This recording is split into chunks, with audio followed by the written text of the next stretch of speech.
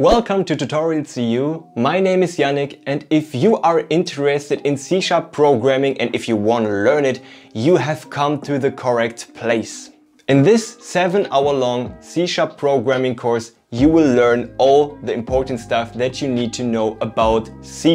And this course here is only a small part of our complete C# masterclass, which is included in our all-access subscription, but we will get to that just in a second. If you think that this video here is a great idea and we should make more of this content, definitely subscribe to our channel right now, because then you won't miss any of our future upcoming videos. Now, in my opinion, every video needs a nice challenge, and the challenge for this video right here is to reach 1,500 likes within 3 months after uploading this video. And if we reach that goal, we will create a brand new and complete course about C# best practices for beginners. So if you want to see that course, take action now and give this video a thumb up.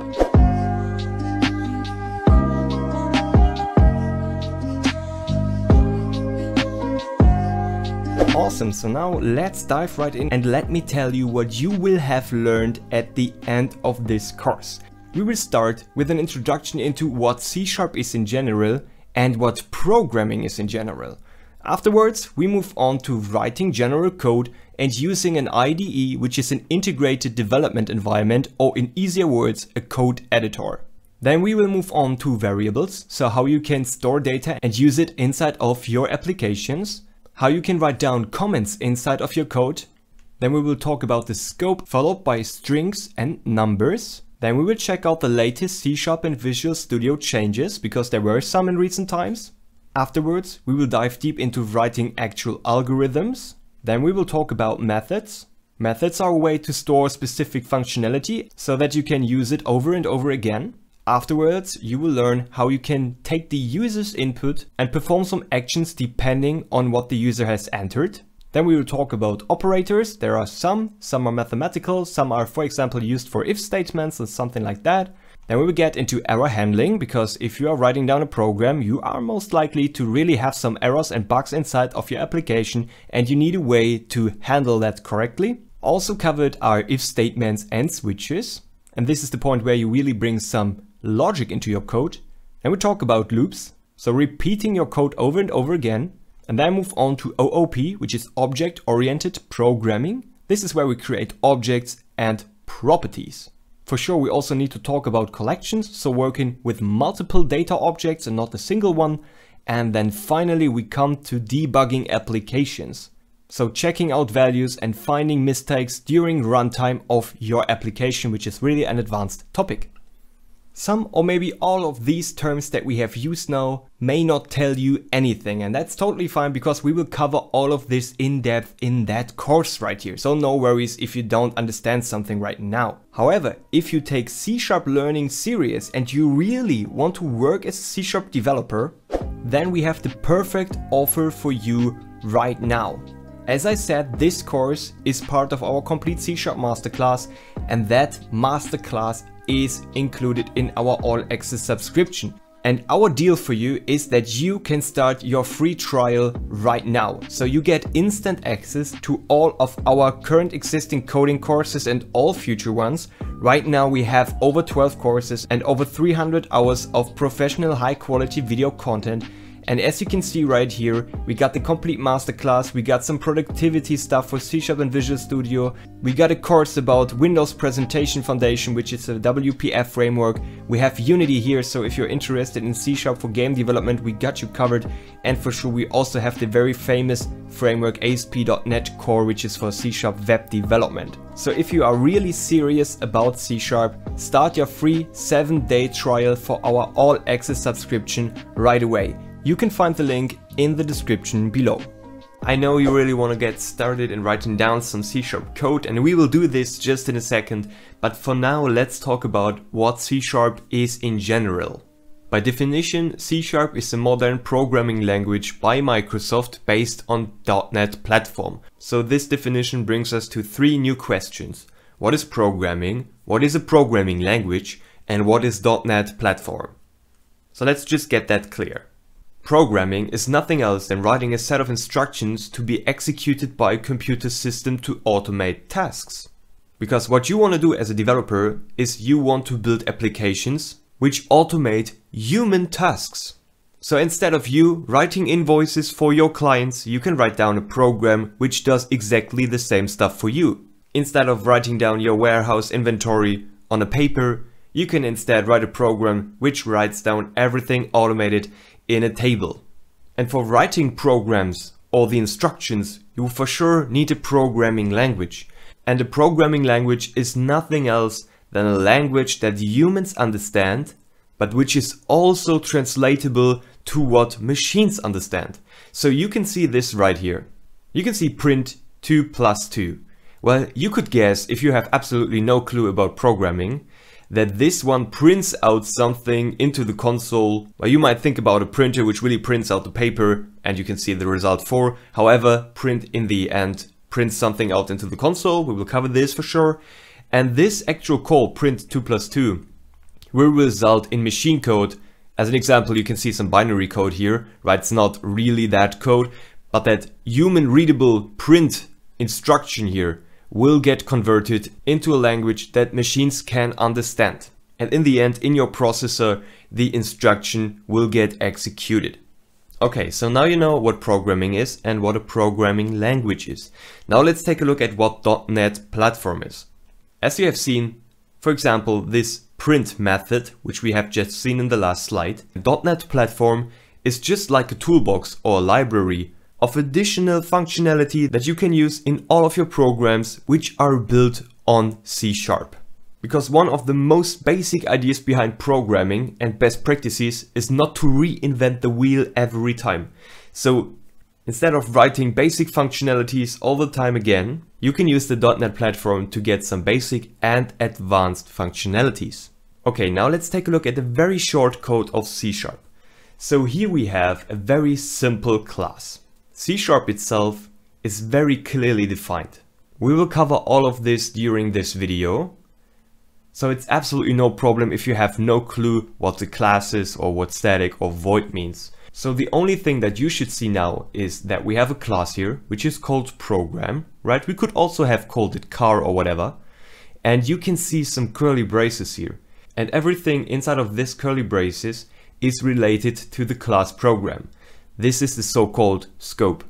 And inside of that class, so inside of this curly braces, we have a static void main, which is a method which really runs instructions or statements.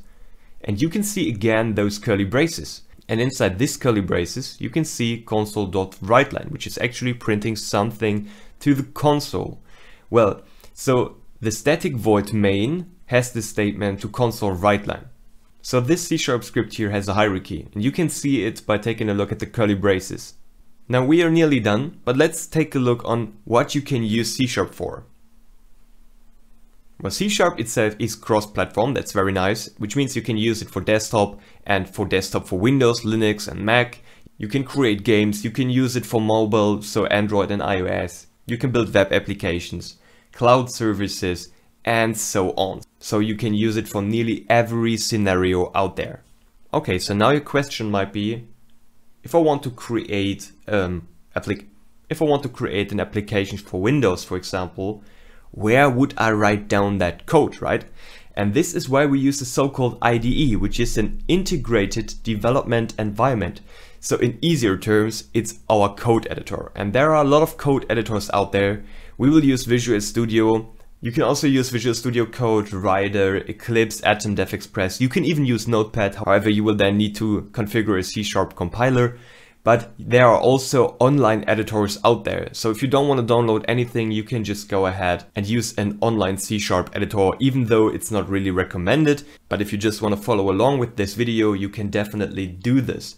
And I will show you later on which online editor you can potentially use. Now, one important thing about C# is that we have so-called types. And we will cover the most of them really in practice during this course. But here you have a general idea of what exists. So here we have a Boolean value, which is just like a toggle, it can be true or false. We have a byte value, which is just whole numbers from 0 to 255. We got the char, which is a character, for example, A, B, C, D. And we have a string, which is just like an array of characters. and could be a name or street or whatever. We got decimal numbers, so you got that floating point, right? We have integers, which are really often used for negative and positive numbers, but for whole numbers. And we got some others for numbers, which all have a different range. Okay, so now you might be wondering, why do we have so many data types for numbers? And this is because you always want to use the smallest data type possible. So if you only store a value between 1 and 50, for example, you would always go ahead and use a byte, because the byte does not use so much memory.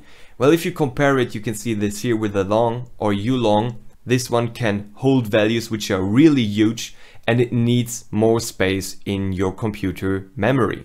Okay, so one last thing that you should know about C# is that C# is type safe. In the end, type safe means that if we create an integer here, right? So integer was for whole numbers, and we call that integer variable number, and we assign a value, and the value here is a string. It's indicated by the quotes. And you can see that this won't work. We will get an error which is cannot convert type string to integer. So if we would assign 10 instead of like string value, the error would be gone, because 10 is a valid integer. But this value here, string value, or like a name or a street or whatever, is not of type integer. Instead it would be of type string. So this is what type safe means. If you create a variable for a number, you can, for example, not assign a name as a value. Okay, now let's just make a small recap. C# is a programming language on .NET platform. It's modern, simple, cross-platform, type-safe, and much more. Great, so now let's get started with C# programming. Our very first programming book just got released, and it's about C# and it's called Tiny C# Projects. It's a book where you will get your hands dirty by writing real programs. For example, you will build a bomb diffusing minigame, a Discord bot, a secret message encryptor, and so much more.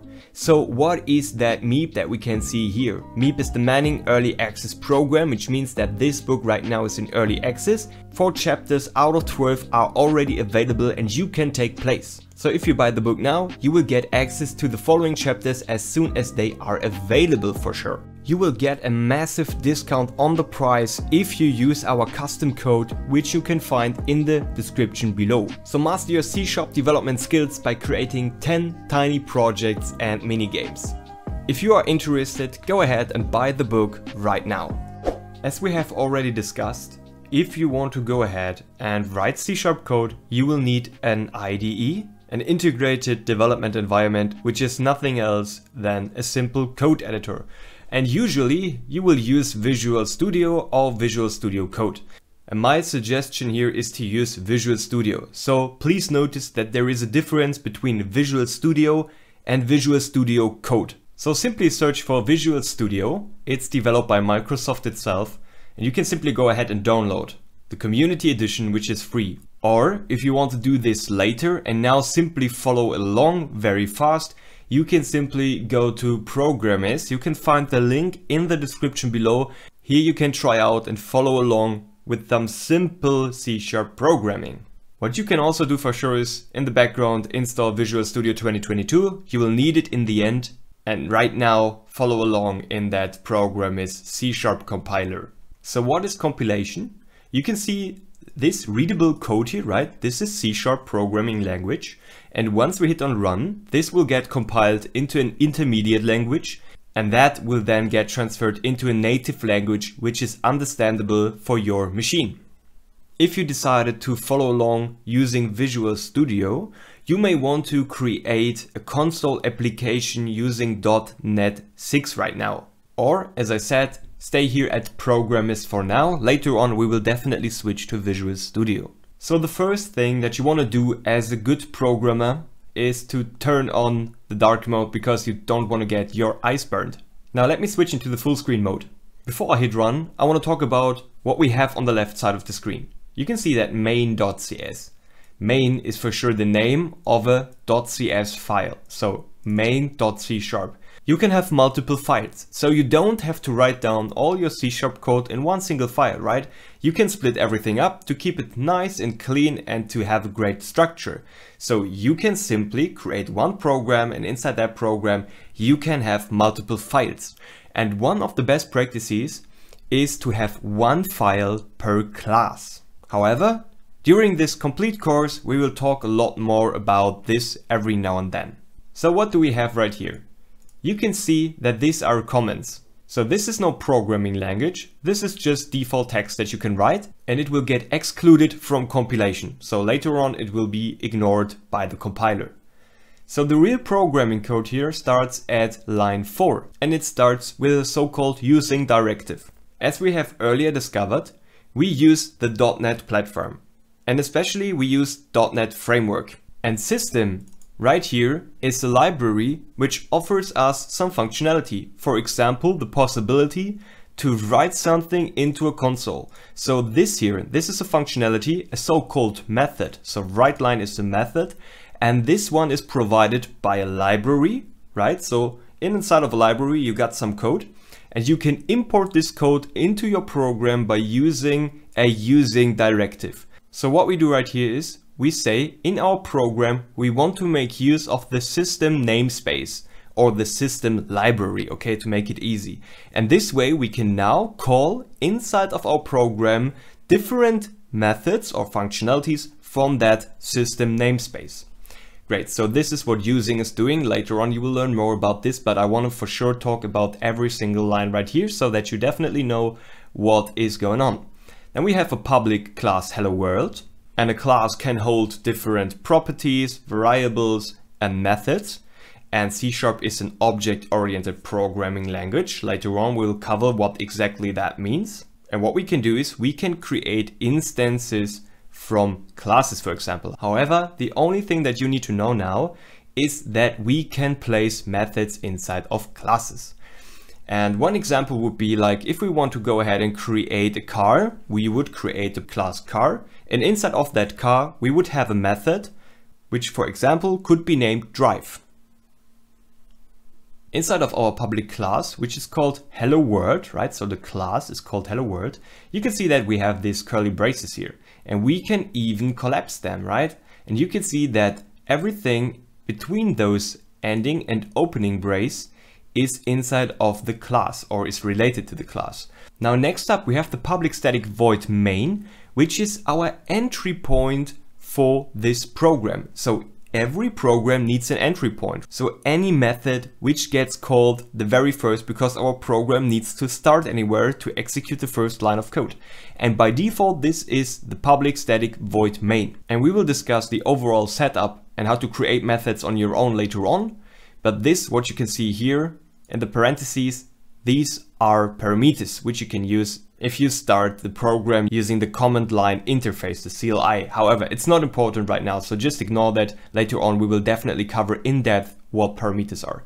So, and once our void main gets started, so once I hit on run, void main will get executed, so every single line inside of that method will now get called. And right now we only have one line of code, so this one gets executed now, console.WriteLine. And this here, console, is a class and WriteLine is a method, just as hello world is a class and main is a method. So console WriteLine will get called, and we submit some information to the WriteLine call, and we say, hey, go ahead and print out hello mono world. And once we hit run, you can see hello mono world here, right? Because we say, hey, go ahead and print that string into the console, and on the right side we can see a console. Okay, so now you should know what's going on. Next up, I want to talk about the changes from previous .NET versions to the latest .NET version, which is .NET 6 currently, because there were some changes that you should now know about.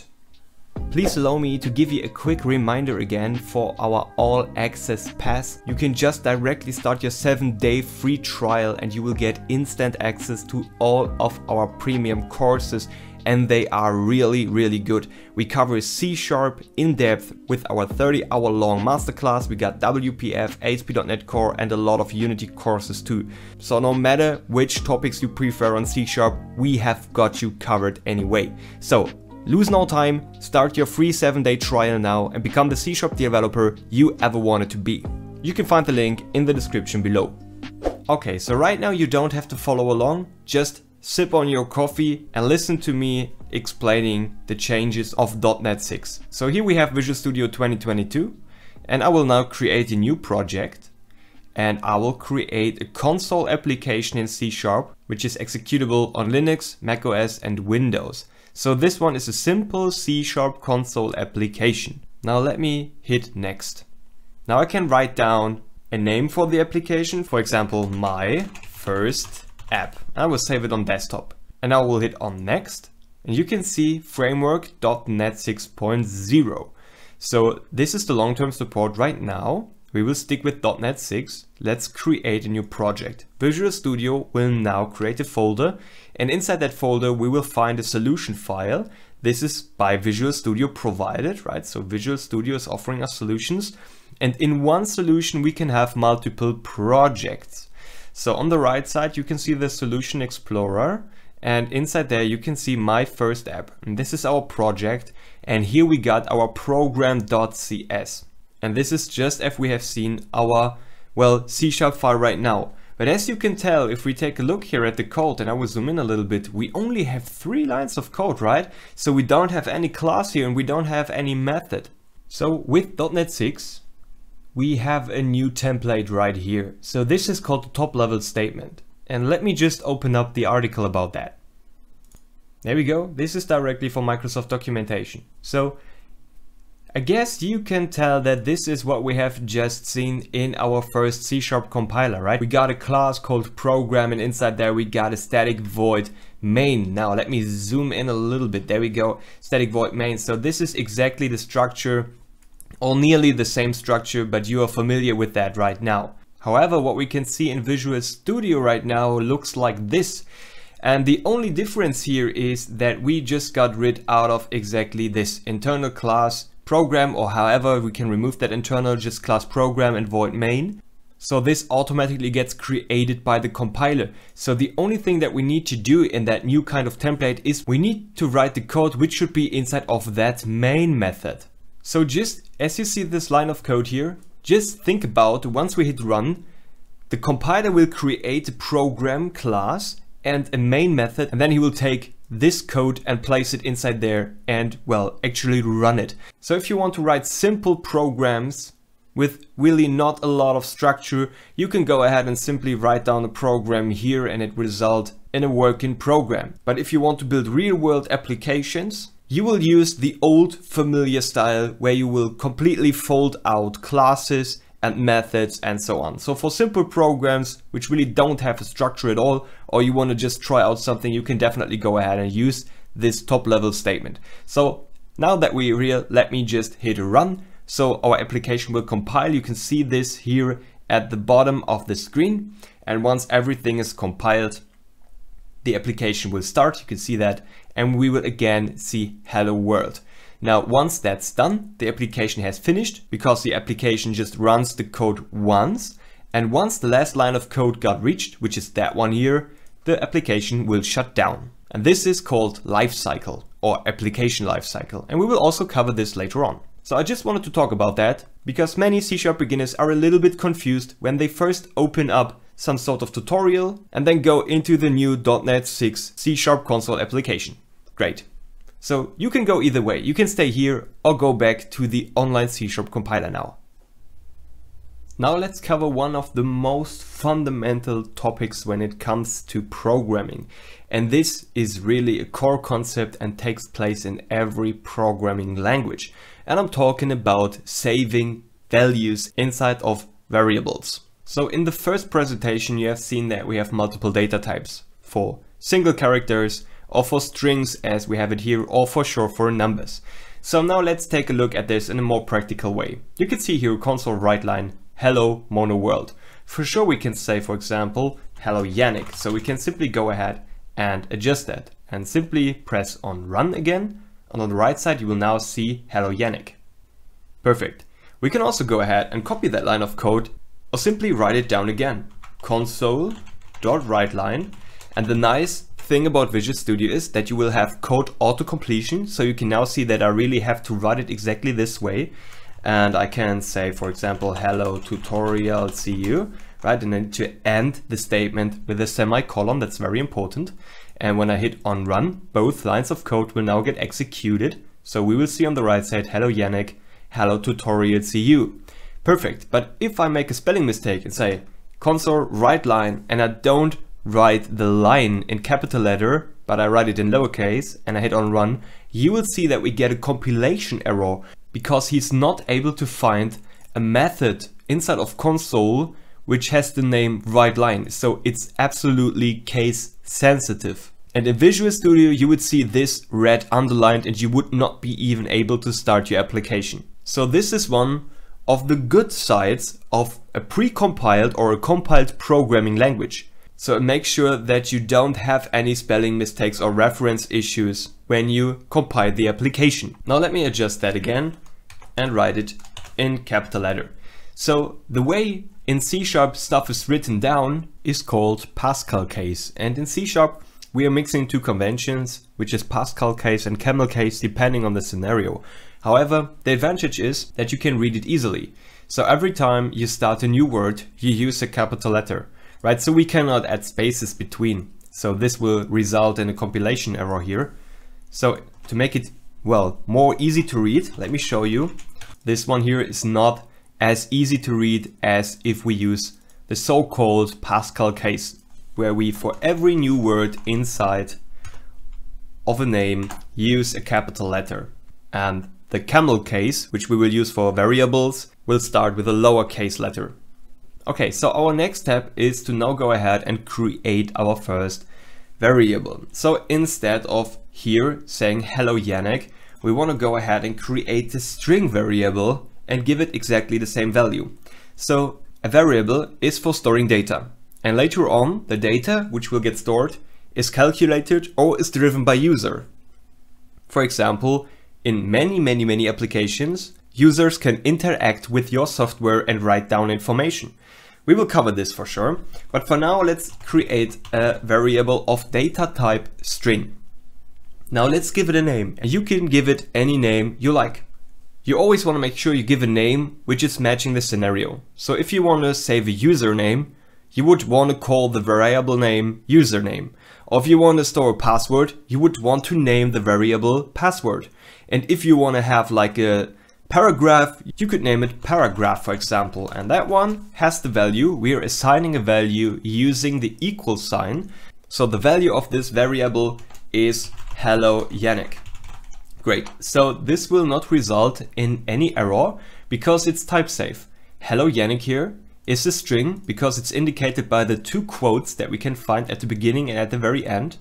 And that type is matching the string. Now, instead of writing here, let me just delete that one. Instead of writing hello world or hello Yannick, we can simply remove this and now pass in our variable paragraph. There we go. Because paragraph, once we start the application, will get a place in your computer RAM, so in your memory. And the value which will get stored will be hello Yannick. In the end, to be a little bit more specific, you will have in your memory a hexadecimal address which will store the value. So here, for example, hello Yannick. So now let's hit run and you will see that this will result in the same scenario, printing out hello Yannick. Because we're saying, okay, console WriteLine, write down whatever paragraph is, and paragraph is a string and the value is hello Yannick. We can even go ahead and mix things up. So for example, I want to say the value is Yannick and I want to change the name from paragraph to be name, because that's now a better fitting variable name. Now let me just set that here, console write name, let me run, we will now see Yannick. Awesome. Now let's combine both. We can go ahead and say hello plus name, because we can use strings and concatenate them, so we can bring them together, we can join them. Let me run that, and now we have a mix of hello and Yannick. Awesome, that works fine. So this is a string. We can also do some sort of math.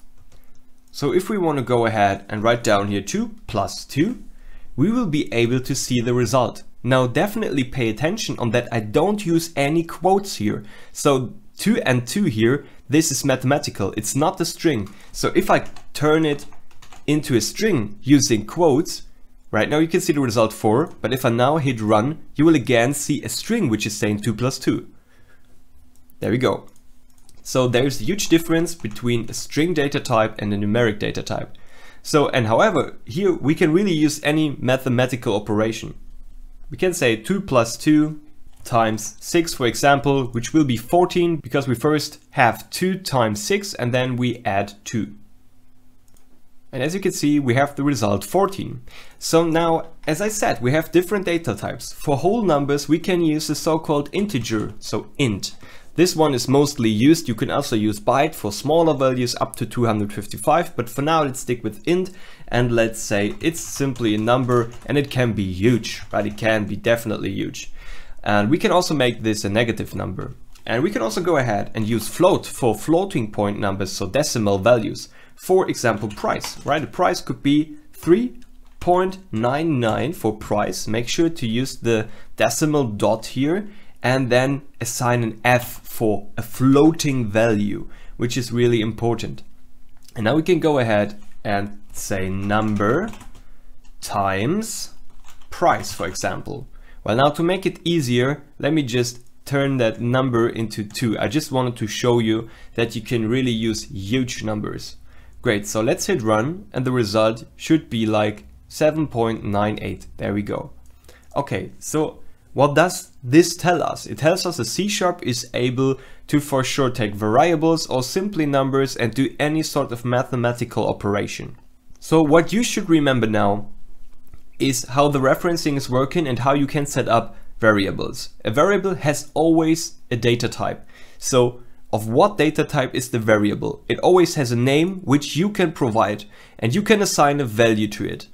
We will see how we can change the value and all of that just in a second, but for now we want to talk about how you can set it up. And for sure you have always a semicolon behind a statement. And the second thing that you should know is that you can reference the variables which will point to the assigned value. So number has the current value of 2 and price has the current value of 3.99f as a floating value. And you can, since both are numbers, you can simply go ahead and make a mathematical operation. I will explain the next topics in Visual Studio Console application here, but I want to show you how you can use this template and bring it back into, well, the structure of having a class and a start or main method inside of it. So Visual Studio is offering a tool which is called IntelliSense, which helps you write code more easily, and it underlines errors before you hit start.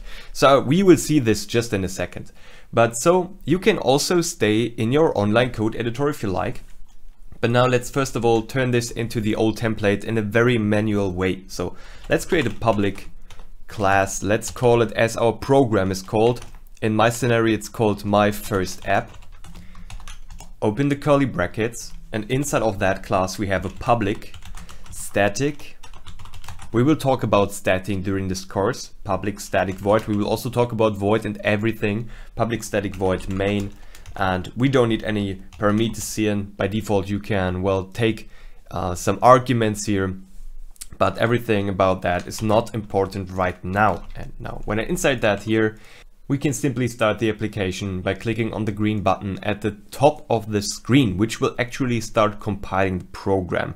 And this step is called debugging. So debugging means that your application is starting, and if there would be any issue, you would see Visual Studio in the background pop up and showing an error to us, which helps us find the issue. Okay, so as you can see, hello world is displayed. So our program is working because my first app is the class and main method is the start point or the entry point. And actually we can see hello world in the end then. Awesome. So now let me remove that comment here. Let me show you some sort of type safety proof here in Visual Studio. So I will create a variable called age of type integer because it should store a whole number, right? That makes sense for age. Age would not make sense like 20.2 or 30.5. Age 30 or 20 would be totally fine. So let's say age 18. Okay, so everything is working fine. And the green underline that you can see here is just telling us that age is never used. We are defining it, but we never use it, right? And this is one point in programming that you for sure want to avoid. You don't want to write code or information and then in the end don't use it. However, let me just change that to be of type string, right? Because strings are indicated by the quotes at the front and at the back of the actual value. Now you can see that red underline, and that is a compilation error. So when I try to hit start, it will actually fail. You can see this. There were build errors, right? So, and the actual error is now popping up at the bottom side of the screen, cannot implicitly convert type string to integer. So this is a string and it cannot get converted to an integer because we say that age should be of type integer. So what we need to do to fix this is to again remove the quotes. Same goes the other way around. Let's say we create a variable of type string to store the username, and as a value we try to save 1234. That does not make sense. The actual value that we have here is 1234, and we for sure need a string. So what we can do instead to make that work again is to say Janik, for example, or we can use anything you like. Hello out there. We can use a complete phrase if you like to. Great, so now everything is working, and when I hit start, our application will compile again, but it has nothing to do. So it starts and we can shut it down because there's nothing what should happen here. However, this is type safety, so you can only assign a value to a variable which is actually matching the original type of the variable. You can see these green underlines, right? So they are indicating that we are not using age and username. So let's now start actually using variables. So what I do here is I will create new variables to make actual mathematical calculations. So this is a good way to understand how values are stored and how you can reference variables. To keep things really simple, let's create an integer variable and let's call it a, and let's give it a value. So right now you should know that integer values can be positive and negative, but they can only be whole numbers. So saying 1.5 will not work. This is not an integer value. 1 is an integer value, -1, -1 million, and +1 million is also a whole number. So no floating or decimal values. Great, so let's do this with a single one. Now this is called a definition. So here we are defining a variable with the name a of data type integer, and the, well, initial value is set to 1. Let's just create another one. You can see that we got some sort of AI here which is auto-completing our code, and the value is 2. Now finally we can say int c is equals to a plus b. There we go. Now it's your turn. Please go ahead and calculate the value of c. So let me just write that here in comments. Let's see what we got here. C is equals to a, and you can see that the value, the current value of a is 1. So we say 1, and we have plus, and then we got b, and b, the current value is 2, right? So in the end, the result will for sure be c is equals to 1 plus 2. So c will be 3. Now let's see this in action. Simply write down cw. This is a code snippet for console write line, and then hit double tap. So tap tap. Or if you are in another editor, write down console.writeLine. Make sure to write it down in uppercase and to use Pascal case here, right? So start with the capital C and then W and L. Great, so we want to write in the console result is colon plus C. So we can also print the information about numeric values, not only strings, right? So this is a string, but C is a numeric value, but it's absolutely no problem. He will take that numeric value and put it into, or convert it into a string.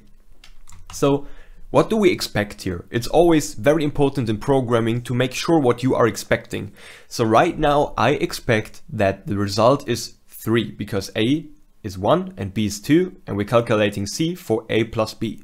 So let's go ahead. Let's hit start. So I guess right now it's pretty straightforward. So I guess right now it's pretty straightforward for you. Result is 3. That's awesome. So now next up, you should know that you can change the value of a variable after initialization or after definition. So right now a is 1 here, right? What we can for sure do is go ahead and change the value later on. So before we start our calculation here, I want to go ahead and I want to change the value of a. So many beginners try to do it in that way that they say, okay, integer a is equals to 5. So the problem here is that this won't work because we already have a definition of a. And here we try to define it one more time, but that doesn't make sense for our compiler because he says, well, I can only have one definition of a variable with that name in this scope of this method, right? So I just wanted to give you that information with the method just to be, well, absolutely correct, but you can just ignore that for now. We will talk about scope later on. However, if we want to change the value of the first definition, which is this one here, first definition, then we can simply reference this variable by its name, so a. So instead of trying to define it again, right, you can always see a definition of a variable if you can see the data type in front of the name. So this here is also a definition and resulting in the error. Let's simply remove the data type. So now a, well, you can see this here. If I hover above this, is connected to the root, here is the definition. So a is equals to 5. And a is simply an integer value. So now I want to do that calculation here again. But before I do that, please think about what the actual result will be. So what do you think will C be once we start the application? So what's our result? Well, and if you now said that the result will be 7, you are totally correct. And I want to show you why. C is equals to a. So the latest change to the variable will be the actual value. Here we initialize it with 1, but afterwards we set it to 5. So the last value is 5. So a will be 5 instead of 1. And we didn't change b at all. So we got b for the value 2. So 5 plus 2, for sure it will be 7. Let's save, start the application using the green button at the top side of your screen. You can see result is 7. So why is that important? Well, as I said, let's simply say, just to make that really clear, because I know it's pretty straightforward, but you might be wondering, why do I need that? Right? If you have never programmed anything else so far, well, then you might think about that. So let's go ahead and I want to give you an example. Let's say string username. So the default username, let's say, is default, okay? And it could potentially be that we have some logic right over here. And then after a couple of steps, the user has to enter his username. And for sure, he will not enter default. Instead, he might be like cool guy XX1991 or something like that, right? So we say username equals to whatever the user has typed, right? So in the end, we will handle user input, but then you will have to change the username. So this is like a common scenario where you have the initial definition of a variable with the default value, but then later on you want to go ahead and change it. Because that's like inside of the flow of your application. While doing account creation or something like that, you have a default value and then at input field 5, the user has to type in his desired username or whatever, right? There are just like millions of scenarios that we can think about. But the only key fact that you should now remember is that you know now what a definition is and that you can change the value of a variable after its definition too. Great. And also don't forget that if you have, like here in that scope of that method, one variable defined with the name username, you cannot try to define one with the same name again. But that's the nice thing about a compiled programming language like C#. You won't be able to compile this application, you will get an error. And well, on the other side, there are other programming languages which are interpreted, for example JavaScript, and they will not give you any error. So everything has an upside and a downside, and this for sure is a nice upside of C#. Awesome. So next up, I want to get into this specific small topic a little bit more in depth, but then we're completely done with it because there will be nothing left to say about it. Okay, so now I want to give you an example of how you can do, well, more complex mathematical operations by using multiple variables. So what I like to do is to provide real-world scenarios, or something that you can really easily follow because you're used to it from, well, the real world, right? So let's create some float values actually to represent some values which have a decimal point, like a price. So let's just stick with that. So we have a product, and the product is like product A. Please notice here that for variables we use the camel case. So we start with the lowercase letter, and then for a new word inside of that single name we start with an uppercase letter. So this is camel case. Float product A, and the price is 3.99F. F is for floating point, so always keep that in mind. Now next up we can do float product B. You can see I can just press tab to make auto completion here. Let's say it's 11.99. So, and let's just add another one. Float product C is equal to, let's say, 5.75F. Awesome. Now we want to sum up all of them. So if we have 3 floats and we sum them up, we will get another float, right? So because 3 floats summed up are another float. 3 integers summed up are another integer value. So let's say float, let's call it summed, equals to product A plus product B plus product C. And you can see auto completion here again going on. So I will just hit tab to make that, well, work. So now we have the value here summed. And well, to be honest, I don't have a clue about the actual sum, but that's what's nice about programming, because I don't have to calculate this anymore, right? So summed will be, however, the actual result of that. Now let's define another value at the top side in our main method, which is for the actual VAT. So VAT is the value added tax. However, it really depends on the country, but like, let's say any value, let's say 19, for example. So we could go ahead for an integer because 19 is an integer, but in some countries it's something like 7.7F. So you can feel free to write down whatever you like depending on your country. Well, if you have a VAT, right? So let's go ahead and add that right to our summed here, so that we have these prices summed up, and then later on we add the VAT, the tax. Let's create another float value here. Total tax, let's call it like this. And what we do is we take summed, right? We divide it by 100 to get 1% of the total sum. And now we take it times VAT. So what I've done here now is for sure some mathematical sorting. So I take the first operation here, put it into parentheses, and then this result, so 1% of the sum times VAT. So this is a total tax. And finally, we can say that summed, for example, is equals to summed plus total tax. So what we do is we simply go ahead and add the tax in the end to summed. Well, we can write down that a little bit easier. Instead of saying summed is equals to sum plus total tax, we can simply go ahead and say summed plus equals total tax. So what this means is take the actual value of summed, let's say 20, and then add, let's say $2 or €2 or whatever, right? And in the end it will be 22. So keep the original value and add something. Well, these are operators. So this here is called an operator. And I guess you could tell if it works with incrementing, it also works with decrementing, and for sure also multiply and so on.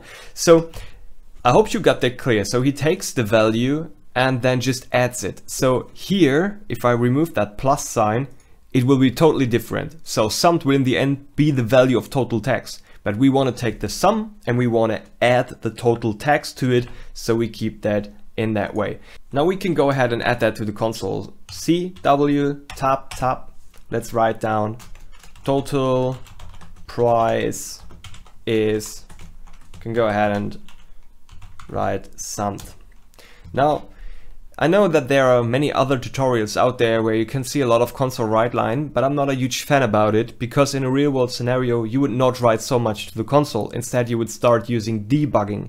So I just run that application now, and I will show you how you can really very professionally check the values of your application, and it will make sense just in a second. Well, you can see here that we have a total price of 25, including tax 8.5. However, we could round this up, but it doesn't really matter now. It's really more still about how you can reference variables. So it's not about math here, right? So this is just really referencing variables, using them in actual calculations and so on. Okay, so to validate that this is working and to check how our program, well, is flowing and how data is set, we want to make use of breakpoints. So I set a breakpoint right here in line 10. We will later on cover breakpoints very much more in depth, but I want to give you an idea of how you can control your application. So let's just start the application, and it really depends. It could potentially be that you cannot set a breakpoint in your online editor. So in that case, just pause for now and watch me doing that. You're not missing anything if you cannot do it right now. It's totally fine. But if you're in Visual Studio, you can for sure follow along. Now let me hit start. What happens now is that our code for sure starts at main, because that's the entry point, and then it goes through every line of code from the top to the very bottom of, well, here console write line. Now you can see that VAT has the value of 19, product A has the value of 3.99. You can also see this really in a nice table at the bottom side of the screen right now. Well, if we are here in that line of code, and you can see it like this, that means that this line is not executed yet. So it's just breaking before it got executed. Now, if you want to hop into the next line of code, you can press F10, for example, here. However, what I would do is I will set another breakpoint and I will remove that one here. Now let me hit continue. So what he will do now is he will execute that line of code and stop in the next one because I set the breakpoint. And you can see that summed has now the value of 21.73. And this is the actual value of all those products summed up, for sure not including the VAT. Now next up we calculate the tax, so I will again set a breakpoint right here, remove that one, press on continue, so this one got now executed, and we can see that total tax is 4.13 rounded, right? So for our sum we have a tax by 19% because we're using VAT here, right? VAT is 19% for me. And yeah, so summed up 4 and around 22, we will end up with a total value. Let me jump into the next line of code. As I said, you can simply press F10 to jump into the next line without setting manual breakpoints. However, later we'll talk about that more, as I said. Let me hit continue, and you can see summed up, we will end up with 25.85.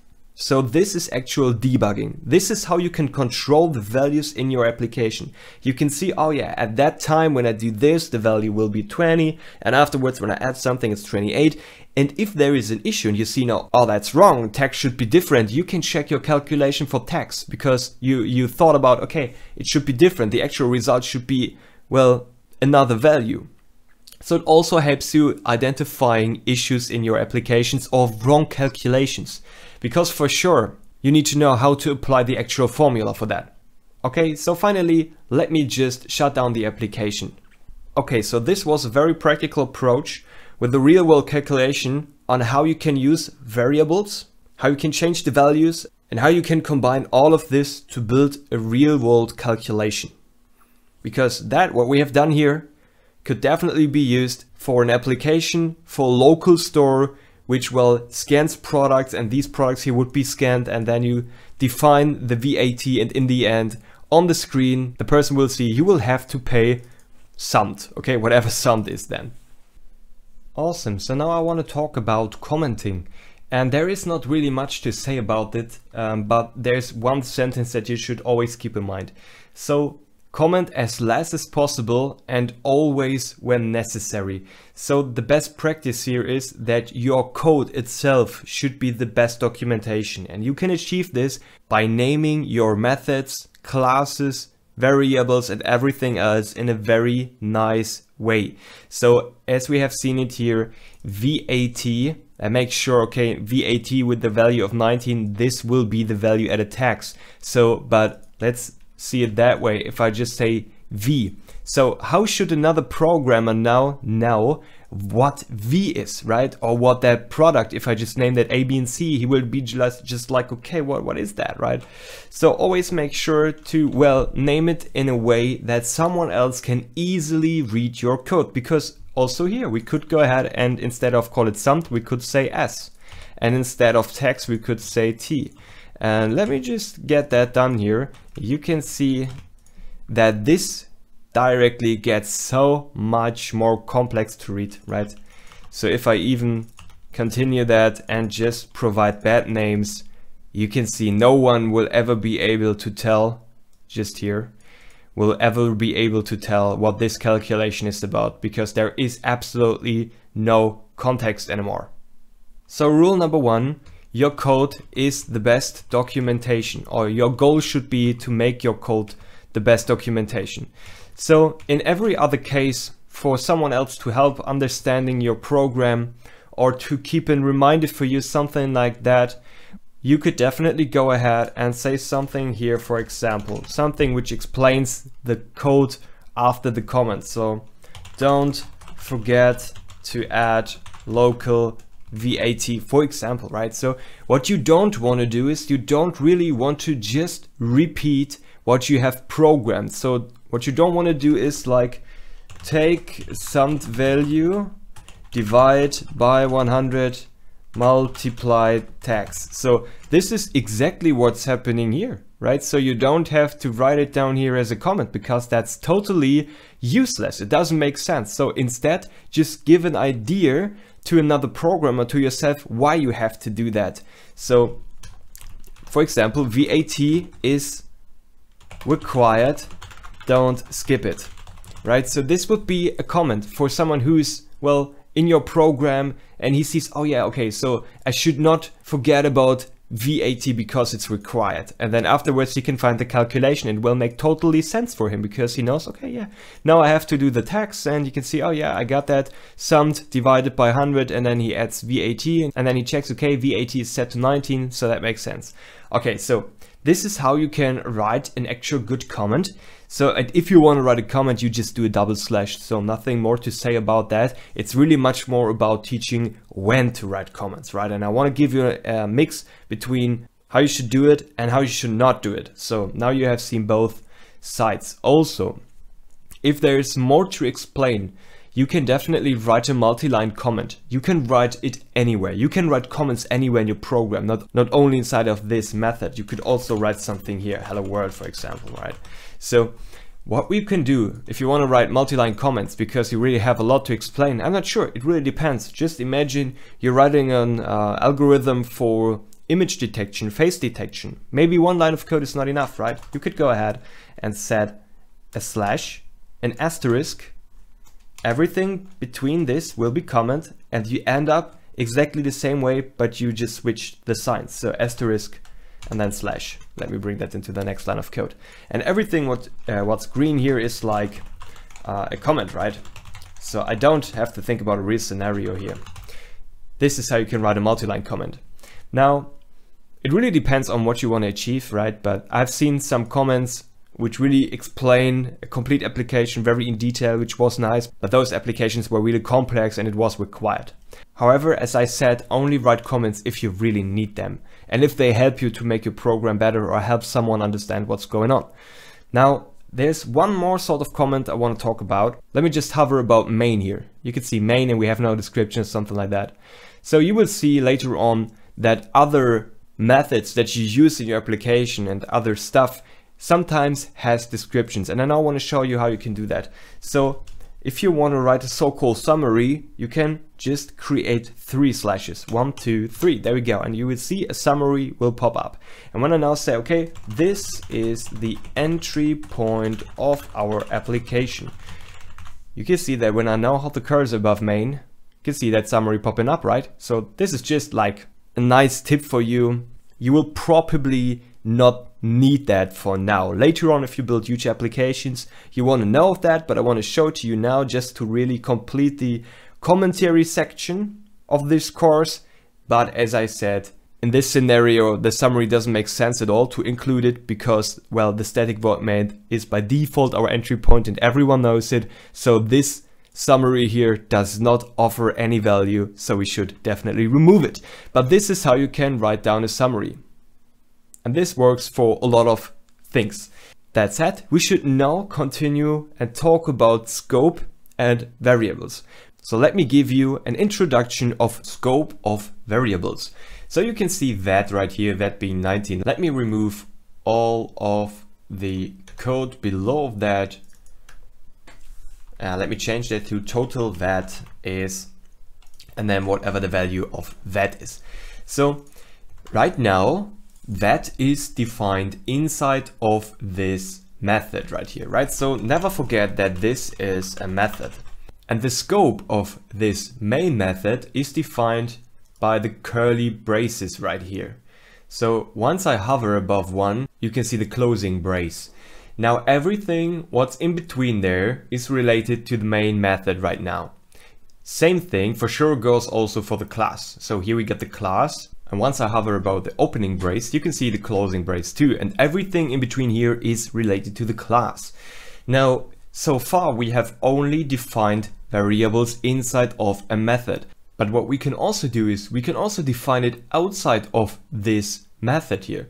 So in order to do that, let me just copy it and paste it right here and add static in front of it. And we have to make it static since the main method is also static.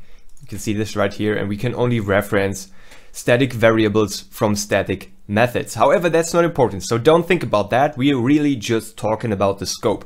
So now we have defined our vet variable outside of the main method, but inside of the class, which means that every new method can now access VAT, our new variable, right? So I want to show you this in a more practical way. If I create a new method, public static void calculate, for example, right? We can give any name here, we can provide any name we like. We can use that now. So we can simply say console write line that is, and then add the actual that value. So the only thing I wanted to show you is that we can create a new method and also use that here now. It does not work when let me just uncomment the code, right? So now it's a comment and it's not getting used anymore. You can see it's underlined, but once I add it here again, float that equals to 19, you can see that the main method has no error anymore, but the calculate method has. Because in the scope of the calculate method, we cannot find any variable, and outside of the scope, but inside of the class, we could also not find it because we commented it out, so it's not active anymore. So the thing is that we have a hierarchy here. Everything what's inside of the class is available for every method, and everything that's inside of a method is only available inside of the method, right? So definitely keep that in mind. What's inside of a class is accessible for its methods, and what's inside of a method is only accessible for this specific method. And this is the reason why we cannot use that here, because that is defined in the main method. Great, so now that should be clear. There's one more thing. Let me just get both of it. Here we have static float that set to 19, and here we define that as, let's say, 15. So earlier we had the problem that we were not able to define two variables, right? We were not able to do it like this, because inside of the scope of the main method, we now have two variables with the same name, and that does not work. By why is it working if we do it like this? Here we have a that variable, and here we also have a that variable. So why does this work and does not result in a compilation error? The thing is that this that here is for the scope of the class, and that one is for the method, as we have already discussed. So what he will simply do is, he will see, all right, I got that here, this variable, and it will get replaced with the one, well, in the lower hierarchy. So in the end, once we start the application, that will go from 19 to 15, because we redefine it and change the value here. So we will replace that variable with that one with the initial value of 15. Let's go ahead and start the application and see that in action. Great, so as I said, the value is 15 because we initialize it here, but then afterwards we create a new variable with the same name, which is then, well, inside of this method, ignoring that one right here. So these are two key facts that you should keep in mind. The first one is You can define variables inside of classes so that they are accessible for the entire class and everything what's inside of it. And you can define them inside of methods, but then they are also only available inside of the method. And you can even go ahead and define variables inside of blocks, but we will get to that later in this course because right now it would not make any sense for you to explain it. Second thing that you should remember is that you can actually override variables if they are in a different scope, as we have it right here. This one is a class variable and we just create a new one with the same name inside of the main method, and that will actually replace the value with 15. So for sure that's then only happening inside of this main method. Okay, so don't worry about that too much. It will absolutely get clear during this course, right? But I just wanted to give you a short introduction into general scope. I want to give you some more advanced knowledge now so that you're really building up very strong fundamentals, because our goal is to teach you programming in the best possible way. And that's why we have decided to add something here at the very beginning that many other tutorials won't cover. So first of all, let me remove everything here because we don't need that right now. We will just focus on 2 or 3 variables here. So we have a float variable. We discovered that this, for example, is nice for floating point values or decimal values or whatever. However, we can say 3.99. And I want you to know that you could also use a double or a decimal, right? So float, double and decimal, you can use each of them for any decimal value. Now next up, let me create the string for name and the value is Yannick. There we got a char, which stands for character, and it is a simple letter, for example A, and it's indicated by the single quotes. So here we have double quotes and here we have a single quote. So don't forget about that. Integer for any number, for example, there you go. And the very important one is the Boolean, which we will cover later when we talk about if statements and loops and all of that. So really don't care about that too much, but it's nothing else than a simple toggle which can be true or false. So all the data types that you can see here, they are primitive. They are called primitive data types. So primitive data types are data types that are already provided by C#. And you can later on create your custom data types. Okay, now you might think there is a data type for string, char, int, bool, float. So what should I create? Well, these data types here, they are simple and primitive, but you can create more complex data types. Let's say, for example, you want to create a data type of type car, and the car has multiple other elements. For example, wheel count, color, brand, fuel, speed, and all of that, right? So this is a complex data type. So car would consist of multiple variables, but car itself could be a complex data type. Well, okay, so the only thing that you need to remember now, because we will talk about classes and all of that later on in detail, you should now remember that float, string, char, int, bool, and every other data type that you can write down here, like byte or uint, or long or whatever, they are primitive data types and they are predefined by C#. Now, if we define variables exactly like this, it's called explicitly. So they are explicitly defined because price is of type float, name is of type string. Okay, and there's explicitly and there is also implicitly. However, you can only do that inside of methods. So let me remove that here. And now we cover implicitly. Implicitly means that the compiler or the code in the end decides which data type fits the value of the variable. However, what we use for this is the keyword var, and you will see this in a lot of advanced programs. So var, whatever data type, okay, so var right now is any data type out there, var, username for example, and we will now paste in Yannick here, and you will see that the program, our code, automatically checks, okay, this here is a string. So I will replace var with a string. So let me hover above this and you can see string. Okay, now let me just put in a numeric value here, like 1000. It absolutely doesn't make sense because username indicates that we're talking about a string and we're providing a numeric value. However, this is a numeric value. In fact, it's an integer. And we can see if we hover here about var, you can see system int 32. So he decided to use an int. If we set the value to true, we're talking about a Boolean value, which can only be true or false, and you can see var turned into a Boolean.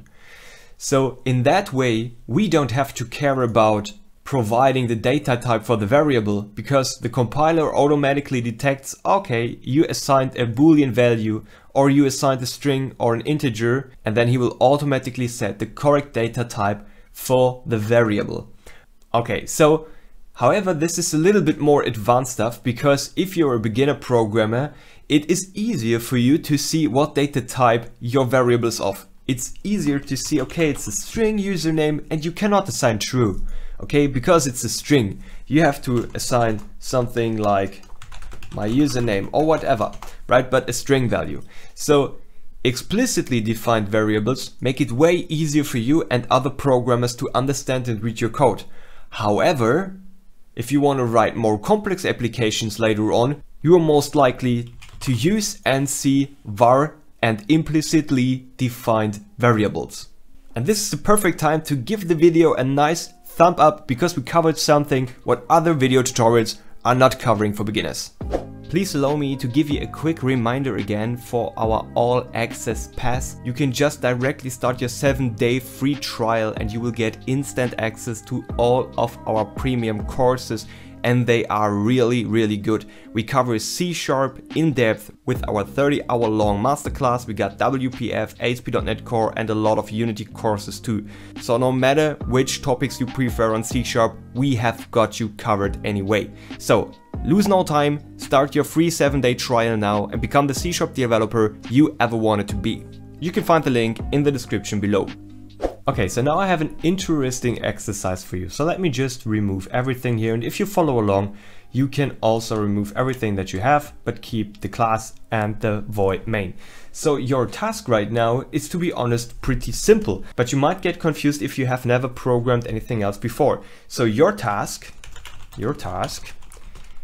create a program to swap two numbers. So basically, if you have two variables, let's call them A and B, I want you to simply, well, swap them over. Let's start by creating an integer. Let's call it A and the value is 5. And let's create a variable B and the value is 20. Now here would go your logic. And here we have the result. So we can simply, there you go, result. We can simply console write line and then say A is, and then plus A, and B is plus B. All right. So we got the results of, okay, in the end we want to see what A is and what B is. So again, the task is to swap A, so A should be 20 in the end and B should be 5. However, what you should not do for sure is you should not say B equals to 5 and A equals to 20. I want you to use variables instead. So now I want to show you what a beginner might do. A beginner would go ahead and say, okay, A is equals to B and B is equals to A, right? So admit it, you maybe had that in your mind, right? Let's think about that. So A is equals to B. That would mean, since every line of code gets executed, after this execution, A would have the value of 20, right? Because we set A, which is 5, to the value of B, and B is 20. So A would be 20. Say A is 20. Now B equals to A would then be, okay, B is 20 and B is equals to A, but A is also 20 because we set it here, right? So B would also be 20. So we didn't swap it at all. Do you understand the problem of this? We need to store a value temporarily, because if you do it like that, you will result in the fact that both values are 20. Let me prove that. When I hit run, you can see that A is 20 and B is 22 once the application is started. You can see it. All right. Now, even though it seems like this is, well, the easiest solution, it won't work because we swap it here already and afterwards the original value of A is gone forever. So the solution is to simply make use of a third variable, which we can call temp. Int temporary, for example, equals to A. Let's store A. And now we can go ahead and say A is equals to B and B is equals to temporary. That results in this value here being 5. Here we got A is 20 and here in the end we get B equals 5 because temp is 5. And that will result in effect when we start the application that A is 20 and b is 5. So we successfully swapped it. Here we got 5 and 20, and now we got 20 and 5. So this is one of the most easiest algorithms out there, right? But you need to care about every step, and you really need to trace and check for every value in your algorithms. So I decided to use that example to show you how you can write down and code a very simple algorithm. Well, if you had struggled with that, you should not worry at all, because you will learn to think way more logically than you are used to it. So give yourself some time and allow yourself to make mistakes. Please make as many mistakes as possible, because you will have the biggest learning. So whatever happens, do not think that you are not good enough. Programming is not easy, but it will get easier by time, and you need to allow yourself a lot of time learning. So now that said, we are done with the very first part, a great introduction into C#, and now Dennis will cover a lot of additional topics about C#. What's up YouTube, this is Dennis Panuta for tutorials.eu, and now I'm going to take over this course from Yannick. So let's get started with some more C# topics. In this section we are going to cover methods and have a look at what they do and how we can use them, and they are super important in any object-oriented programming language. And we're going to start off by checking out the definition, which is from the official documents from Microsoft. A method is a code block that contains a series of statements. A program causes the statements to be executed by calling the method and specifying any required method arguments. In C#, every executed instruction is performed in the context of a method. The main method is the entry point for every C# application, and it is called by the Common Language Runtime (CLR) when the program is started. And so far we have seen one method that does exactly that. It's the main method, and it starts whenever we start our program. So we have used that, and we have not created our own method yet, but we will do so in the next videos. But first of all, let's have a look at what the syntax for a method looks like. So you have the access specifier, then the return type, the method name, then in parentheses you have the parameter list, and then finally you have the method body. And as usual, when creating classes, methods, as I explained earlier, you have the opening curly bracket and the closing curly bracket. So that's syntax. But what are all of these things? What is an access specifier? What is a return type? What's a method name? And so forth. And there is a great instruction on this on Tutorials Point, and they have given a great explanation on the access specifier. It determines the visibility of a variable or method from another class.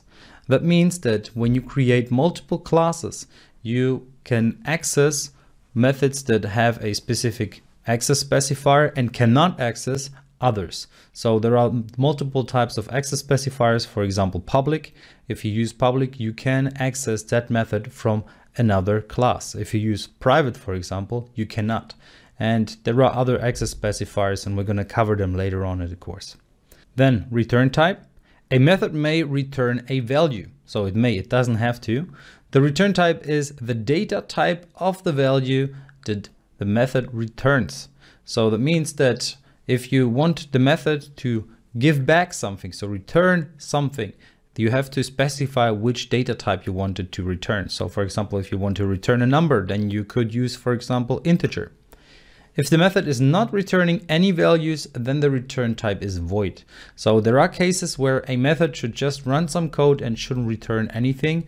Then you would simply use void instead of integer or string or double or something similar. Then you have the method name. The method name is a unique identifier, and it is case sensitive. It cannot be same as any other identifier declared in the class. So you have to create a name that is specific and unique, and then it is case sensitive in the sense that you can use capital letters and so forth. But what is best practice is that you start off with a capital letter, and then you usually use lower cap letters, except you have, for example, drive car, then you would write the C as a capital letter as well. Then you have the parameter list. Enclosed between parentheses, the parameters are used to pass and receive data from a method. The parameter list refers to the type, order, and number of the parameters of a method.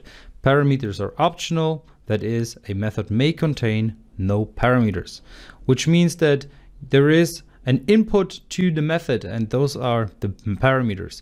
And you can put something into the method and you can get something back, and that's the return type. And we will have a look at that in a minute. So we'll have an example where you can see the parameter list and the return type. And then the method body, this contains the set of instructions needed to complete the required activity. And yeah, that's pretty much simply what the method should execute. So a method should execute some code, and whenever you call that method, it should always execute that code.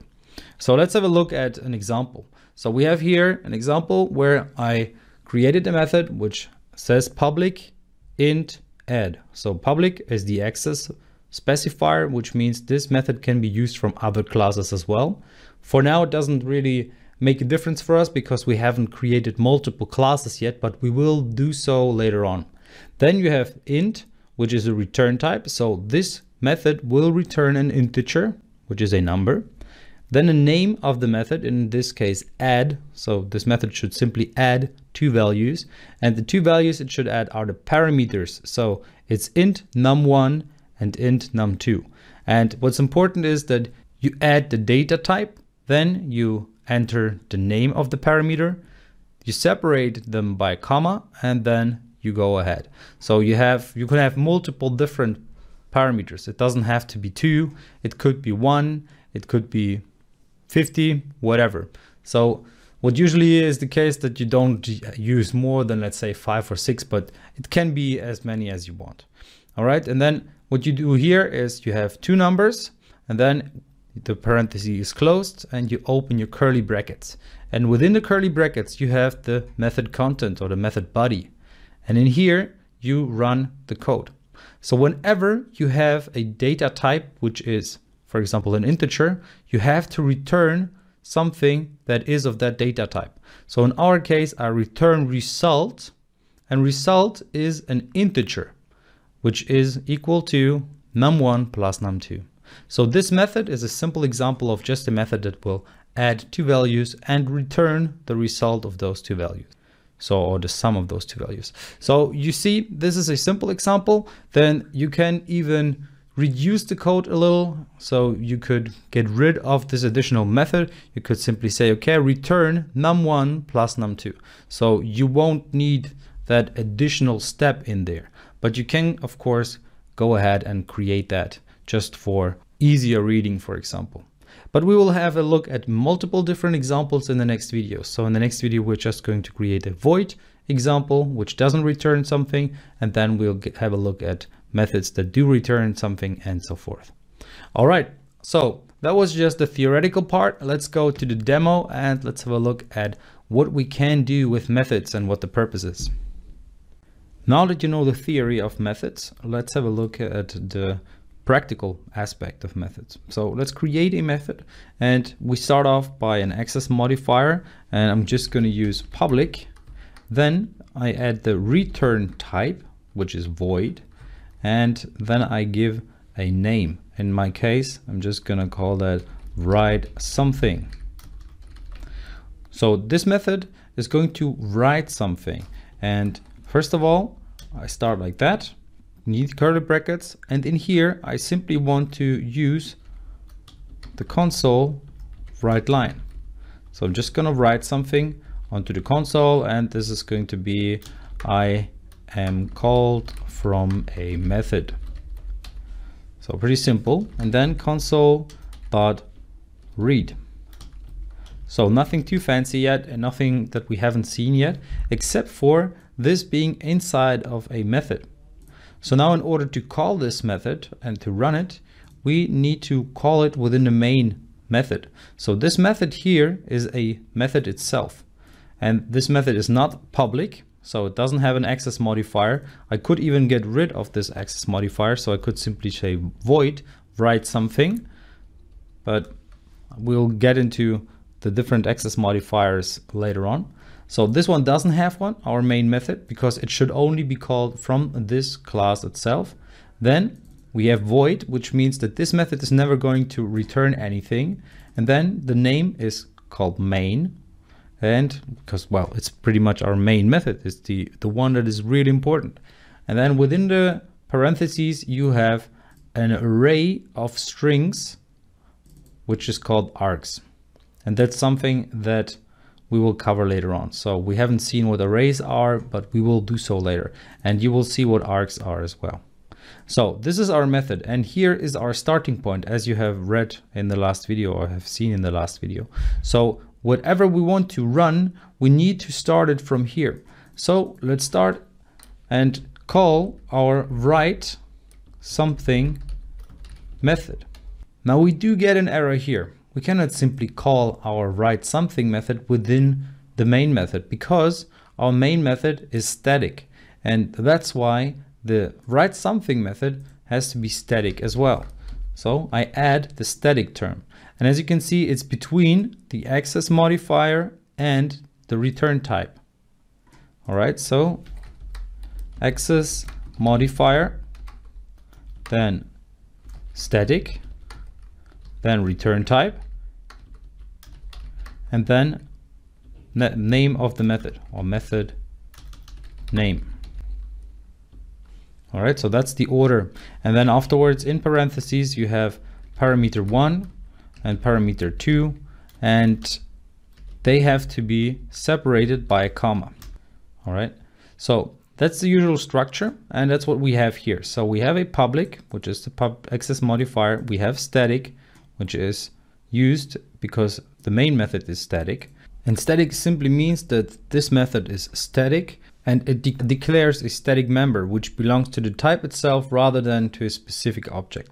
And that's also something that will make a lot more sense as soon as we get to the point where we use object-oriented programming. So for now, just know that whenever you want to call a method within a static method, you need to make the method itself static as well.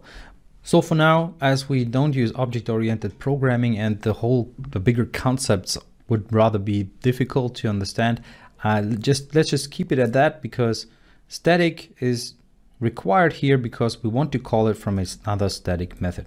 All right, and later on, if we have multiple classes, that will not be required anymore, and then we'll have a look at that as well. So here's our result. I am called from a method. So as you can see, we didn't have to write it within our main method. We simply wrote it in here.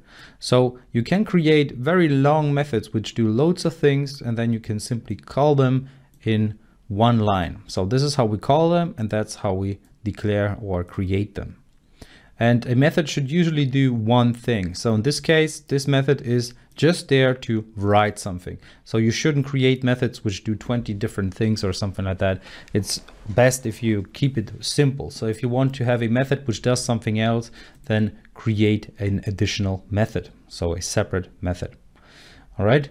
So let's create an additional method which doesn't just write something, what we have here, but which writes something that we want to have.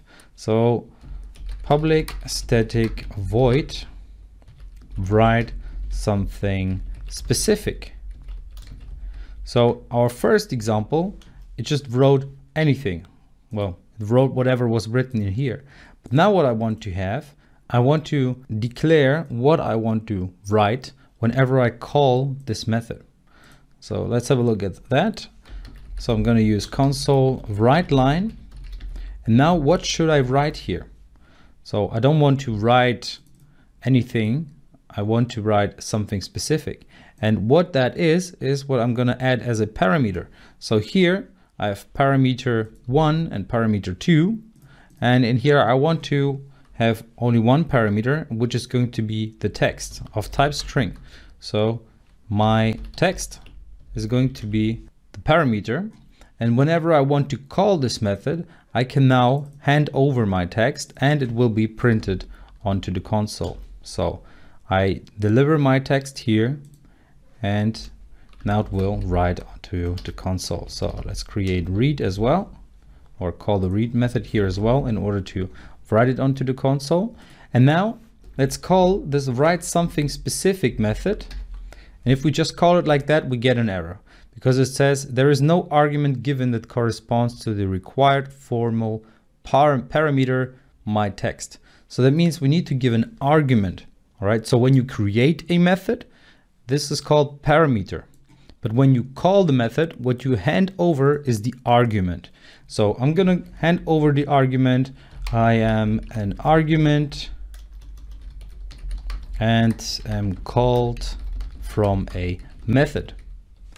And here, as you can see, I use exclamation marks as well, because this is of type string. So my text is of type string, so I have to hand over a string here. So let's run that as well. And you might wonder, I am called from a method is shown, but I am an argument and am called from a method is not written onto our console. Why is that? That has to do with this read, because console read reads out whatever is written by that point, and it doesn't read whatever is written afterwards. So what we can do is get rid of that console read from here and simply call it in here. So console.read.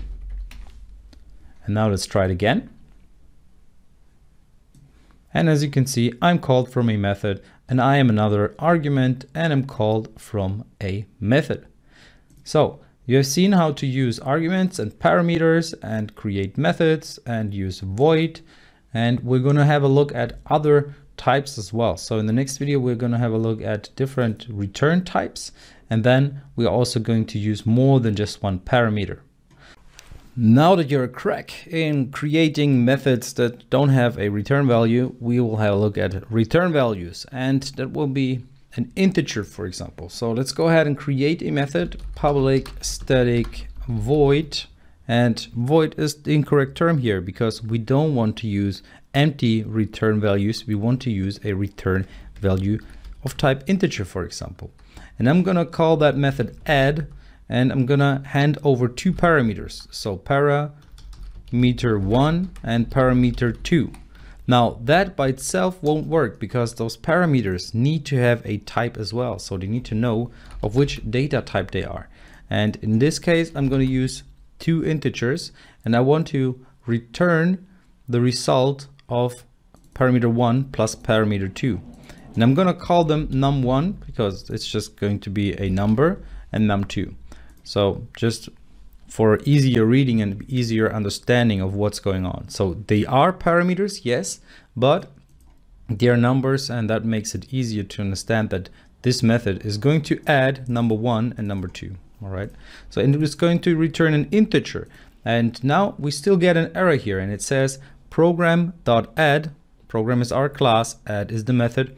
Not all code paths return a value. What that means is that we need to have a return statement in every single path that we have. And so far we only have one path, and we will get to know other paths later on. So if we, for example, have if-else statements where if one condition is true, then we want to return X, and if another condition is true, then we want to return Y, for example. So in this case, we only want to return one thing, and that is going to be num1 plus num2. So this method should simply add the two values. And if I call that method add, and in here, let's say I add an argument of 15 and 31, then this program here will simply add those two numbers together and give us the sum. So if you run that, nothing happens, or the command prompt opens real quick, or the console, and then it exits, because there's nothing else to do. It did the calculation and then, well, we didn't hold it. We didn't say, come on, we want to see something. So if we want to see something, there are two ways. Either I create a variable, which is going to be a result, and I'm going to store the result of our add return inside of this variable. Now the next step would be to simply print that onto our console. So I'm going to write line result, and I'm going to read the whole thing.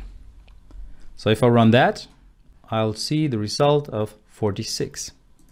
And that's great, but there's another way. I can make it even simpler. So I don't need this whole line here. I could simply say here, add 15 plus 31. and I can get rid of this whole line of code.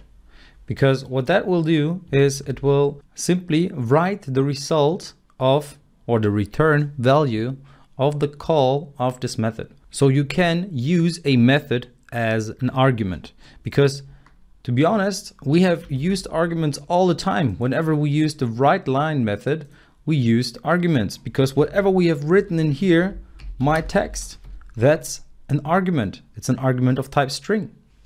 And now if I say add, now this is an argument as well. It's an argument which is the return of my add method, which is of type integer. So this one here simply represents 46. And what I can do as well, I can call my add method, and I can call my add method within my add method. So I could add 1 plus 2, and then add 3 and 4, and that would be still totally fine. So this looks a little confusing, but no worries. That's usually not something that you would do.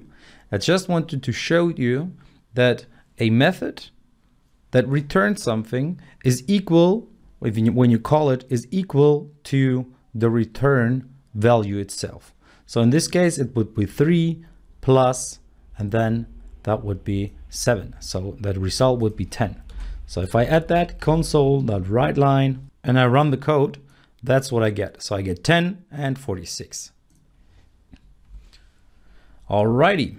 So I hope that didn't confuse you. But what is important is that you can have return types and you can have multiple different parameters. All right, now please go ahead and create a method that multiplies two values to each other and returns the result of that multiplication. All right, I hope you tried it. So now let's go ahead and create another method, and it should return an integer as well.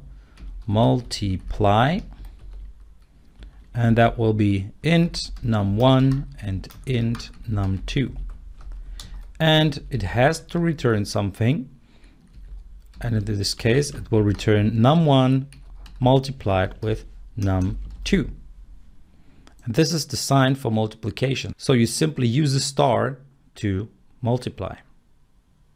All right, now let's call that method instead. So multiply, let's say 25 times 25. So that should be 625. And there we are, 625. So you see, you can use that for adding, for multiplying, for division as well. So let's create a divide method, static. And now I'm going to use double, because it can be a floating point result and I don't want to cut it off. I want to be as precise as possible when I do division. So I'm going to use double here, and I'm going to call that divide, and it's going to divide two values from each other, or one through the other, and return num1 divided by num2. And this one needs a type as well. So in this case, I'm using two integers. Let's see what happens, because I return a double, but as parameters, I still use strings. So let's divide 25 by 13. And we get 1. Why do we get 1? That's so weird. 25 divided by 13 is not 1. It's actually almost 2. But the problem lies in those integers here. So we are dividing an integer through an integer, and the result will be an integer. And then what we do is return it as a double. So this one here is 25 divided by 13, which is 1.9. And then you just cut off the 9. So it's 1.0. And that is what this double returns. So it simply returns 1. So if we instead use doubles here, so we divide a double through a double, then we get this 1.9 or 1.923 and so forth. So you have to be very careful with your types. So whenever you use division, check out what the result is that you want. Do you want to cut off anything behind the floating point? Then using integers is totally fine, but otherwise use double. Great. So these were just some examples. You can, of course, not only use integers here, you can use strings, you can return strings. You can return not only our basic data types, you can also return whole objects, complete objects. And that is something that we will cover much later when we handle objects. So let's go ahead and see how we can use user input to run methods as well, or to use our methods as well. And therefore, we are going to have a look at how to get user input in general. So I'm gonna use a string and I'm gonna call it input. And this is going to be console dot, and we don't write something, we want to read something, and that will be read line. By that, we prompt the user to write something so that we can use it later on. So that will be stored in a string called input. And what we then can do is simply write that onto the console so we know what we have written. And that might not make that much sense yet, but this is just to see how it works in general. All right. So this is a very simple input program, and we can put something into our command console. So there it is. It doesn't say that we should write something. It's just waiting for us to type something. So I'm going to type hello,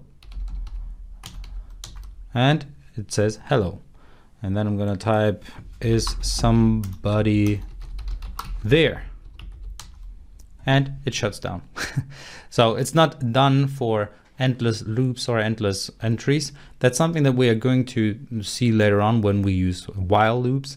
But for now, that's good. So you know how to use one user input per line of code. So this line of code takes the user input. The second time we use it, it simply closes the program because there's nothing else to do. So it uses the user input, then it writes it, and then it reads it onto the console, and afterwards nothing is happening. So there's no code to execute, so our program simply shuts down.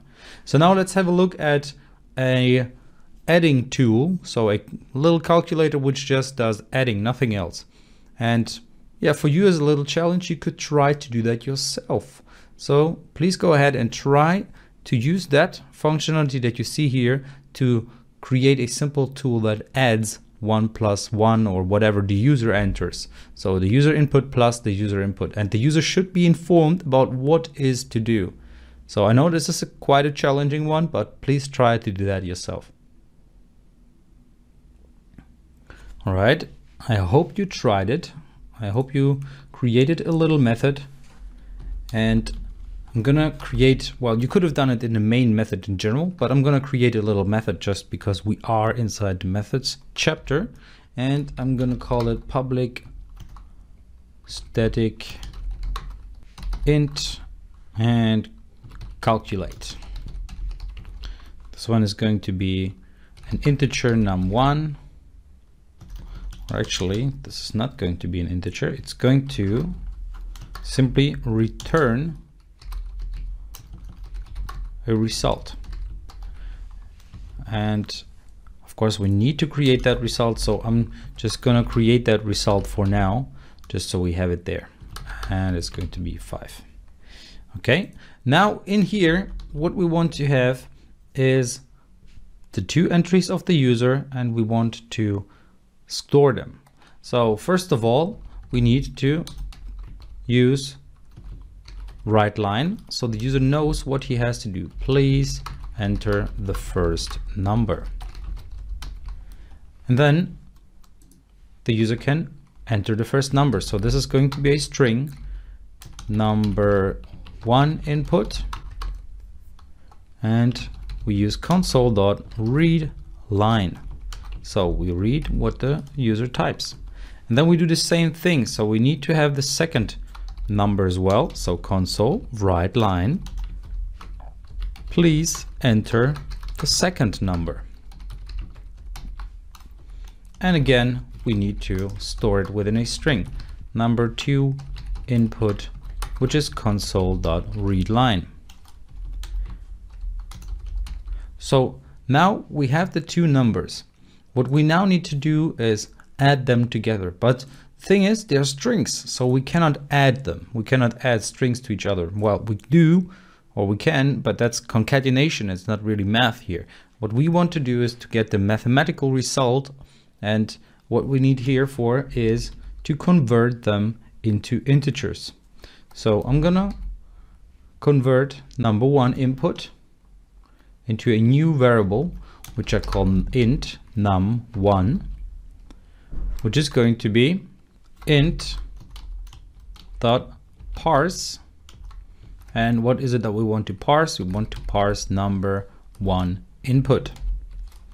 Now the same thing with the second number, num2, int dot parse and number two input. So we want to make numbers out of what the user has entered, and then we want to calculate the result, and actually we have the result variable here already, and that should be num1 plus num2.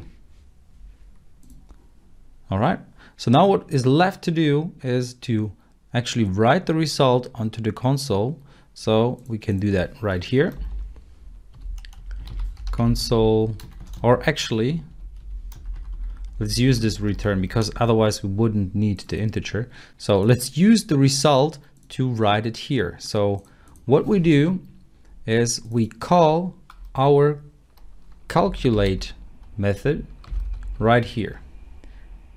And it's going to give us the return of this method. So whatever the user enters, we're going to calculate the result or the sum of them. That's it. So we won't need this input here anymore, but we will need the rest. So now that we have that, let's check it out. Let's see if it's working. So please enter the first number. I'm going to enter 25. Please enter the second number. I'm going to enter 99. And I see the result of 124. So now we have to be super careful because we do parsing here and we haven't seen decision making yet. So we don't know how to see if it worked or it didn't work. Otherwise we could have used TryParse or we could have used try and catch. But that's something that we will handle later on. For now, it's just important that you only enter numbers when you test that, because as soon as you don't, so let's see, please enter the first number. I'm going to use P, and enter the second number. I'm going to use I, and our system crashes because it says it can't parse an P or an I into a number or into an integer. Input string was not in a correct format. All right, but that's something, as I said, we'll handle that later on. What's important now is that you see how you can read values from the user. So that's something that we're going to use more and more throughout the course, because user input is much more interesting than just having it in here, just having some code in here which does things, but it doesn't feel the same as you might understand. Great, so I hope you tried it. I know it wasn't easy, and this is not the only way to call this calculate method. You could have also used void instead here and not return a result, but instead simply write the line here and give out the result. So result like that, and simply call the calculate method here. By the way, let's stop that, calculate, like that. So that would have been the other solution. Just to use a void method here, do the write line here, and then just call the method there. All right, those are multiple options. You will learn how to catch errors and to do something when an error occurs and not make your program crash or anything like that. So a common usage of catch and finally together is to obtain and use resources in a try block, deal with exceptional circumstances in a catch block, and release the resources in the final block. And what that means is what we're going to cover in this video. So in order to run into an error, let's do the following. We use the console write line. So I enter CW double tap, and in here I say, please enter a number. And we're just prompting our user to enter a number. And then we want to store that in user input, which is just going to be a string variable, and it's going to read whatever the user has to enter or has to say. And it should be a number in the end, right? That's the goal that we have. But if we do the following, int user input as int, and we use int.parse. So you have seen parse already. And we try to parse the user input that was given here by the user. We try to make an integer out of it. And now if we run that, please enter a number. I'm entering 3 and our program is fine. Actually, let's add a console.read key here so we see even better that the program is still fine. So please enter a number. I'm just going to enter 5 and our program is still running and it didn't crash. Everything is fine. So now let's run it again. But instead of entering a number, let's add a letter or write some text that is not parsable into an integer, what we're doing here in line 16 in my case. So I'm going to enter and my program crashes and it says exception unhandled, system format exception, input string was not in a correct format. All right, so the string that was given by the user was not in the right format to parse it into an integer. And that's what a format exception is all about. Now we can handle that by creating a try and catch block. So let's say we use try, and here you can see there is an option to use try and catch C, or I can simply use the try double tap and it's going to create a try catch exception throw for me. So now what I want to do is I want to try that code. And if it didn't work, then I don't want my program to crash.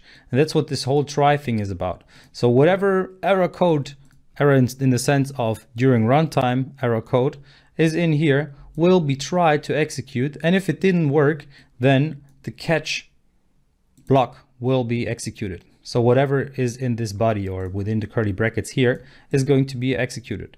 So now we only have that throw here. So now let's get rid of throw because it's still throwing the error. Now let's write something to the console if an error occurs. So we say something like format exception. Please enter the correct type next time. And that's something that we know what a type is. A general user would not know that. So here you would write something like, please don't enter letters, but only numbers or something like that. So let's have a look here again. Let's run an error into an error again.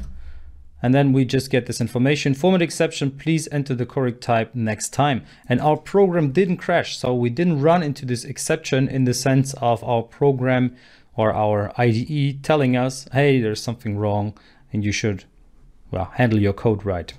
So that's generally how the structure is. You have a try. So you try some code in here, which could run into errors, which can have an exception. And then you have a catch block, which is executed whenever this try didn't work out. So whenever there was an error, this catch block is going to be executed.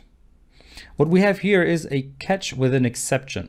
An exception is a very generic error. So it could be any type of exception.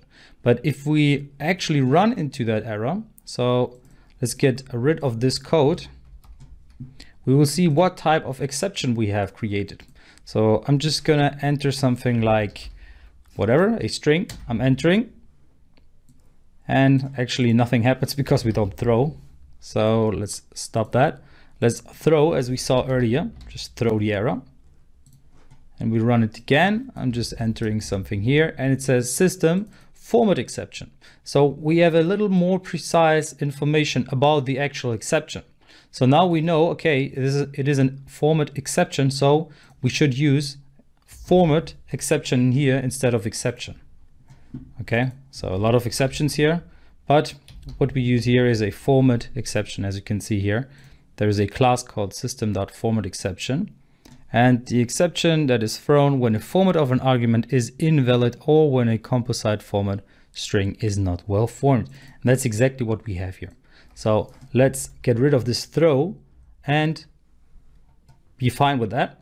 So now let's run into a different error. Now let's create a very long number, something that cannot fit into a string. Because as you might guess, or as you might remember, a string only has a specific amount of space. So let's say, I'm not sure how many numbers this is, but let's say only this amount of numbers can be stored within an integer. So all of this here is not going to work because it's an overflow. So it's too much information for a string to handle. So if I enter this now, I get an input system overflow exception. So here we are, system overflow exception. Value was either too large or too small for an int 32. All right, that's what I said. And now we need to catch that exception as well. So there are two ways of how we could handle it. So either we use a different exception here and we just use exception. So we're just handling all other exceptions that there are generically. And we simply say console.writeLine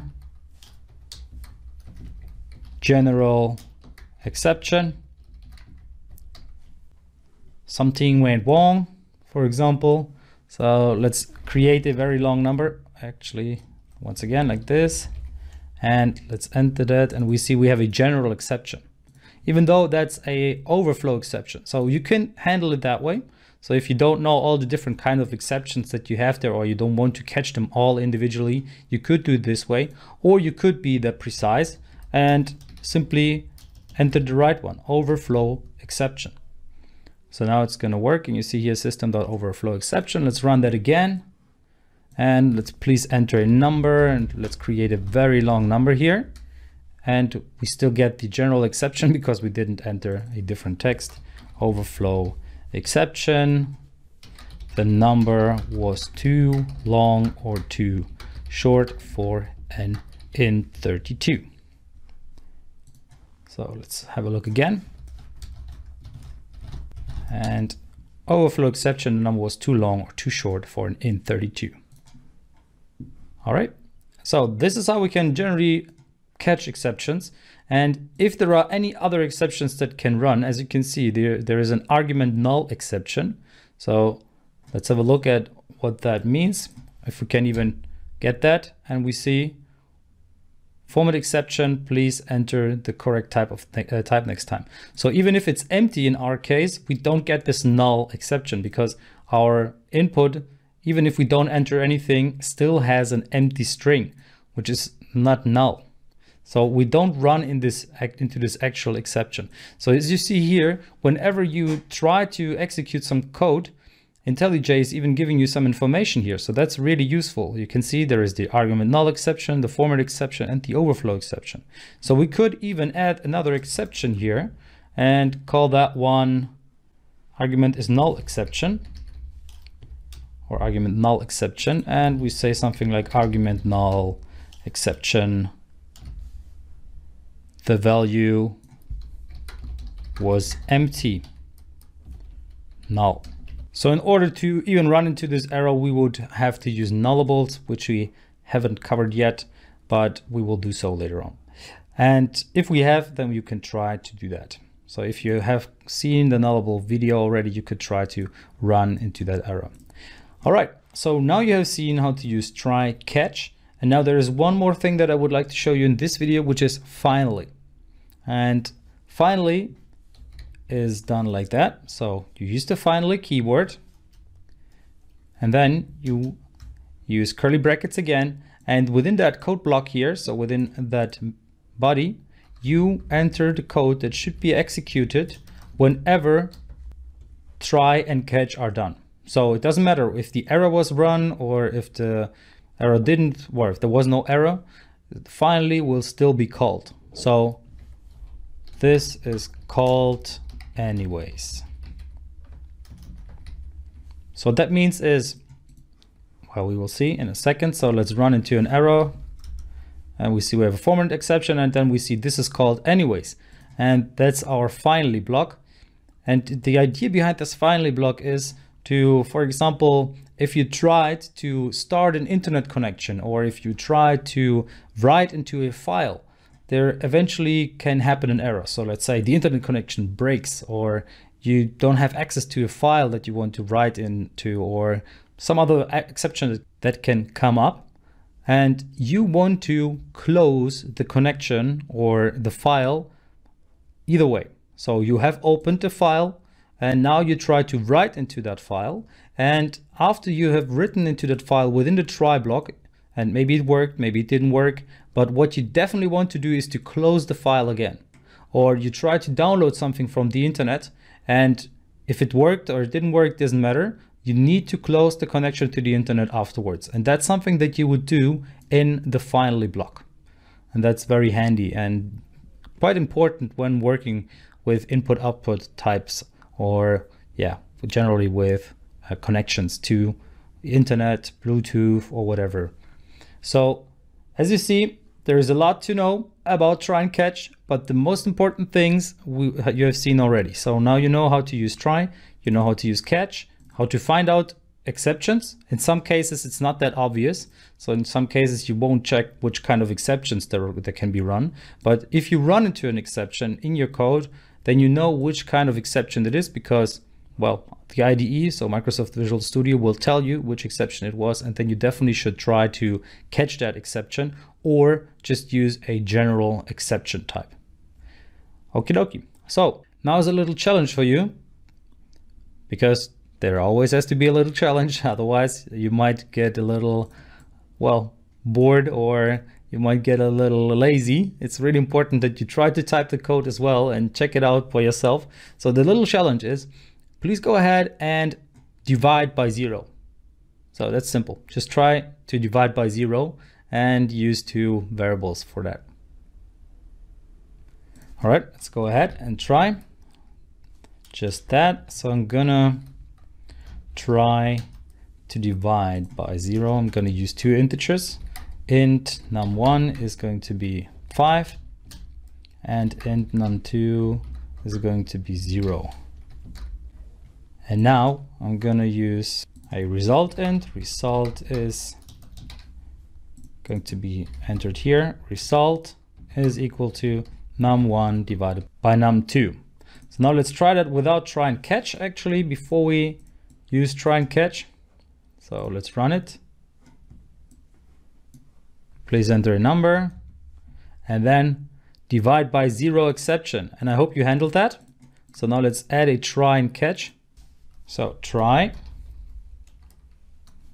or actually let's make it easier. Let's enter try here and use the block, double tap. And now within the try, I want to run that. And if it didn't work, I simply want to write something like CW can't divide by 0. And now the exception that we just had was, let's have a look, divide by 0, attempt to divide by 0, and it's called divide by 0 exception. So if you want to find that, you can find that down here. So I'm just going to use exactly that. I'm going to replace exception with divide by 0 exception.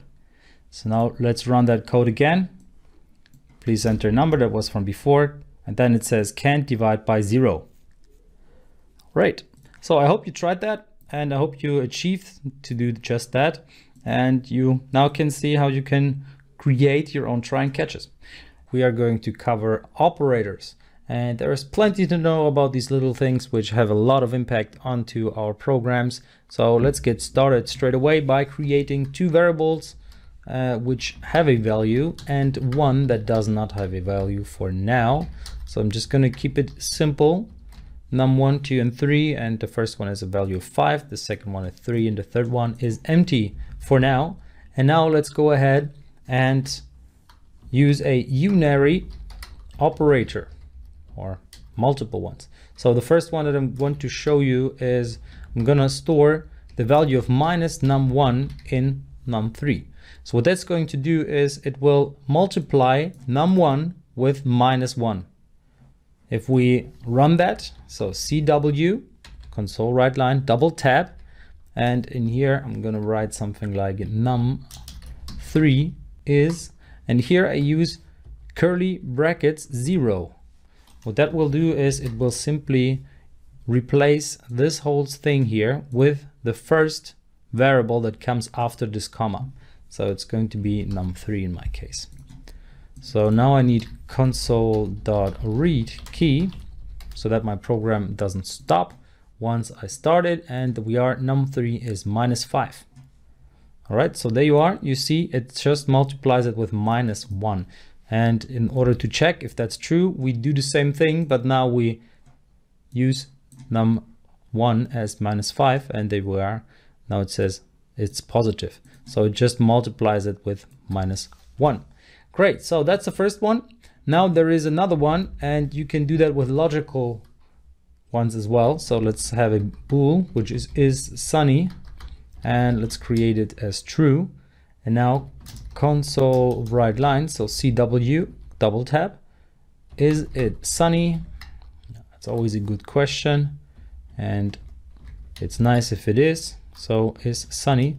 That's how you would usually call this is sunny variable, right? So now I'm going to use an exclamation mark just in front of it, just before it. So what that will do is it will negate it. So it will be just the opposite. So if it was true before, now it's going to be false. So let's check if that's true. Is it sunny? And it says false. All right. So just negation with a simple exclamation mark.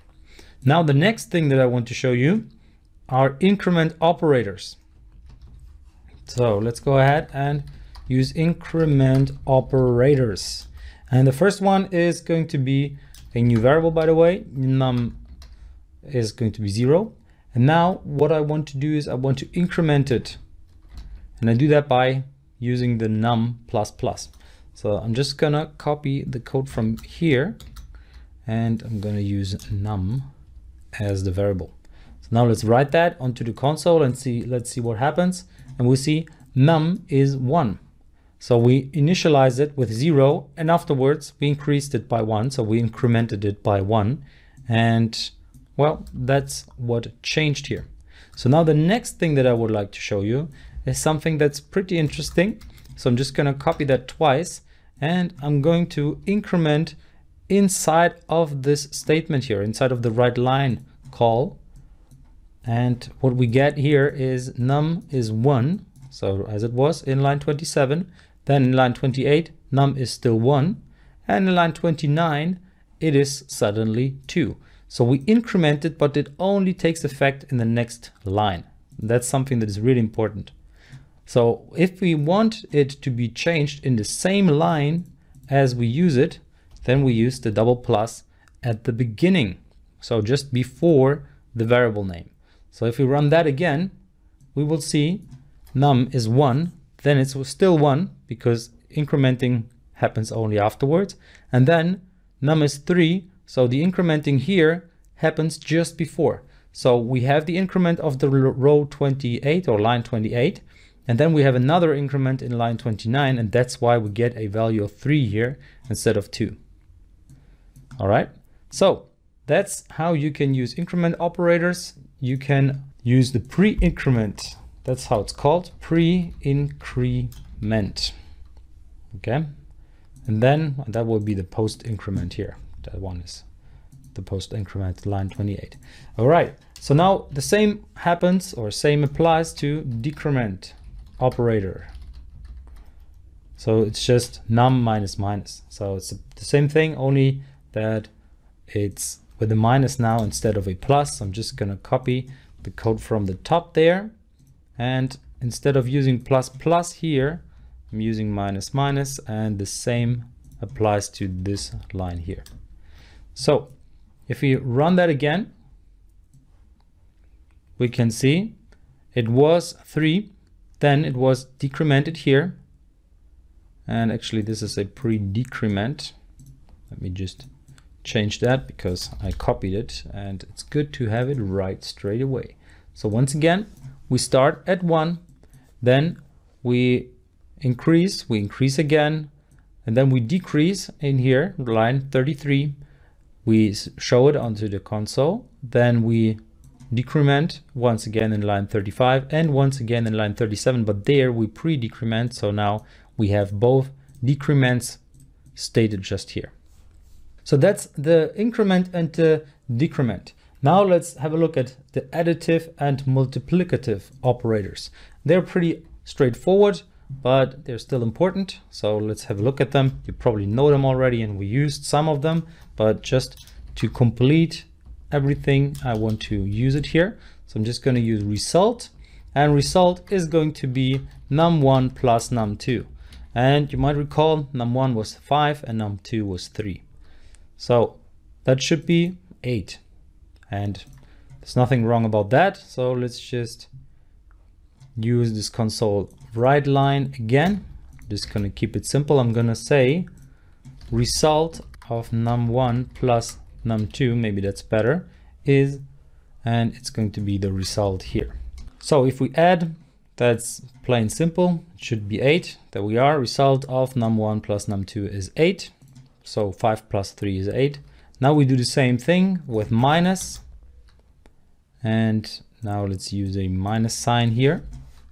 If we run it, then we see it's 2. So 5 minus 3 is 2. Still nothing fancy here. And now let's have a look at multiplying and dividing. So I'm going to do that in the same thing. Result of, and that was actually minus, and that one will be divided, and the last one will be multiplication. So let's run that again, and still nothing fancy. So if you want to divide, you simply use the slash. If you want to multiply, you use the star. All right, so 5 times 3 is 15. Then 5 divided by 3 is 1. And it's simply 1 because we have integers here, and integers don't understand what floats are. So they can't have anything behind the decimal point or after the decimal point. So if we would use doubles instead, then we would get a more precise value, but otherwise it's just 1. And it doesn't round down or round up, it just cuts off anything that is behind the decimal point. So that's how integers divide. Then there is one more thing, and it's called the modulo operator. And the modulo operator is done like that. And what that will do is it will result in 2. So we divide value 1 by 2, and we simply return the remainder. So just gives us the remainder, and in our case num1 divided by num2, so 5 divided by 3 is 1, remainder 2. That's what we get here. So that's what you need the modulo for, and that's pretty useful. So don't underestimate the modulo. You might not have used it so far in school or whatever, but it's pretty useful in programming. So keep that in mind. Then the next one is relational and type operators. So I'm going to create a bool here, and I'm going to call it is lower. And I'm going to set is lower to num1 lower num2. And what that will return if num1 is actually lower or a lower value than num2. So we check is 5 lower than 3. And if we simply print that onto the console, let's do that. Result of num1 lower num2 is, and it's going to be is lower. So let's run that again. And we see result of num1 lower num2 is false. And that is because, well, 5 is not lower than 3. And that's pretty much what we say here. So if we turn it the other way around, so we said num1 is higher than num2 or bigger than num2, we get the statement here, result of is true. So that's what you can simply do. So you can compare and you can store something within a variable straight away after checking something here. So this is a relational operator here, and we can do the same thing with double equal sign. So it's going to equality operator, and I'm gonna create a bool here is equal, and I'm gonna say is equal is going to be the result of num1 is equal to num2. So you have the double equal sign, and you use that for comparisons. So you compare is whatever is on the right the same as whatever is on the left. So this one is an assigning equal sign, and that one is a comparing equal sign, or a double equal sign is comparing. So int operator, int left, int right. So as you can see, this is actually a method that is called here, bool int dot operator is equal to. So that's pretty cool.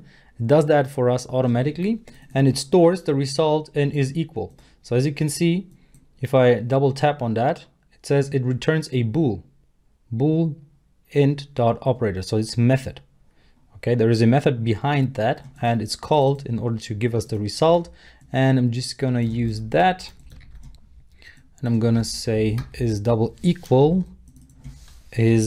equal here. So let's run that again, and we see result of num1 is equal to num2 is false, and that is because 3 is not equal to 5, and that's pretty much it, right? So now that's equality, and now we have the opposite of equality, and I'm gonna simply say is equal is going to be num1 not equal num2. And that will return true on the other hand, because the statement here is actually true, because num1 is not equal num2. And if we double tap here, int operator not equal int left and right. So it's comparing those two, and it says are they equal or not equal, and it's actually going to be not equal, so it means it's true. So you see the last statement, result of num1 not equal num2 is true. So this video is getting pretty long, and I'm gonna end it with the conditional operators. So conditional operators, and those ones will be pretty handy as soon as we go into if and else if. The same with equality operators and those relational ones. So we're going to use all of those when we use if statements, and that's really, really important. So let's go ahead and create another Boolean, and I'm gonna call it is lower and sunny.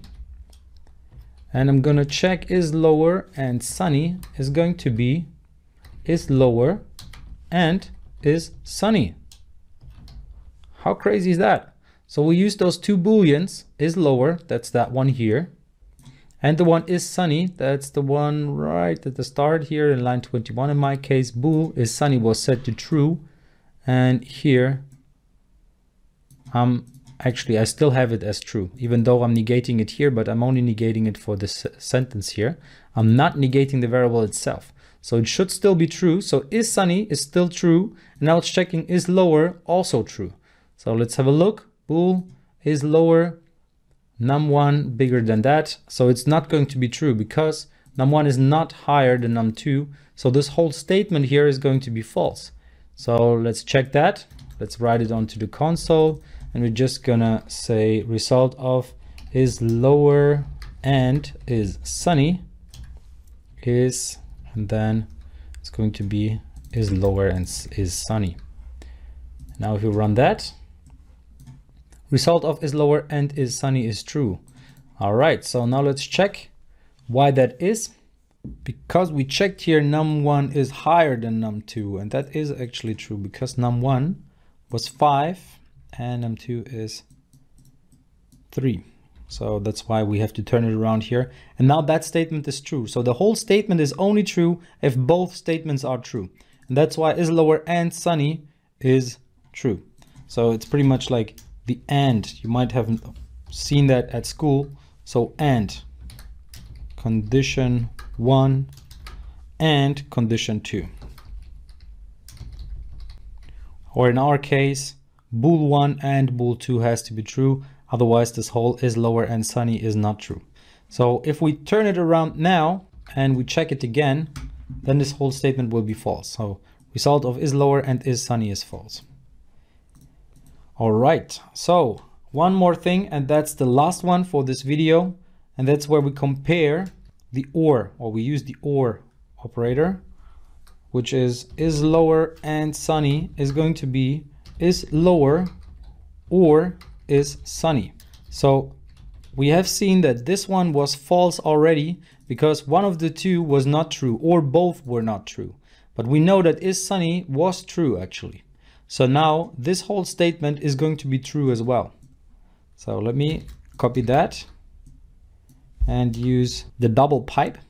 So you need to use the double pipe here. And we see result of is lower or is sunny is true. And that is because is sunny is true. And if is lower is also true, then the statement is still true. Only if both of them are false, then is lower and sunny is going to be false. So that's the or. So here condition 1 or condition 2 has to be true. Then this whole statement is true, otherwise it's false. Please allow me to give you a quick reminder again for our all access pass. You can just directly start your 7-day free trial and you will get instant access to all of our premium courses, and they are really good. We cover C# in depth with our 30-hour long masterclass. We got WPF, ASP.NET Core and a lot of Unity courses too.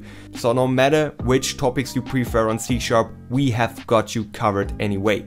So lose no time, start your free 7-day trial now and become the C# developer you ever wanted to be. You can find the link in the description below. Some people say it's all about decisions in life.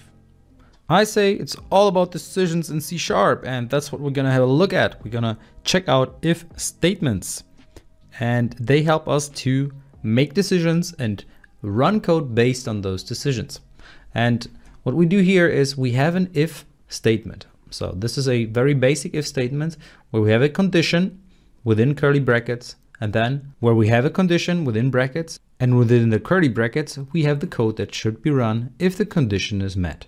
So let's say we check if the weather is good, and if it's good, then we want to go outside. And if it's bad weather, then we stay inside. So the condition would be, is weather good? Or is the sun shining? So that would be a very simple condition here where we simply compare if this is weather great or is the sun is shining or something like that is true. And if it's true, then run the code. If it's not true, don't do anything. So that's what this if statement would do.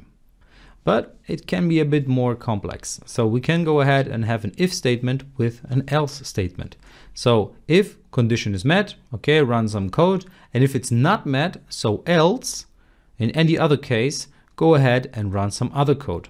So if none of the conditions is met, then the else statement will be run. And we have a prioritization here. So if this first condition is true, this else will never be true and it will never be run. And it's even more important if we check out the next step, because we can have something called else if. So if condition 1, what to do if condition is met, else, then that's the default state. So if none of the conditions is met, and then we have a different aspect here to consider, which is else if. And we can have multiple else if within one bigger if statement. So we have if condition 1, what to do if condition is met. Then we have else if condition 2, what to do if condition 2 is met. So the first condition could be sun is shining. All right, if sun is not shining, it could be the sun is not shining. Okay, we know that, but then we check the second condition. For example, is the weather at least warm, or is it at least plus 20 degrees Celsius? Then we would go outside still because, well, we don't care. Then we just put on the jacket and we go outside. So that would be the second condition. But if none of those are met, so if the sun is not shining and it's freezing outside, then we go into the else and we say, oh, I'm gonna stay at home, I'm gonna drink a cup of tea and I'm just gonna chill in front of the TV. So that would be an example of an if, else if, an else statement. So you've seen the syntax and it makes a lot more sense once we get into the demo. So I'd say let's go ahead and have a quick demo where we simply are going to look at if. So we're not going to look at the other aspects, we're just going to use if for now. All right, so let's go into C# and into Visual Studio. All right, so there we are. Let's go ahead. So I'm gonna create a variable which is going to be an integer, and I'm gonna say that that's temperature. And I'm gonna set that to, let's say, 10 degrees Celsius. So now I want to check if the temperature is below 10 degrees. And if that's the case, I want to put on a code. So I'm gonna write onto the console, write line, take the code. Now, if the temperature is 10 degrees, then I want to write something like it's 10 degrees C. So 10 degrees Celsius. And now finally, if temperature is higher than 10, I just want to tell something like cozy, warm, even though that's not really the case because it's pretty cold with 10 degrees. But still, I just chose 10 degrees. So let's check it out. By the way, we need to add the console.read to get anything onto our console. So let's do that and let's run our code. And it's gonna say it's 10 degrees. Why is that? Because that condition is not met, that one is not met, but this one is met. So let's say we take a temperature of 6 degrees and we run the same code and it says take the code. All right, now let's say we have a temperature of 25 degrees and it's gonna say cozy and warm. Great, so now a little challenge for you.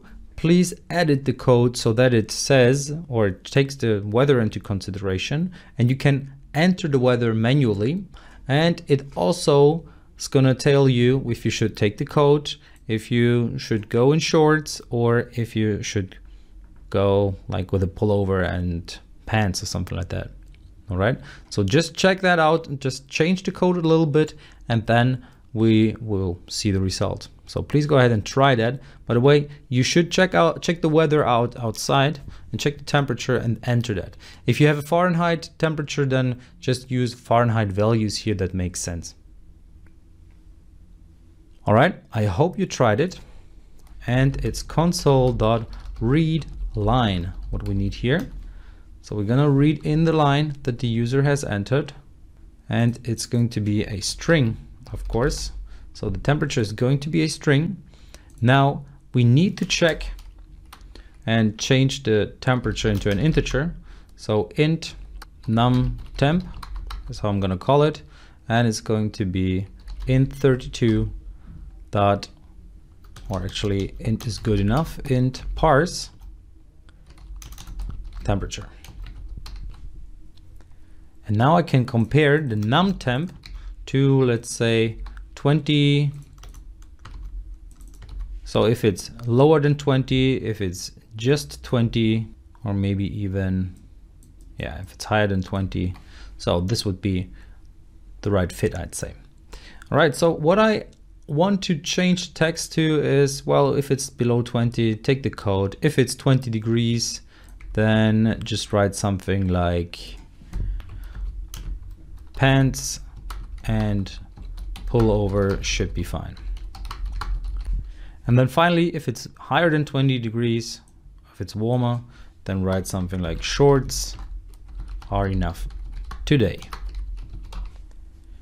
All right, so now let's check it out. Let's see what our program has to tell us. And I'm gonna enter, let's say 25, and it says shorts are enough today. Maybe we should enter a little text here which tells us what to do. So console.writeLine, what's the temperature like? And now let's start it again. What's the temperature like? I'm gonna say, all right, well, outside it's 8 degrees. Take the code. All right, I'm gonna take my code. It's fine. Thank you very much. So now we have a little program which is going to help us to decide what to wear based on the temperature. Isn't that great? So we have our first little program which actually has use or which is useful. Yeah, of course you can go ahead and extend that a little bit. And while that does work, this if approach here, it's not the cleanest. And we will see how we can clean that up in the next video, how to make it even better and more effective. Because currently it's running this code, then it's running that code, and then it's running that code. But the better approach would be to check if that's true, well, then the other ones can't be true. So don't even bother running that code. Here we're going to check out the TryParse method, which allows us to convert strings into numeric data types. And there are multiple situations where you actually need that, and we're going to look at one of those. So for example, we can use the TryParse method to convert a string like 128 into a numeric data type like an integer. And here it's important that we have the quotation marks surrounding the 128, because this is not a number, it's actually a string, so it's text. And as you know, the data type does matter in C#. All right, TryParse often gets used when the user submits input. So for example, the user enters his name, but the data entered is a string. So we need to convert that into a number in order to work with it. And here's an example. We have the main method in which we have this string called number as string, which has a value of 128. So we need that string, of course, in order to convert that into an integer, or so in order to parse it into an integer. So create a variable to store the parsed value. In this case, I'm just calling it int parsed value. And then we try to parse the string, and that returns a Boolean. So we have our main method with our parsed value, and we create this bool called success, where we use int dot TryParse. So this TryParse method is available within our int data type. We're going to look into many more methods later on, which are built in C#, and there are thousands of them, and you can use them in order to make your code a lot more useful, practical, and advanced. And what we're doing with this TryParse is we are taking an integer in, which is our number as string, and we are storing the value that is the result of our try to parse it in the parsed value variable. So the bool itself will be either true or false, saying, okay, it worked. So I could parse or convert the 128 string into an integer. And if it's false, then it just means that it didn't work. So for example, there was a wrong character in there. Let's say there was an X in there as well, or the value given was not a string or something like that. Okay, so that's what we need. These are the steps. And then of course we can use parsed value as an integer, and that will pretty much just be the result of our whole work that we did here. So it will be the result of our parse approach.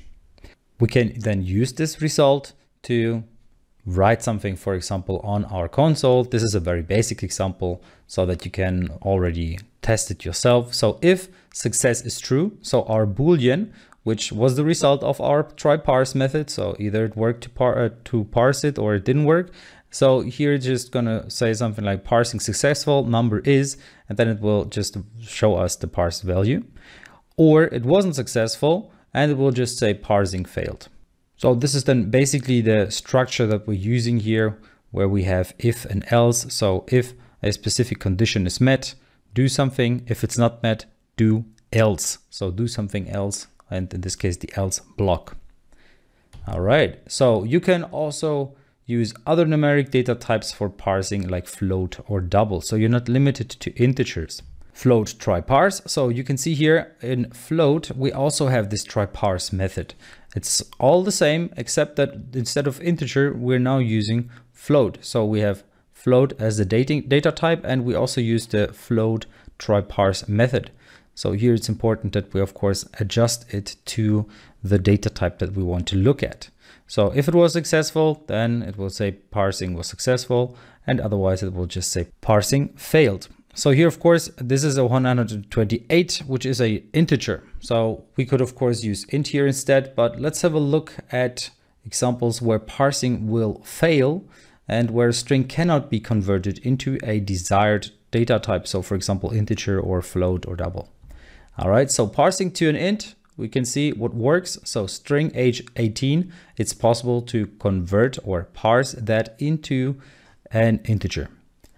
However, age equals 18xyz will not be possible here. So we cannot parse that into an integer.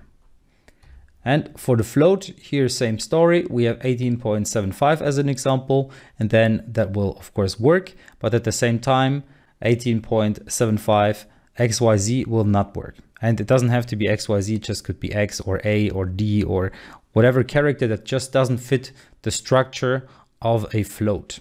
I told you about this approach not being super efficient, and I'm gonna show you how to make it more efficient, because what we have seen is if, else, if, and finally else. All right, so you have seen that in the first video of this chapter. And now let's change the code that we have here to fit that structure. You can try it yourself, so you can pause the video and try to fit that as well. Otherwise, just take a look at how I do it. All right, I hope you tried it. So we check if the temperature is below 20. And then if that is true, then that will never be true. So we won't need that code in case that is true, because it will just run and it's just unnecessary processing power that we need. But if we use else instead, so else if, for example, then this code will only be run if that code here is not true, or if that condition here is not true. So now if the temperature is not 20 or below 20, then we run that code. If it's not below 20, then we go to the next line and we check, is the temperature exactly 20? And then we could go ahead and say something like else if, and check for the next line. So else if temperature is higher than 20, then do that. But that again would not be the most efficient way. While it would work, a more efficient way is simply to just use else here. Because if that condition is not met and that condition is not met, then that condition will run, or the else statement will run. Because in our case, it's pretty simple. There are only those three options. It's either below 20, exactly 20, or higher than 20. Of course, we could add other conditions like else if num temp is equal to 30. We could add that, and that would be fine as well. Then we will still have the condition of else. That means that all the other code, so 21 to 29 would not be covered. They would be covered by this else, and everything higher than 31 would be covered by this else.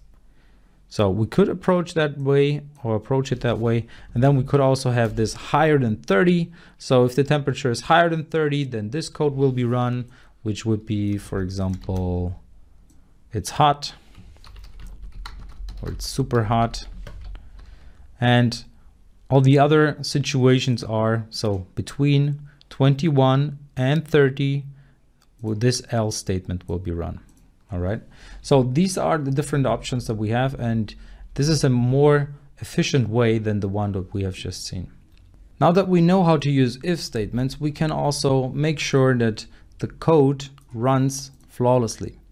So when the user, for example, enters an incorrect value here, like a letter, then our code crashes and our program doesn't run anymore. So in order to fix that, we can simply use TryParse instead of parse. So what I'm going to do is I'm going to use int TryParse, and I'm trying to parse the temperature. And I need to give an output here. And I'm going to use a new integer, which I'm going to call number, and use that number. So now if it worked out, I want numTemp to be number. So now I won't need to set it here anymore with a parse statement, because I have replaced that with a safe approach. Now here it's complaining because it could be empty. So numTemp could be empty. So what I'm going to do is, if the user didn't enter the correct value, I'm just going to assume that he didn't want to run the calculation correctly, and I'm just going to set numTemp to being 0. So now in both cases, so if it worked to parse or if it didn't work to parse, numTemp is going to have a value. If it worked, then it's just going to be the value that the user has entered. If it didn't work, then it's just going to be 0. And now we can go ahead and just run our code. But at the same time, if the user didn't enter a correct value, what I want to do, I want to tell him that he didn't enter the correct value. So I'm going to say value entered was no number, 0 set as temperature. because that's exactly what is true, right? So let's run the code. And now let's see what happens if I enter something that's not just a number. It says value entered was no number, 0 set as temperature, and it's saying take a code, because with 0, that condition here is true, and we simply get to take the code. All right, so I hope that wasn't too overwhelming with this TryParse, because so far we have used parse, and parse was super simple. We just said int.parse, and then we entered the value that we want to parse. So the string, in this case, the temperature. And that would return an integer like int my num. It would just return an integer. But the problem is if the user doesn't enter the correct value, like a number in general, then this leads to a crash. So in order to avoid that, we use TryParse. So what we do here is we use int TryParse, then we say what we want to parse, and it's the temperature, and then we tell where to use the, or where to put the number that is the result of parsing if it worked. So what we check here is, did it work? Because the result of this statement here is a Boolean. So if I just copy that out and I create a new bool did work, or let's say user entered a number, and then I just run that code. So now I can just check if user entered a number is true. So if that's true, then just use the number that was output and assign that to numTemp. And if it didn't work, then just enter 0 and inform the user that he didn't enter the right value. All right. So as I said, the result of that statement here is a Boolean. So we can simply store it in a Boolean and check that Boolean. But we could, of course, also simply take that code and run it in here. Okay, great. So now you have seen how to use TryParse, how to use if statements, else if, and so forth. We are going to create a little login system, not really a login system, but we're going to use if statements and nested if statements. And I'm going to show you a little example, which will be similar to a login system. All right. So what we have is a Boolean is admin, a Boolean is registered, and then we have a string, and that's the user name. And I'm gonna leave that empty. The same with is admin. Well, I need to set a value here. I'm gonna initialize that with false, and I'm gonna initialize is registered with true. All right, so let's create a little program here where we check, is the user registered? So if a user is registered, then I want to write something onto the console. So console.writeLine, and I'm gonna write, hi there, registered user. And if the user even has a username, I want to write something. I want to actually write his username. So if username is not equal empty, I want to go ahead and write something like, so I'm going to copy the console write statement here, hi there, and then the name of the user.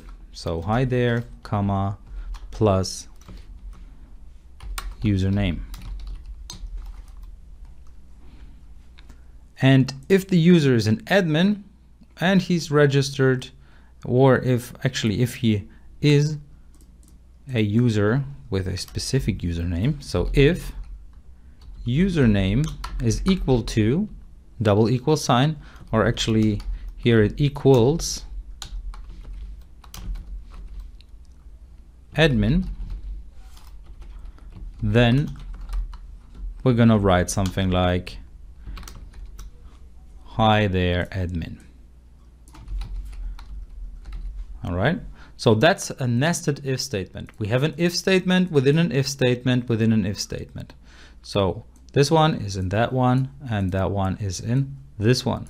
So we have a nested if statement, and we check multiple conditions. So first of all, we check, is the user logged in? And then we check his username. If it's not empty, then we write his username. And if it is empty, then we don't.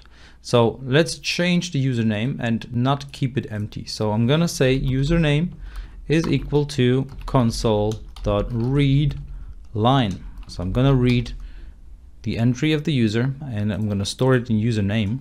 And then a user could potentially enter something like admin. I'm gonna make it uncapitalized. So let's just quickly check that.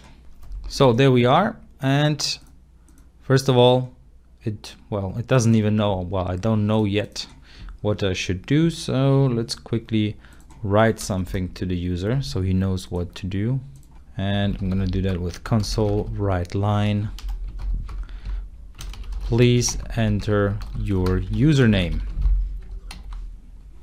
Okay, so let's check that out.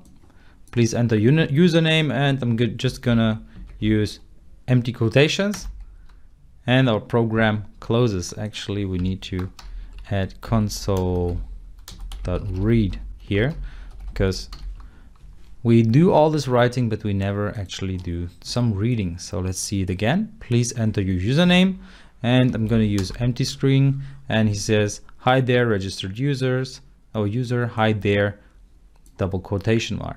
So even though I entered those two, it says the username is not an empty string, because what I enter here is not an empty string. It's actually a string like that. So let me show you. It's actually something like that. So we have the string or the quotation marks and so forth. So let's try again. And I'm not going to enter anything. And then it says, hi there, registered user. But it doesn't say hi there, username, because now the username is actually empty. All right, so now let's try it again. In this case, I'm going to enter my name and the username. All right, it's Dennis. Hi there, registered users. Hi, Dennis, or hi there, Dennis. So now in case I enter admin, or actually non-capitalized, hi there, registered user, hi there, admin, and hi there, admin. So the first admin is the one that I've entered, and the second one is this one here. All right, so you can see you have this nested if statement, and based on this condition, we run that code. And after that, we check another condition, and after that we check another condition. What you could do is you could run them all inside of one if statement. So we can get rid of all of those additional if statements if we simply check that inside of there. So I'm gonna break here, and I'm gonna check username not equal empty, and username equals admin. Now you might wonder what this equals means, because we haven't covered that yet. Equals determines whether the instance and another specified string object have the same value. So that means that it checks whatever is inside of username and compares it with that string. All right, so that's how you compare strings. You compare integers differently. So you compare integers like that. If int, or actually my int is equal to my int 2, this is how you compare integers, but for strings you use the equals. Okay, so now I am checking if the user is registered. I check his username, and I check if he's an admin. And if all of that is the case, then I run the code in here. So I won't need those if statements anymore. And I'm gonna get rid of those. Actually, I need that one, and there we are. So now if I run it, please enter your username, and I'm gonna enter admin, and it says hi there, registered user, hi there, admin, hi there, admin. So that's a different approach, and well, they both do almost the same thing, even though if you have a nested if statement, so if you have an if statement within an if statement, you can run some additional code before running the next if statement. Even though that does work, you shouldn't go too deep. So you shouldn't have an if statement within an if statement within an if statement and so forth. It does get confusing at one point. So try to think of the best concept when you do nested if statements, and try to find a way to make it more simple to read and even simpler to build.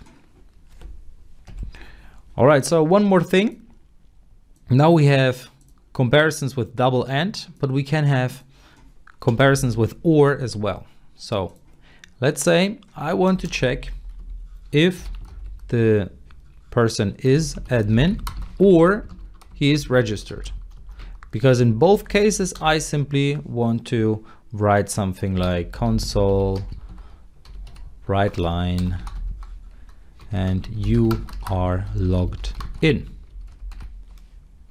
All right, so even though only one of them is true, this statement here, this whole comparison here is true, because either is admin has to be true or is registered has to be true. If both are true, this whole statement is true as well. If none of them is true, then the statement is false.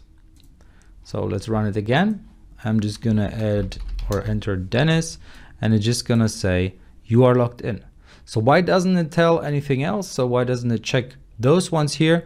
Well, that's because I'm not logged in as an admin and I'm not logged, or I don't have a username that is empty. So this statement here is not true anymore, but that statement over here, or this if statement, well, that's actually true, because it checks, am I an admin? And let's see, well, I'm not an admin. Am I registered? Yes, I am. So it's telling me, okay, you're registered and you are logged in. We are going to cover switch and case statements, which are similar to if statements. And let's go ahead and simply create a switch case. So I'm here in my program and I create a variable first, which is going to be my comparison variable. So I want to compare or to check this variable and see if it has a specific value. And in my switch case statement, I can check those. So switch is the actual switch, like a switch which you can turn on and off, or you could, for example, have multiple different values for the switch. It could switch to 10, to 15, to 25, whatever. And in this case, I just want to compare the age. Now I need the curly brackets to create my switch body. And then here I can have my different cases. So let's say the case 15. What if somebody is 15? Then I want to write to the console, too young to party in the club. So if somebody's 15, he can't get into the club. And then we need to break.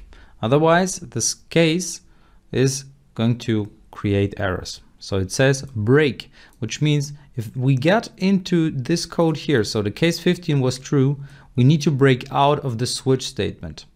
So the next one would be case, let's say 25.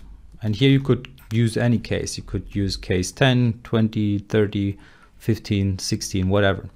And here I also write something on to the console, good to go. So if somebody's 25, he's good to go. And here I need to break out as well. So always this structure. You have the switch statement, then you compare the variable, then you have the curly brackets, and within the curly brackets you have all the different cases. So use the word case, then the value that you want to check, colon, then the code that you want to execute, and finally you use break. All right, so that's simply the structure that you have here. And then there is one case that you can add, that's the default case. So this one is called whenever none of the others is true. So it's similar to the else statement in if else statements. And in here I'm gonna say if somebody's neither 15 nor 25, how old are you then? So that's just going to be the text written onto the console. And also don't forget to use the break. All right, so that's simply the switch and case statement. And in here I'm going to add the console.read so that we can see something on the console. So I'm going to start the code or start the program, and in a second we should see our program and it says good to go. That's because we are 25. So what if we are 19? Let's run the code. And it says, how old are you then? So you see, this is how you can simply use a switch case statement. Now is a little challenge for you. Try to reproduce that as an if statement. All right, I hope you tried it.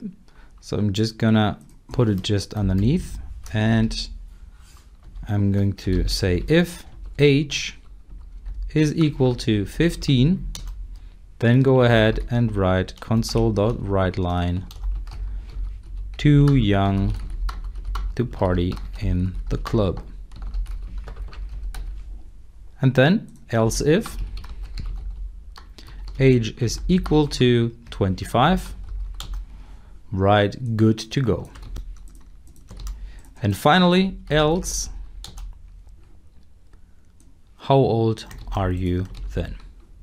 So as you can see, this is how we do it with an if else statement, and this is how we do with switch case.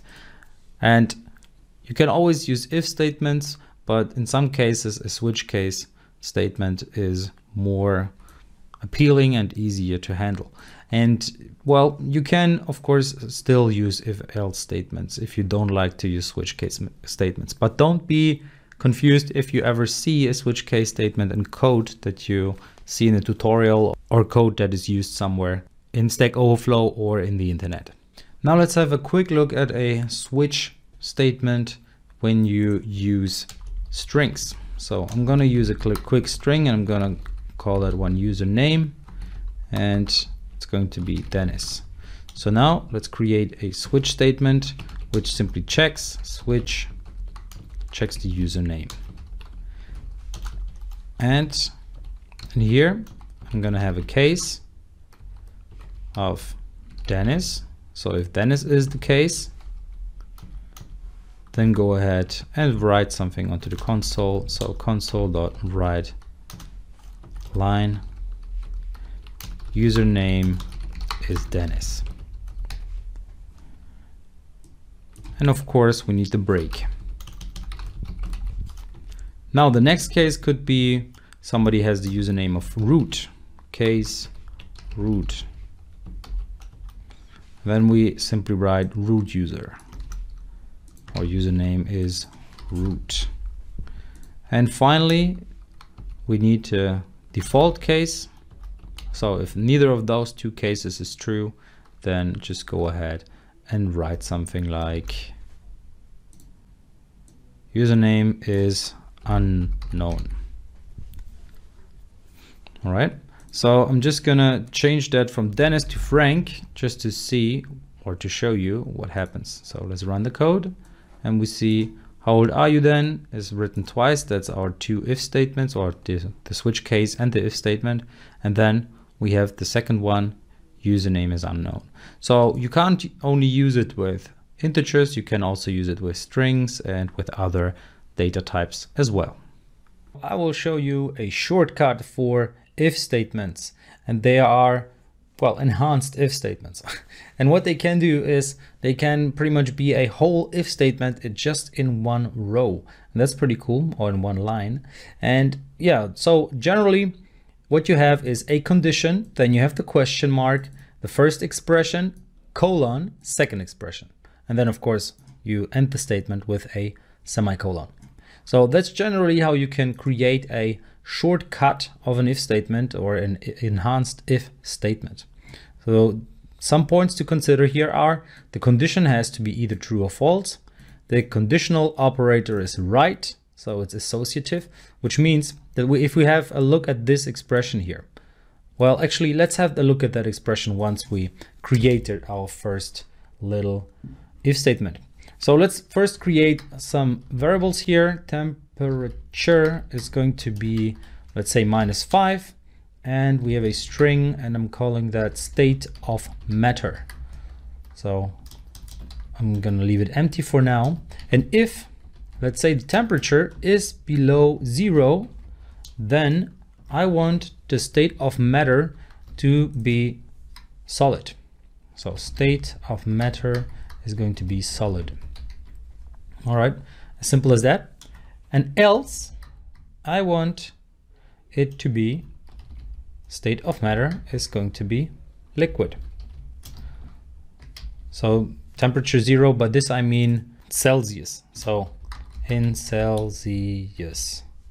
And at 0 degree, water freezes. That's why it was set to 0 degree. So that's why we start with 0. That's when water starts to freeze, or it starts to become liquid. So that's pretty much the turning point. All right.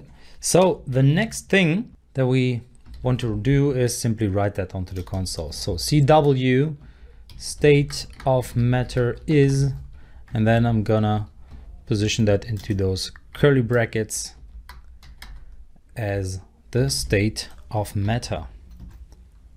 So now if we check that, we also need the console read key here so that we see what's actually true. And let's run this code. And there we are. The state of matter is solid. So that means the temperature is below 0. Okay, that's the general if statement that we had. Of course, you could sum it up and you can make it even shorter. So let's say we have a situation like this. You can do it like that. So then you have 2 lines of code, and that's very short, but that's usually not how you would create an if else statement. And the better way, of course, is to, or not the better, but the shorter way is to use a enhanced if statement. So let's go ahead and do just that. So I'm just gonna create the whole thing in short, which means we have the state of matter is going to be temperature below 0. If that's true, then do the first. If it's false, do the second. That's it. So the whole thing that we had here in 4 lines, we could simply do in just 1 line. So that's an enhanced if statement. Now, if we get rid of all of that up to here, and now we run the code again. So I'm just gonna run it again, and we see state of matter is solid. And actually, let me uncomment that and simply increase the temperature from that point to the other by 30 degrees.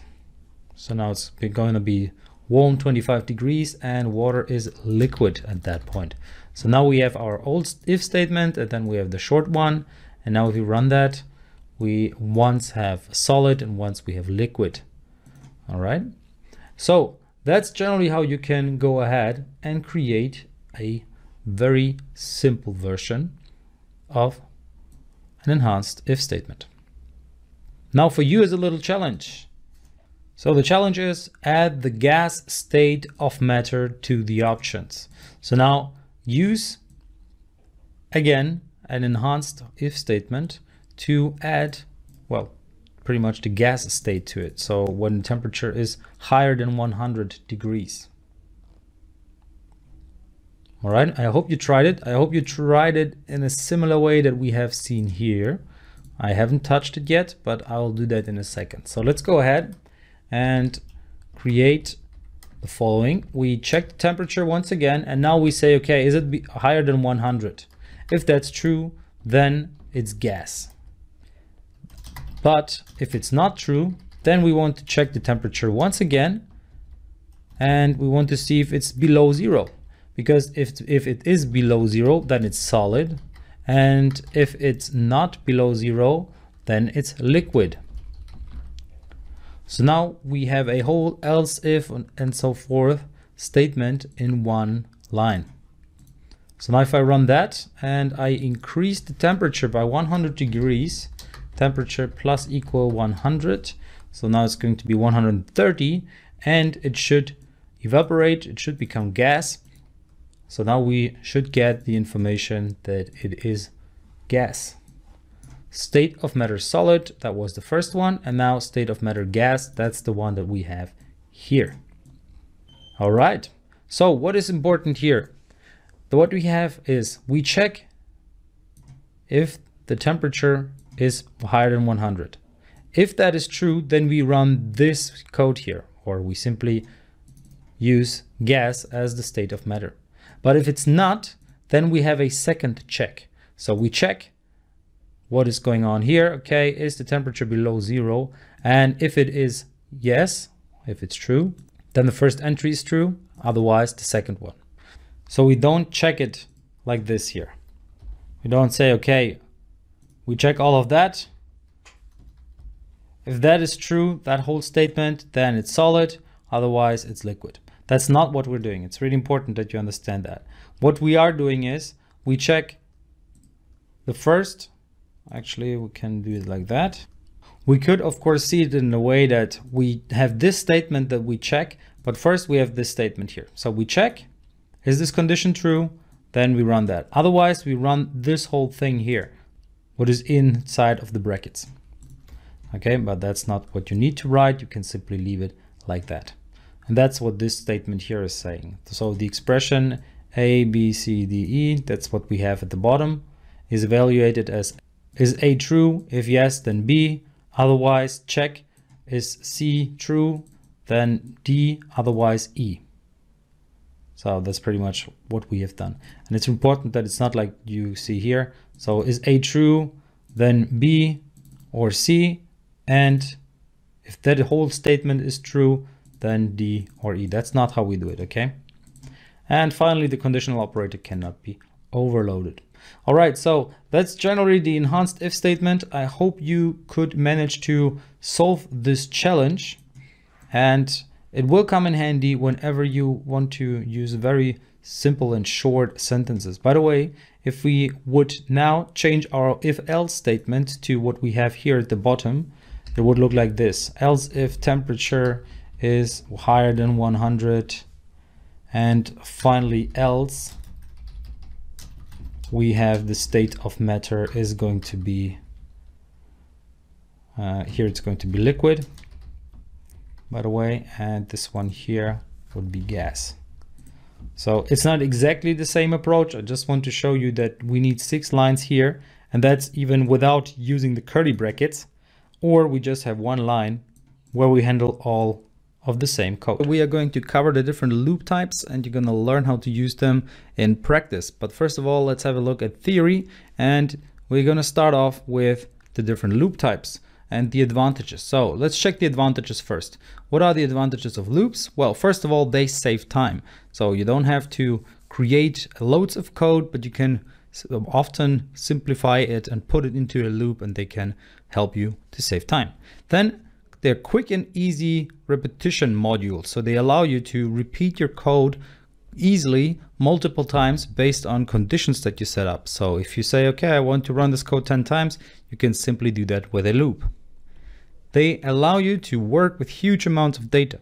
So you don't have to check the data manually, but you can do that with a loop as well. So that's a huge advantage, and we will see when it comes in handy. Then it allows you to loop through arrays, and that's something that doesn't add too much value yet because we haven't covered arrays yet, but we will do so in one of the following chapters. So no worries, we'll get there, and then you'll see what the advantages of loops are when we work with arrays. So next, let's look at the loop types, and there are multiple types. First of all, the for loop, then there's the while loop, which checks and then it goes. Then there's the do while loop, which does first and then it checks. And then we have the for each loop, which runs through an array or a list. And that's what I'm gonna show you as soon as we get to arrays and lists. So first of all, the for loop. The for loop has a start value in brackets, then separated by a semicolon, the condition, and the increment, again separated. And then in curly brackets, you have the code body. So that's the code that should be repeated. How often it should be repeated is based on the start value and the condition, and of course the increment. So whatever you set up in those 3 lines will determine how many times this for loop will be run. And that's perfectly great for counters. So for loops are amazing in order to run counters. Next, the while loop. You start off with a counter variable. You set it, for example, to 0. It could be a different number. Then you have the while keyword, and in brackets, you have the condition. So for example, as long as the counter variable is lower than 10, please go ahead and run that while loop. Then you have the code that should be executed once the condition is met, and it will be repeated as often as long as the condition is met. One very important aspect here is to have this counter variable increment. So you need to increment the counter variable within the while loop, otherwise you get an infinite loop, and that's something that you don't want because that will crash your program. So that's the general structure of a while loop. You can use while loops not only with integers or numbers, you can also use them with booleans. So you could check if something is true. So for example, you could check what did the user enter. As long as the user didn't enter 0, for example, you're just gonna add the numbers that he enters. So that's something that you could check here. So while a specific condition is not true, so the user didn't enter 0, so it means the bool is false, please go ahead and run the code. And it executes the code as long as the condition is met. And that means that it doesn't only have to be as long as this counter variable, for example, is, but also based on booleans. And that will make a lot more sense as soon as we go into booleans. So we will have examples of booleans as well. All right, so next, the do while loop. And that one is slightly different to the while loop, even though it has the while term inside of its name. It's starting with a counter variable as well outside of the loop itself. Then you have the do keyword, then the curly brackets, and in there you have the code that you want to execute multiple times or at least once. And that's the difference between a do while and a while loop. The do while loop does first, and then it checks at the bottom the condition. So it will repeat as long as the condition is true, but it will run at least once. And by the way, you have the counter variable increment here as well. Then it executes the code as long as the condition is met as well. So the same as the while loop, only the difference is here, as I said, it runs once first. And that can be very useful if you, for example, don't know if the condition is met, but you at least want to run the code because it initializes something or it prepares something, then you would use a do while loop. And then finally, we have the for each loop, and it runs through an array or a list.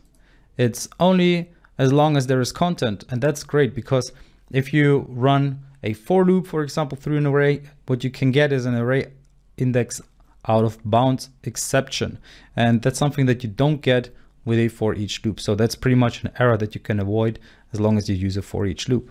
And finally, more about this in the arrays chapter. So we're not going to cover for each loop in this chapter, but we're going to use it as soon as we get to the array section. And I just wanted to put it in here so you know that there is a different type of loop as well. So the for each loop. Great. So let's go into the demo and let's get started with some examples. I'm going to show you the practice of using for loops, and we are going to start with an example. So let's go ahead and use the for keyword. Then in parentheses, you have 3 values or 3 parts. So the first part is the counter itself. And I use an integer here. That's common practice. And counter could be a name. Usually what you see is I. So int I is something that you see quite often when seeing for loops. So counter, then the condition. Here you compare your counter to a specific value. So let's say as long as counter is lower than 10, I want to go ahead and run my code. But now my counter needs to be initialized as well. So I need to set it, for example, to 0. So now the counter will run until it's 9, because at 10, this condition is not met anymore.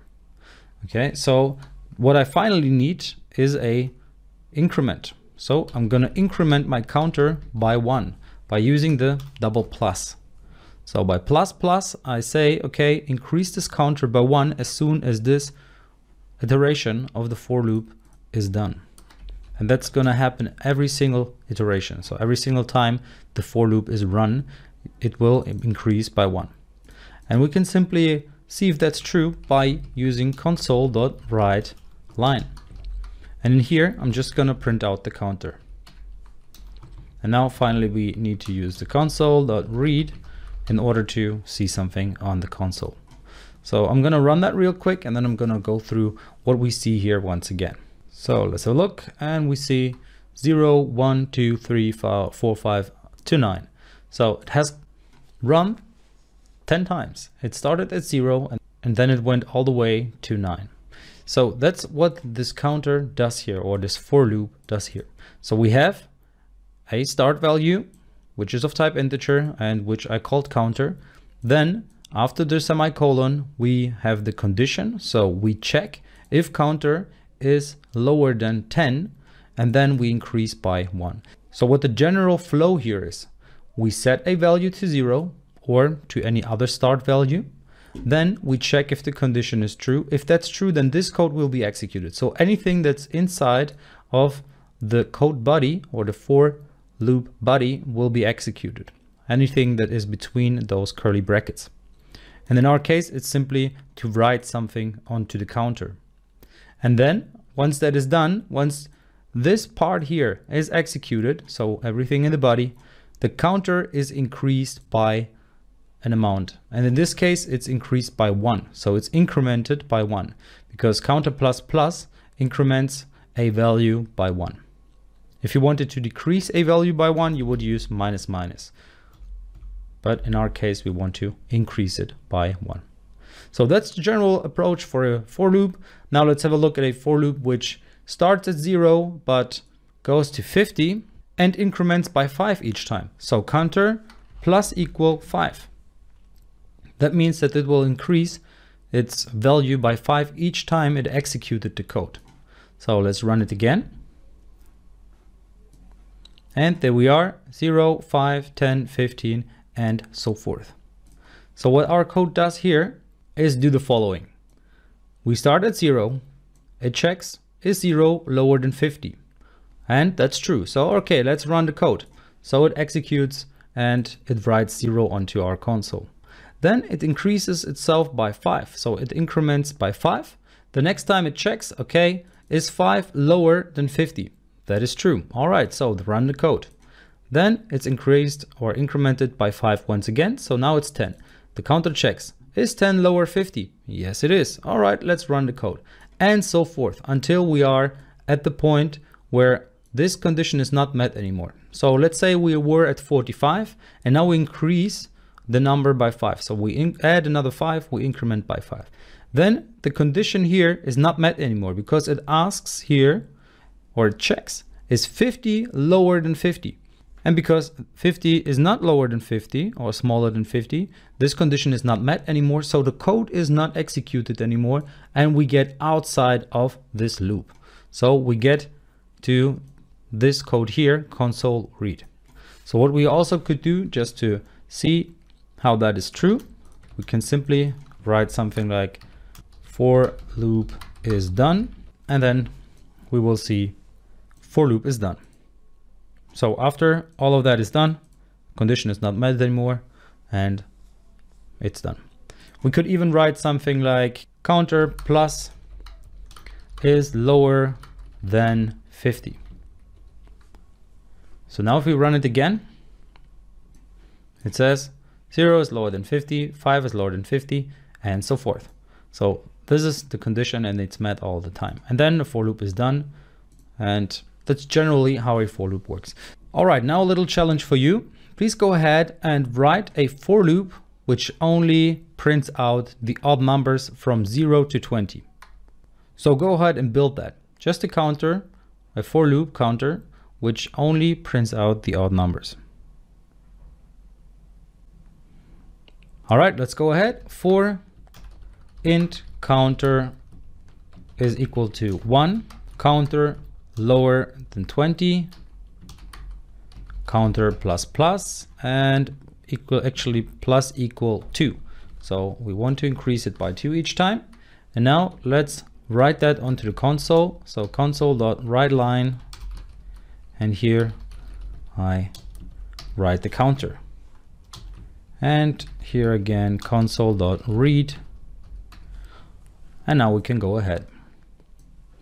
All right, and there we are. All the odd numbers, 1, 3, 5, 7, 9, and so forth. Great. So now you have seen how to create odd numbers and how to create for loops in general. We are going to have a look at the do while loop, and it differs to the other loops by not checking the condition first, but by running code first. It's also called the do loop. So let's go ahead and create a do while loop and then see what it does. So first of all, I need an initializer or a counter variable, and I'm gonna call that counter. Then I have the do keyword, and in curly brackets I have my body, my code body. And in here I'm gonna use console.write line, and I'm just gonna write the counter out or print the counter onto the machine.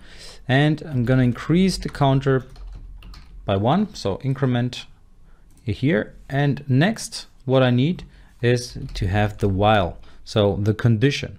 And in that case I'm gonna see if counter is lower than 5, then please go ahead and run my do while code. So let's add a console.read to it so that we can see the results on our console, and let's run it. And there we are, 0, 1, 2, 3, 4. So this counter so far not that much different to the for loop that we have seen. So now let's have a look at what the difference is. So let's say the counter was 15 and not 0. So now that while condition down here is not met anymore. Now let's still run the code and we get the result of 15. So what that does is it checks after it ran the code once. So it's always gonna run this code first, and then it's gonna check is counter, which in our case is 15, lower than 5, and 15 is not lower than 5, so let's not run the code again. In case it is lower than 5, then let's run the code again and run the increment and so forth. So now something that can happen when you create do while loops that you maybe accidentally forget. So let's assume we have a counter that starts at 0 and then we forget to increment. So now let's run the code and I get this infinite loop. So it's constantly creating zeros, billions of zeros, and that shuts down pretty much my program because it won't do anything else rather than printing zeros. So that's an infinite loop, a no-go. It's really important to always have your increment, or at least a approach that leads to this condition at one point in the future to not be true anymore. So it's really important that this condition is only met for a specific amount of time. So it's not endless, because if counter is always 0, this condition will always be true and this do while loop will always run and run and run. So that's something that you really have to be wary of. And other than that, the do while loop is super handy when you, as I said, have to run the code once. All right, now let's go ahead and have a little program that will take the user input and will execute code based on that. So I'm going to create an integer that I'm going to call length of text, and I'm going to set that to 0. Now, the length of text should be the length of the text that the user has entered. So let's create a little entry here, console.writeLine. Please enter the name of a friend. And then the user should enter a name of a friend, and that will be read line. And then next, what I want to do is I want to check what the user has entered. So this is going to be a string, and that will be the name of a friend. And now what I do is I add the length of the entry of the user to the length of the whole text. So I'm going to use something like int current length is equal to name of friend dot length. So this will give me the length of the text that the user has entered, and that is going to be added to the current length. And then I finally take the length of text and I'm gonna add itself plus the current length. And I won't need to counter anymore, by the way, because what I want to check is the length of the text as a condition. So if the length of the text is bigger than 20, then I want to finish with a little statement to the user. So I'm going to finish with thanks, that was enough. And by the way, we even could use another variable, string whole text is equal to empty string, and we're gonna use whole text plus equal the name of a friend. This will give us the whole text, and we can read the whole text of the user. So all the friends that are in that whole text. So let's have a look here what this does. So let's run the code, and please enter the name of a friend. And I'm gonna start with Michael. Then please enter the name of a friend. I'm gonna say Sissy. Enter the name, okay, Frank, Maria, and it says thanks, that was enough, Michael, Sissy, Frank, Maria. So that's also an approach how you could use do while loops. You can do the same thing with a while loop, by the way, but that's something that you can do by checking, okay, no matter what the user has entered, well, he needs to enter something first before we can do the check anyways. That's why it makes sense to run a do while loop here. So we check, okay, what is the entry that the user gives us? Then we check the length of the current length. We add that to our integer, which knows about the length of the text. And we say we only want to have 20 characters, or at least at that point where we check, we want to have maximum 20 characters. So because this could be a bit more than 20 characters because we do the check after the entry, right? So anyways, now you see another approach where to use do while loops, and you also see how you can not only run the code through and through as a counter, for example, but also use actual user input in order to finalize a request. And that's something that we are going to use, for example, to create a little tool which allows you to calculate, for example, the average score of your students. So let's say you are a teacher and you have 20 students, then you can go ahead and create a little tool where you simply enter the score of each student, and at the end, it will tell you the average score. We're going to have a look at the while loop. So first of all, the syntax, we start off with the counter, and I'm going to set that to 0. Then we use the term while, and in parentheses, we have the condition. And in this case, I'm just gonna say counter lower than 10. And if that's true, then run the code within the while loop. So first of all, increment the counter just to be sure. And now we can go ahead and write our code. So console.writeLine, and I'm just gonna print out the counter. So for now, nothing too fancy. And finally, we need to use console.read here to see what was written onto the console. So there we are, simple syntax, pretty much the same as the do while, except for the while is now at the top and not at the bottom. And as you can see, 0 through 9 is printed onto the console. So this one checks first, different than the do while loop, which didn't check first, it just ran the code. The while loop checks first before it does anything. Now, as you see, this is very similar, but you can go ahead and build your own while loops now. All right, now a little challenge for you. Please go ahead and write a little program in which the user can press enter and the number is increased. So it's written onto the console how high the number is. So let's say we have a counter of people and we want to count how many people have entered the bus. So let's say you're a teacher and now you want to make sure that you have all your students with you. So if you have a little people counter, and that's exactly what we want to have here. So each time you press enter with no entry, so when it's empty, then go ahead. If something else is written in there, so for example, an A or a letter or anything else rather than an empty string, then go ahead and run the code again. So increase the number by 1 and until the user enters anything. Okay, so pretty much just a simple people counter, and once the user enters something, the people counter will just show, okay, everybody's in the bus and we're good to go.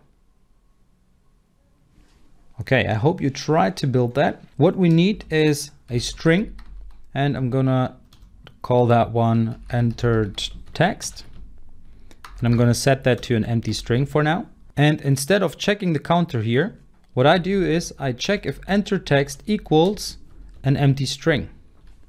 And if that's true, I want to write something like, please press enter to increase amount by 1, and anything else plus enter if you want to finish counting.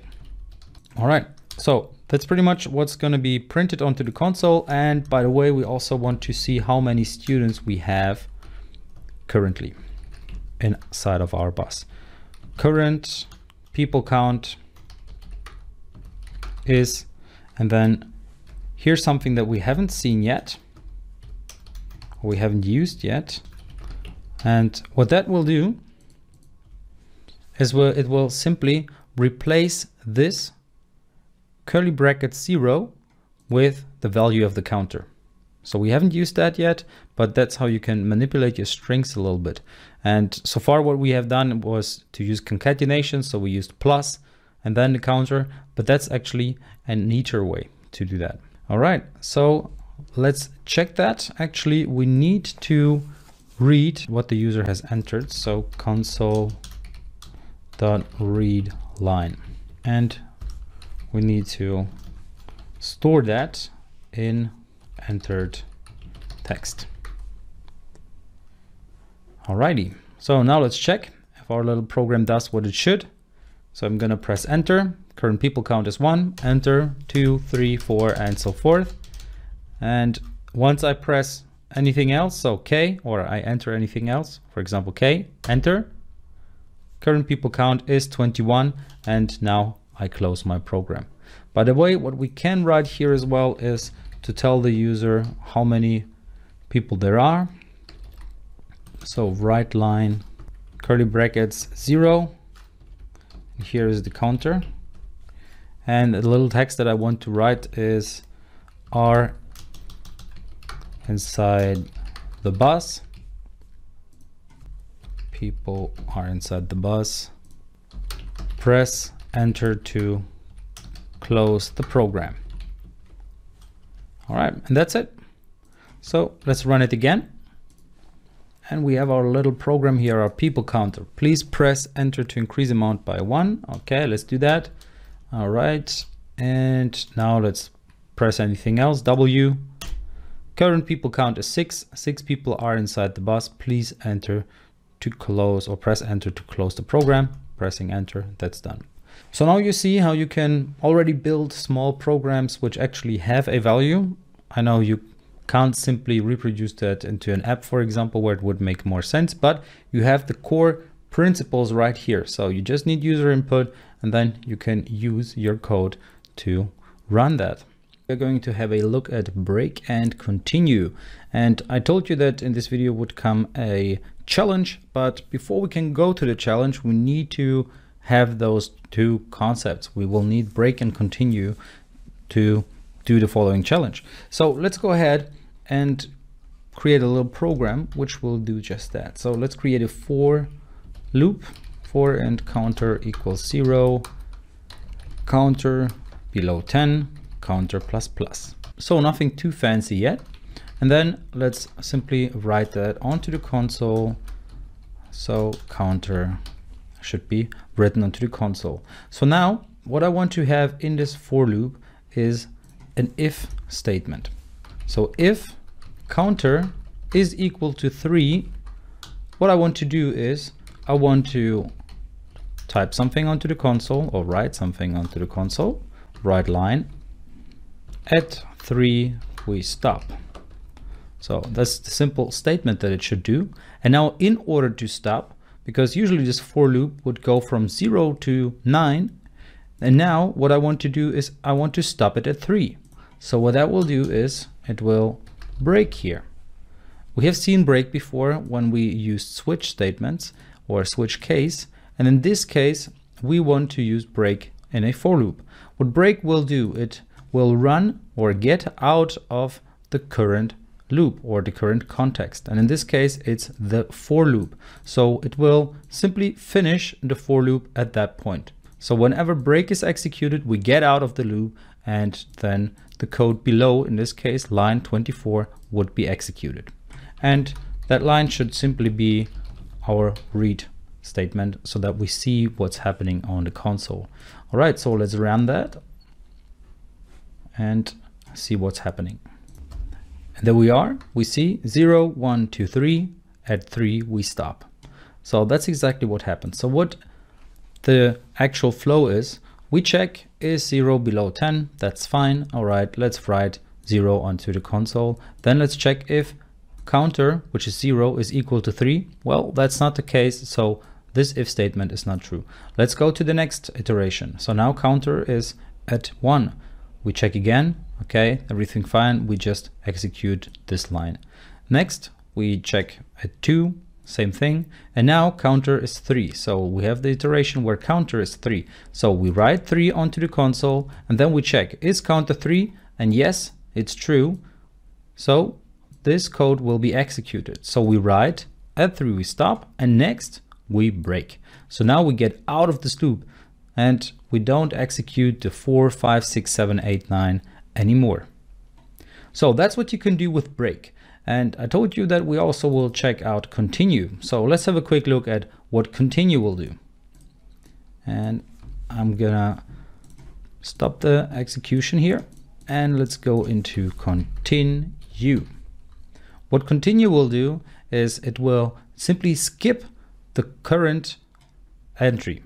So let me cut that under our if statement, because what that will do now is it will only write afterwards. So after this if statement, it will make more sense once we run the code. We see here 0, 1, 2, 3. Oh, there's no 3. It just says at 3 we stop. Or what I could say is we skip the 3. So let's enter that. We skip number 3.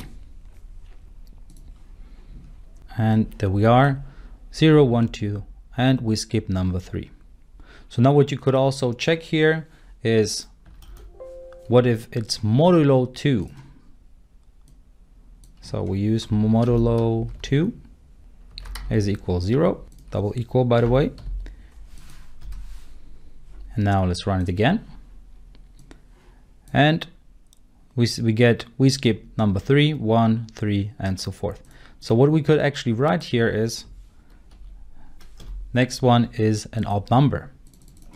So let's do that. Now comes an odd number.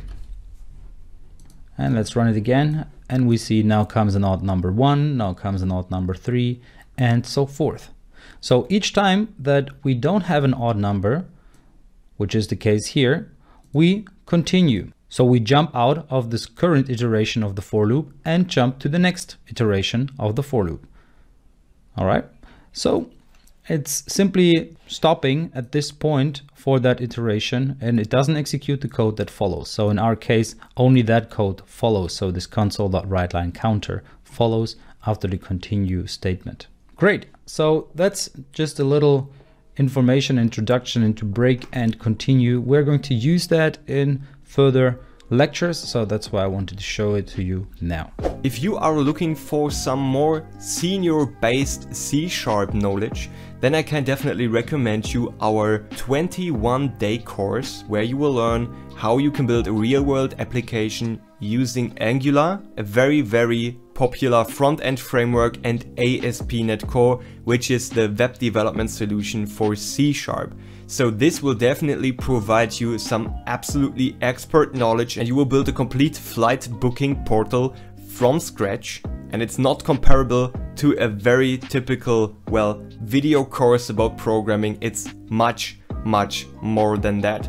So check out the link in the description below if you are interested in it. And as I said, this is for people who know some basic C# and are interested in becoming really valuable on the C# programmer market.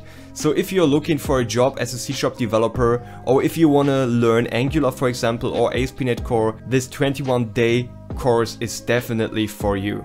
As I said, you can find the link in the description below, and I'd be happy to see you in that course.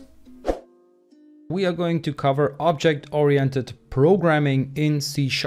So far we have only worked in one class, and that was our first main class with a main method, and we didn't do any real object-oriented programming in that sense. And in this video I'm going to show you a little glimpse of what's going to happen in the next chapter. So let's go ahead and have a look at what a class is in general. A class is a blueprint of an object, and that's where this object-oriented programming comes from. So pretty much you can create multiple objects of a specific class that you can create yourself. And we even have used classes already, as you know. For example, the console class or the string class and so forth.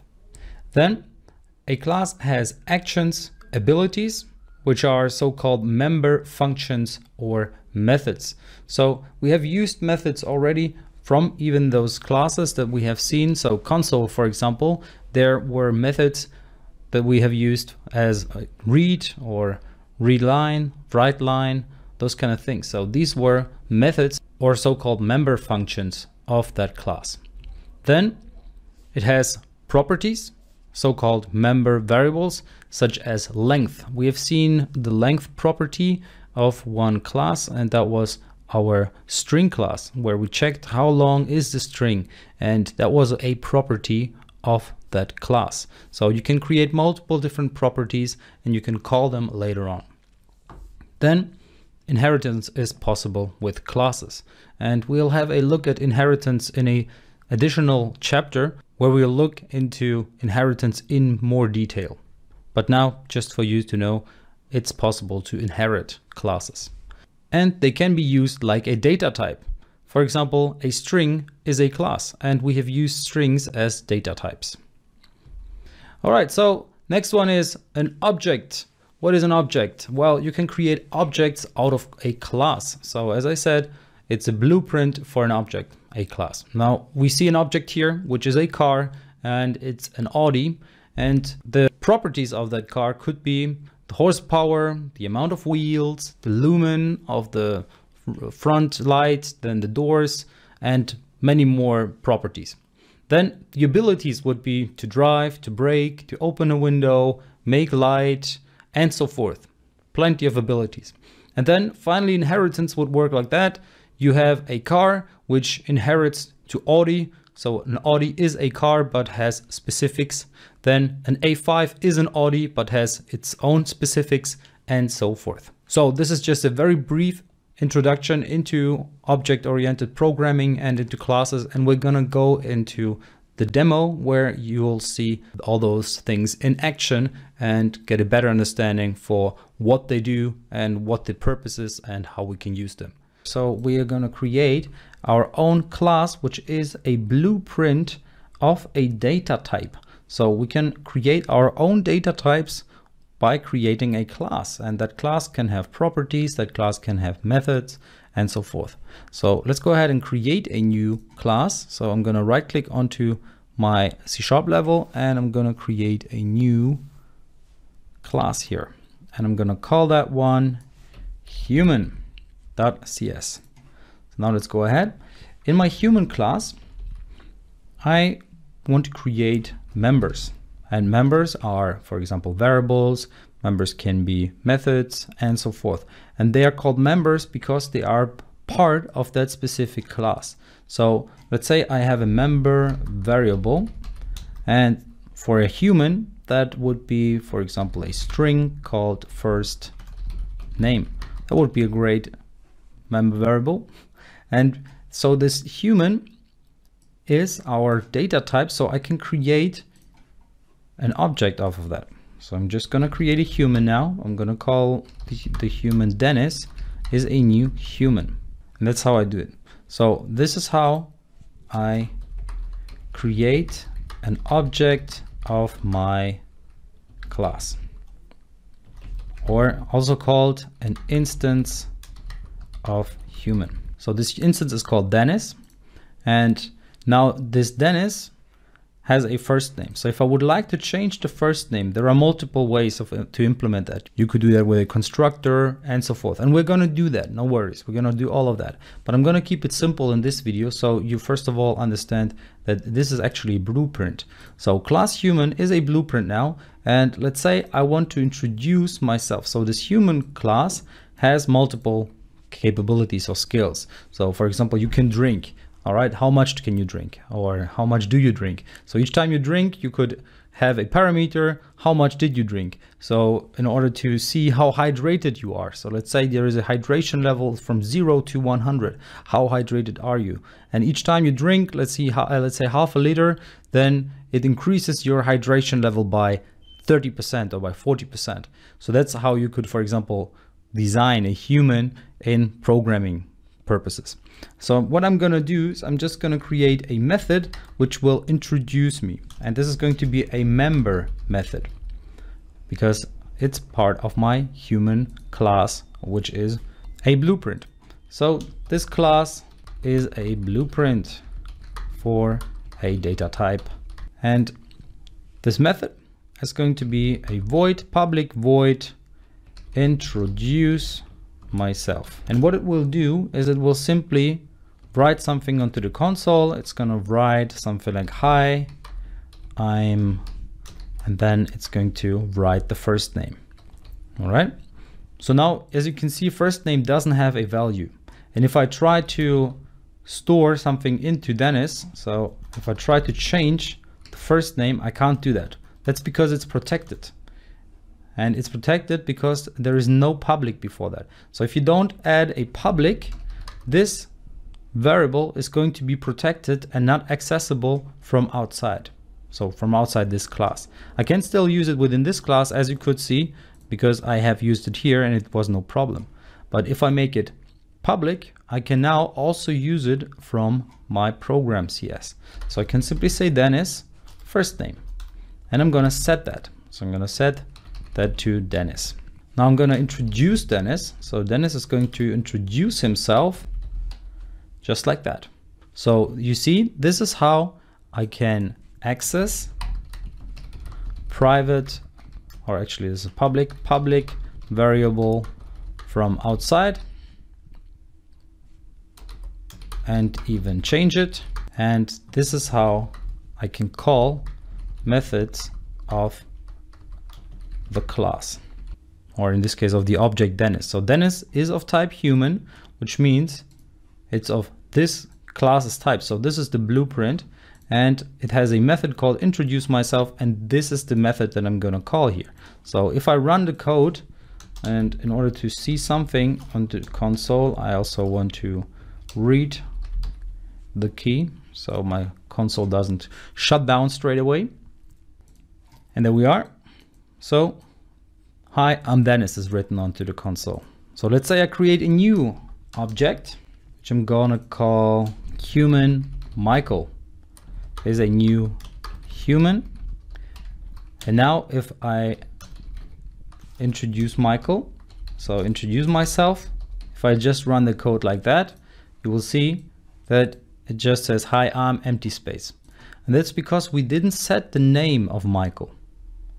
So let's say we want to save the name or change the name straight away in here. So I'm just gonna say Michael here. Let's test that. Let's run the code. And in this case, it's actually gonna work. So it's gonna say, hi, I'm Dennis, and hi, I'm Michael. So what we do here is we say every single human is gonna be called Michael as long as you don't change it. So Dennis has actually changed it, but Michael has never changed the name. So Michael is still gonna be Michael. But if we, let's say, change the name Michael to Mikael or something like that. So let's say he wants to introduce himself in a different language, and there he's gonna be called Mikkel, or yeah, for example, Mikkel would be an option. Then it would be overridden and we see, hi, I'm Dennis, and hi, I'm Mikkel. All right.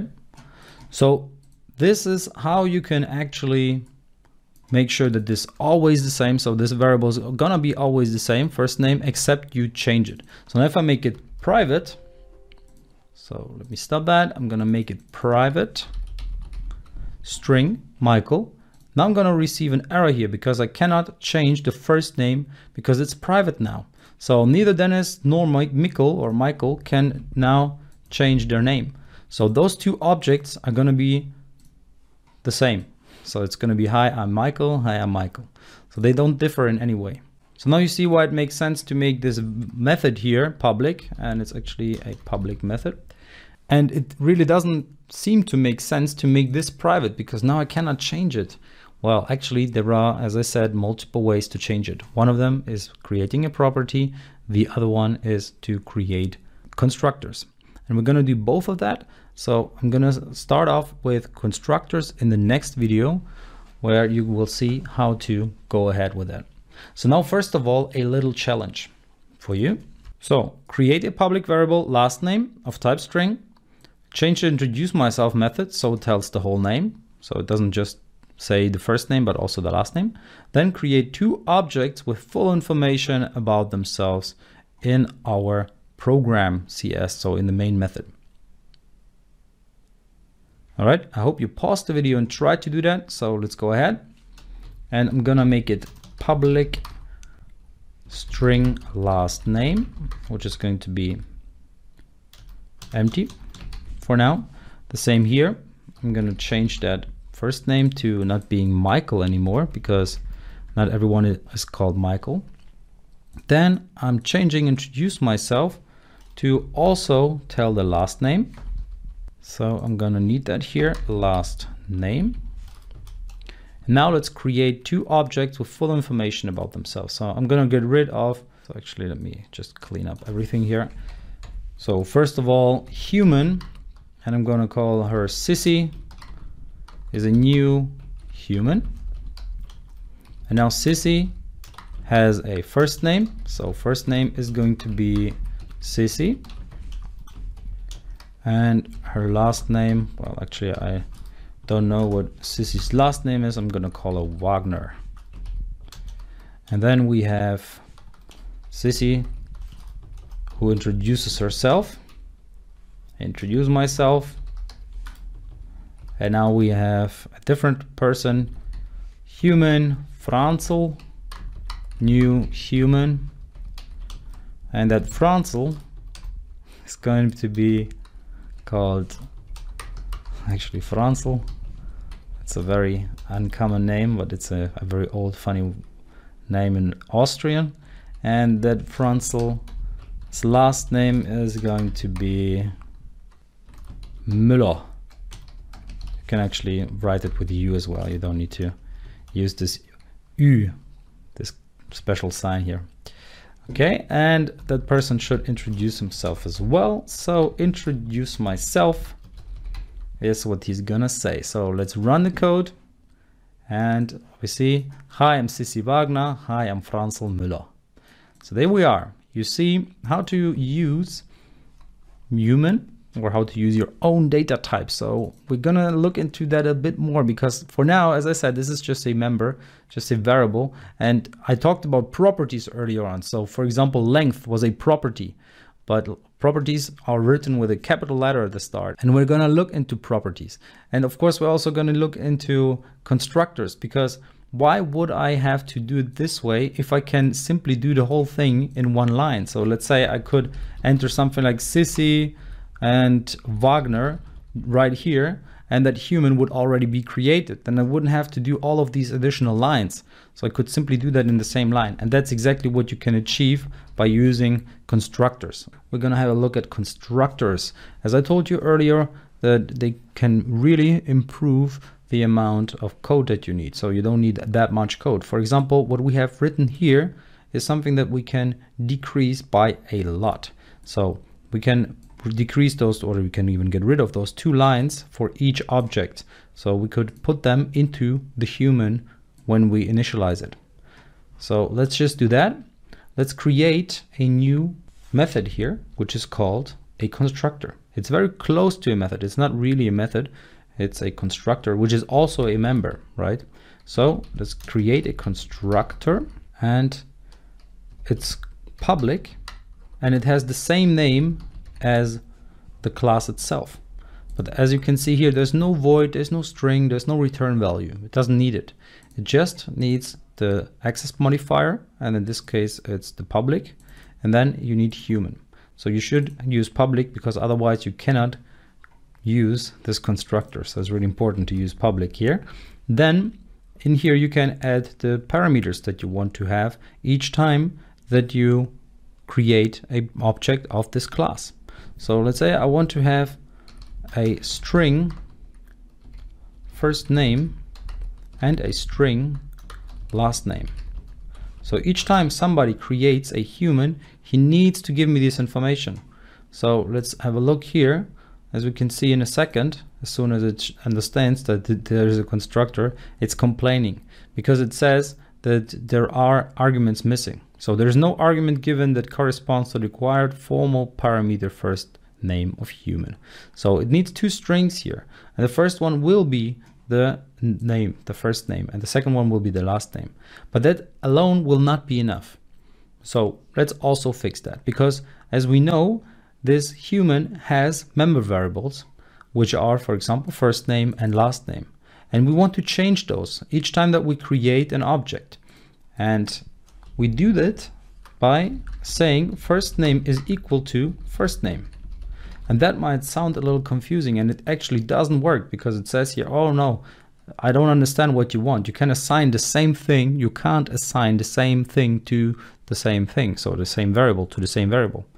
So what you can do here, and there are two different approaches. So either you change this variable name to, let's say, my first name, and then you simply say that the global first name is going to be my first name. That's one way. All right, so now it works. Or you can use the this keyword.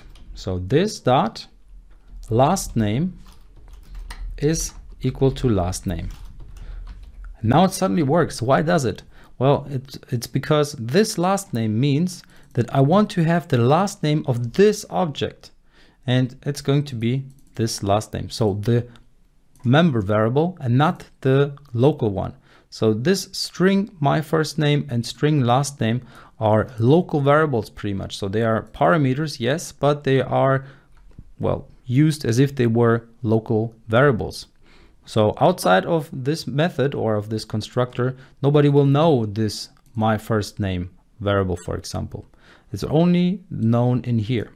So now what I do is I just say, okay, this last name, so the one from the object, should be the value that is given to me whenever a human is created. So whenever this constructor is called. So a constructor is pretty much like a method that is called whenever an object is created. So in this case, whenever this human class is used as a data type, it's going to use the constructor, and it's going to call the constructor. So as you can see, these are the two different ways that you can do that. So now let's go ahead and go back to the program. And as you can see, I can simply add the values in here. So Sissy and let's say Wagner. I'm going to get rid of all the other things that we have here. So we only have Sissy now, and Sissy's going to introduce herself. So now you see we have limited the whole code, or reduced the whole code to just one line. We had 4 lines before, or 3, and now we just have this one line. So we say the same thing. So hi, I'm Sissy Wagner. So it just hands over the first name and hands over the last name. So if you hover over human, you can see what it needs. It needs string my first name and string last name. And if we look at our human class, that's exactly what we have here. So now you see how you can use a constructor. And I'm gonna actually change that to first name, and I'm gonna also use this. And here it should be also first name. Because I like to use this, so I always know, okay, I'm using the field, or I'm using the member variable, which is the global variable, right? By the way, now we don't need to use public anymore. So we can make it private. We can make both variables private now. Just so you see that it's still working. Let's run the code again. And you see, hi, I'm Sissy Wagner. So now I don't actually access those variables from here anymore. I simply create a constructor, or I create a human object and I deliver the constructor, or I call the constructor by handing over this information. And I need to, because otherwise the whole object won't be created. It's going to result in an error, as you could see. So here now it doesn't like the code. It says, oh, there is something missing. There is a constructor information missing. So this is no argument, or there is no argument given that corresponds to the required formal parameter last name. All right, so I'm just gonna give it the last name again. And what was Sissy?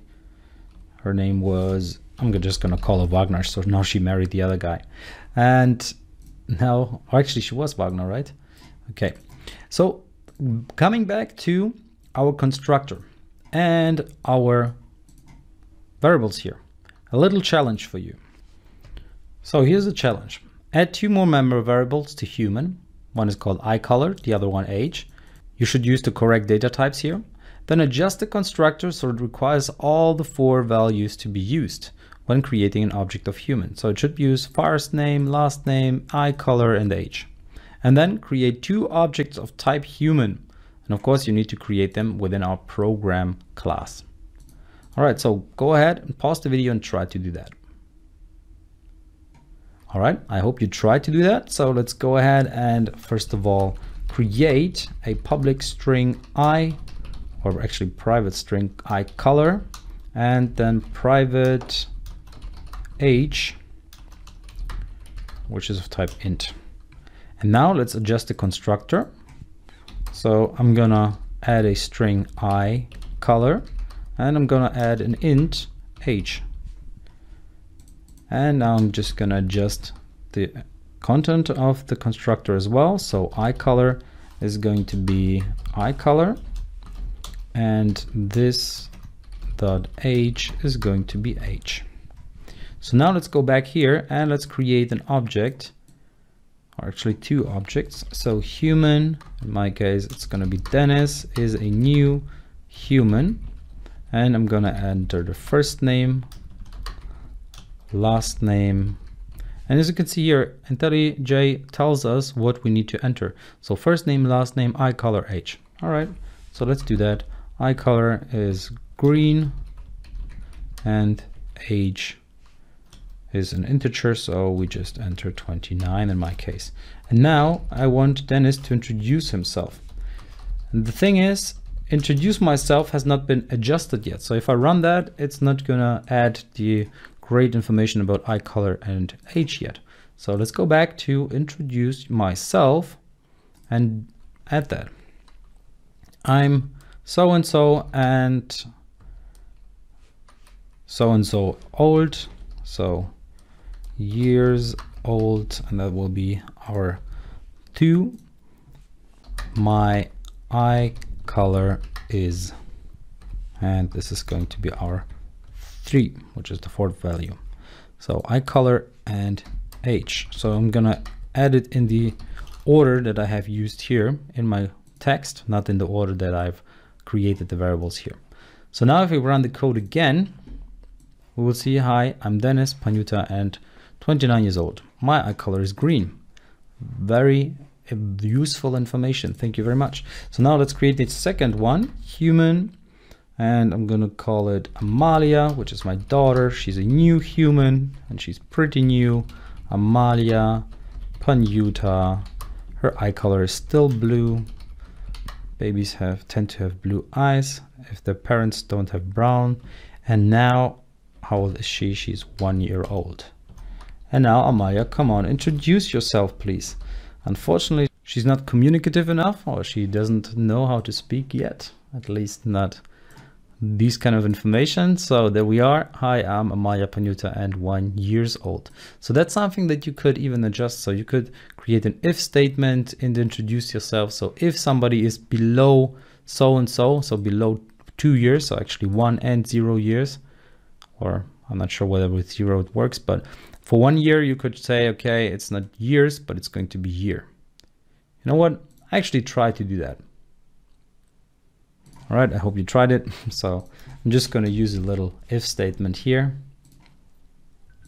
So if age is equal to 1, then do something else, and otherwise do that. So if age is, or year, actually 1 year old, and else do this. All right, and now it should be fine. So there we are. Hi, I'm Amalia and 1 year old. My eye color is blue. Great. So I hope you managed to do that. And now you see how to use constructors. Well, a constructor, because in the next video, we are going to use constructors plural, which means we are going to create multiple constructors in the same class. And you will see what the purpose of that is and why that is useful and important. And we will use many classes in the future which have multiple different constructors. We are going to have a look at the different amounts of constructors that we can create, and they are limitless, almost at least as much as you have space in your memory. But you can create plenty of constructors. So that's the general idea. We have created a constructor here in our last video, and that constructor is a parameterized constructor. Parameterized constructor. Now, we don't need to create a parameterized constructor. We can even create a non-parameterized constructor, so a default constructor.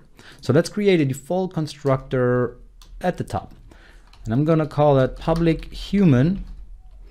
And in here, I'm just going to write something on the console. So CW constructor called, or you could even say object created. So that's pretty much it. Nothing else in that. So now if I do that, as you can see, we have a parameterized constructor, and now we have a default constructor as well. Default constructor. We can create an object of type human that doesn't have any further information yet. So human, and I'm going to call that basic human, is going to be a new human. That's it. So now basic human doesn't know how to introduce himself. Of course, we can call that method. Basic human, introduce myself, but there won't be much information given. So if we call that, we say constructor called, object created. Hi, I'm 0 years old. My eye color is. So there is no information given because this basic human, well, as I said, it doesn't have any further information. So as you can see, we have already 2 different constructors, but we can even create more. So we could even go ahead and copy that one here. So let's copy the constructor that we had earlier. Let's say we don't have the age, so we only have the other information.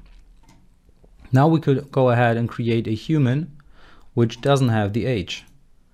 So let's say we don't have the age of Amalia. We can get rid of that. And we can run the code again. So now it says, hi, I'm Amalia and 0 years old. My eye color is blue. And it writes 0 because if a value is empty, like in our case age, an integer is empty, it's just going to default to 0. So age is simply initialized to 0 even if we don't initialize it. So as you can see here, it says 0 years old even though we didn't enter anything. Okay, so how can we solve that? How can we fix that? We could fix the whole introduce myself thing. So we could say, okay, if somebody is, or if there is any age, so let's say if age is not equal 0, go ahead and write this one here. I'm going to change this up a lot here. So I'm going to change that. So if age is not equal 0, write that. And else only introduce yourself with the first name, last name, and eye color. So get rid of age here and get rid of this one here with the years old. So now let's run this again. And we actually get an error. Let me check because I didn't change that value here. Okay, now we can run it again. Now we see, hi, I'm Dennis, blah, blah, that's fine. I'm Amalia Panyuta, my eye color is blue. So now Amalia, because there was no age given, is used or treated differently in a way that she introduces herself differently. And why is that useful? Why would we have that? Let's say you want to write a program which takes user data from a database, and then it should do something with that data. So it should do some calculation, or it should write some information to them or whatever. So if you have all the information about that user, that's fine. Then you can create a form and you can add all the information into that form and you can print it out and send it to the person or whatever. But what if you are missing some information? So let's say you don't have the age. Well, then you will simply not write the age onto the form. But what if there is something more important missing, like the address? Why would you even print it out? Because you cannot send it to that person. So then you would write a different type of code. So you could say, okay, I am collecting all the people that don't have an address and I'm doing something else. I'm checking Facebook for their name or something like that. So the program would then check the Facebook API, is there a person with that first name and last name and age? And then Facebook would give the information and the program could run some further investigation on that person. And that's some data sensitive stuff that I'm talking about here. But in general, it's very useful to create constructors with different information. So we have one with 4 parameters, one with 3 parameters. We can still create one with 2 or one with 1. So that's a little challenge for you. Adjust the parameters so you have all the 4 cases, or actually 5 cases. So this is the default constructor. Now please go ahead and create a different constructor for first name and last name, another one for only first name, and then of course adjust the introduce myself method accordingly. All right, I hope you tried it. So what I'm gonna do is I'm just gonna copy that code here. I'm gonna get rid of the eye color. And that's it. So that's the other constructor. Now I'm gonna copy that and I'm gonna get rid of the last name. All right, and let's get rid of last name. And now of course we need to adjust our method still. So the introduce myself method. So here we had the case when age was not 0 and let's say last name is not equal null. And what else do we have here? Eye color is not equal null. And finally our first name. So we could have a different order, but in the end it's fine. So if all of those values are not equal null, then I want to go ahead and do this.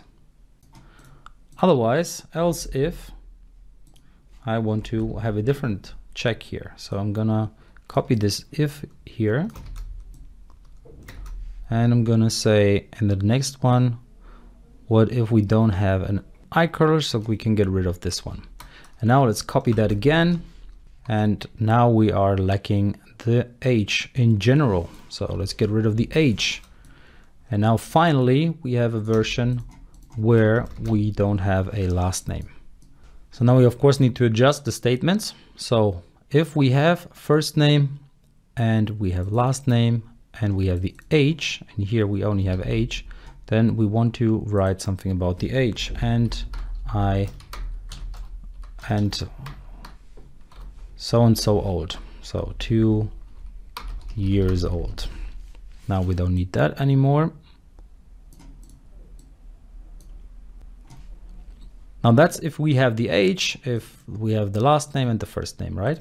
So now we only have first name and last name. So we can get rid of the whole eye color aspect. And now finally, we only have the first name, right? So let's get rid of everything else except for the first name.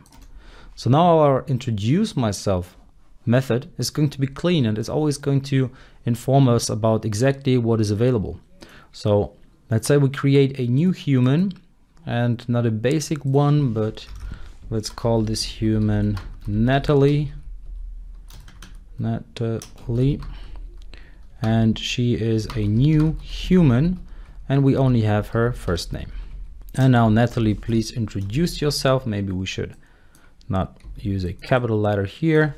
Natalie, introduce yourself.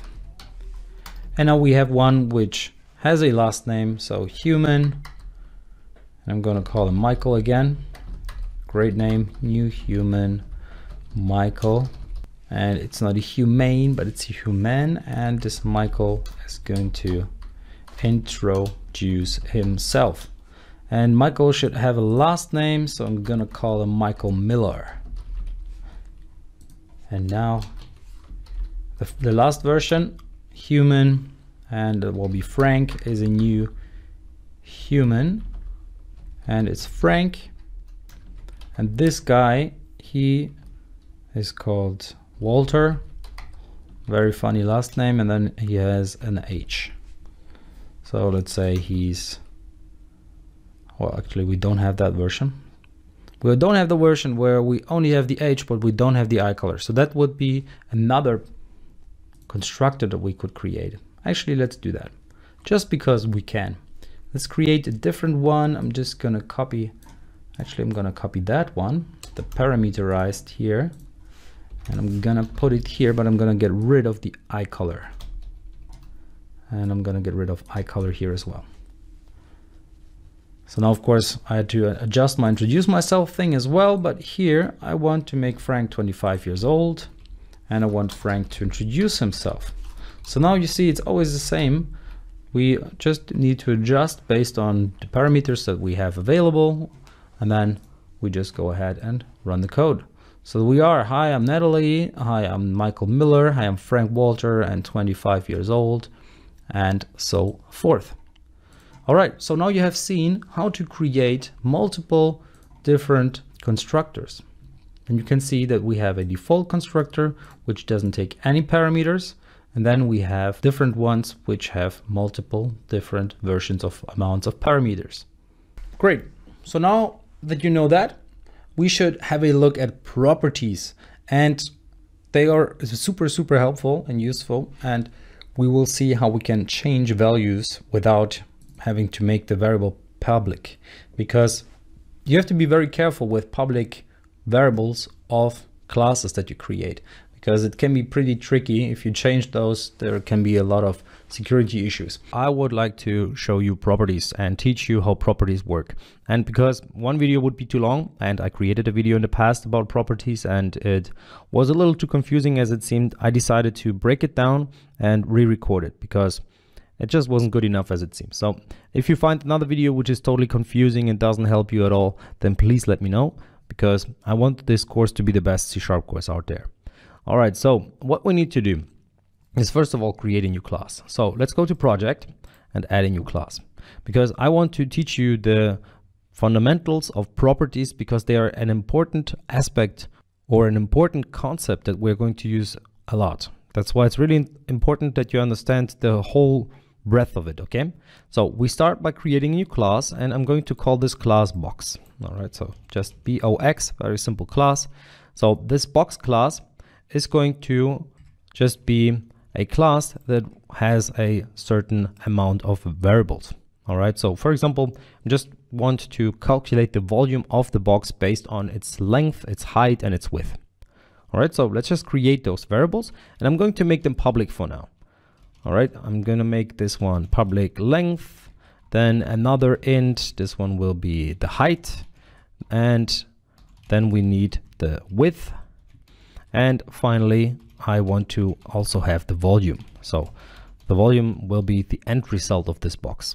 All right, so now I have a bunch of variables. Now those variables are not simple variables. They are in fact member variables, which means that they are the variables on the level of the class, in this case of the class box. So they have a direct impact on the whole appearance of a box, or the whole structure of a box, so to say. All right, and we're going to see how we can use member variables in a different way, or even a different structure, which is even safer, because the problem hereby is that they're public, so they're not safe. We will see how we can fix this. So first of all, let's go ahead and create a new method here, and I'm just going to call this one display info, because the idea behind it is that it will just display the length, the width, the height, and then it will calculate the volume and tell us how big the volume is. All right, I'm just going to write a short write line statement. So I enter CW, double tap, which creates this console write line statement here for me. And in here, I'm just going to say something like length is going to be the first entry and height is going to be the second entry. So I use it like this. And width is the third entry. So the volume is, and then I have the fourth entry. All right, so this is my whole write line statement. And then the variables that I want to use is length, height, width, and volume. Now volume is something that I need to calculate based on length, height, and width.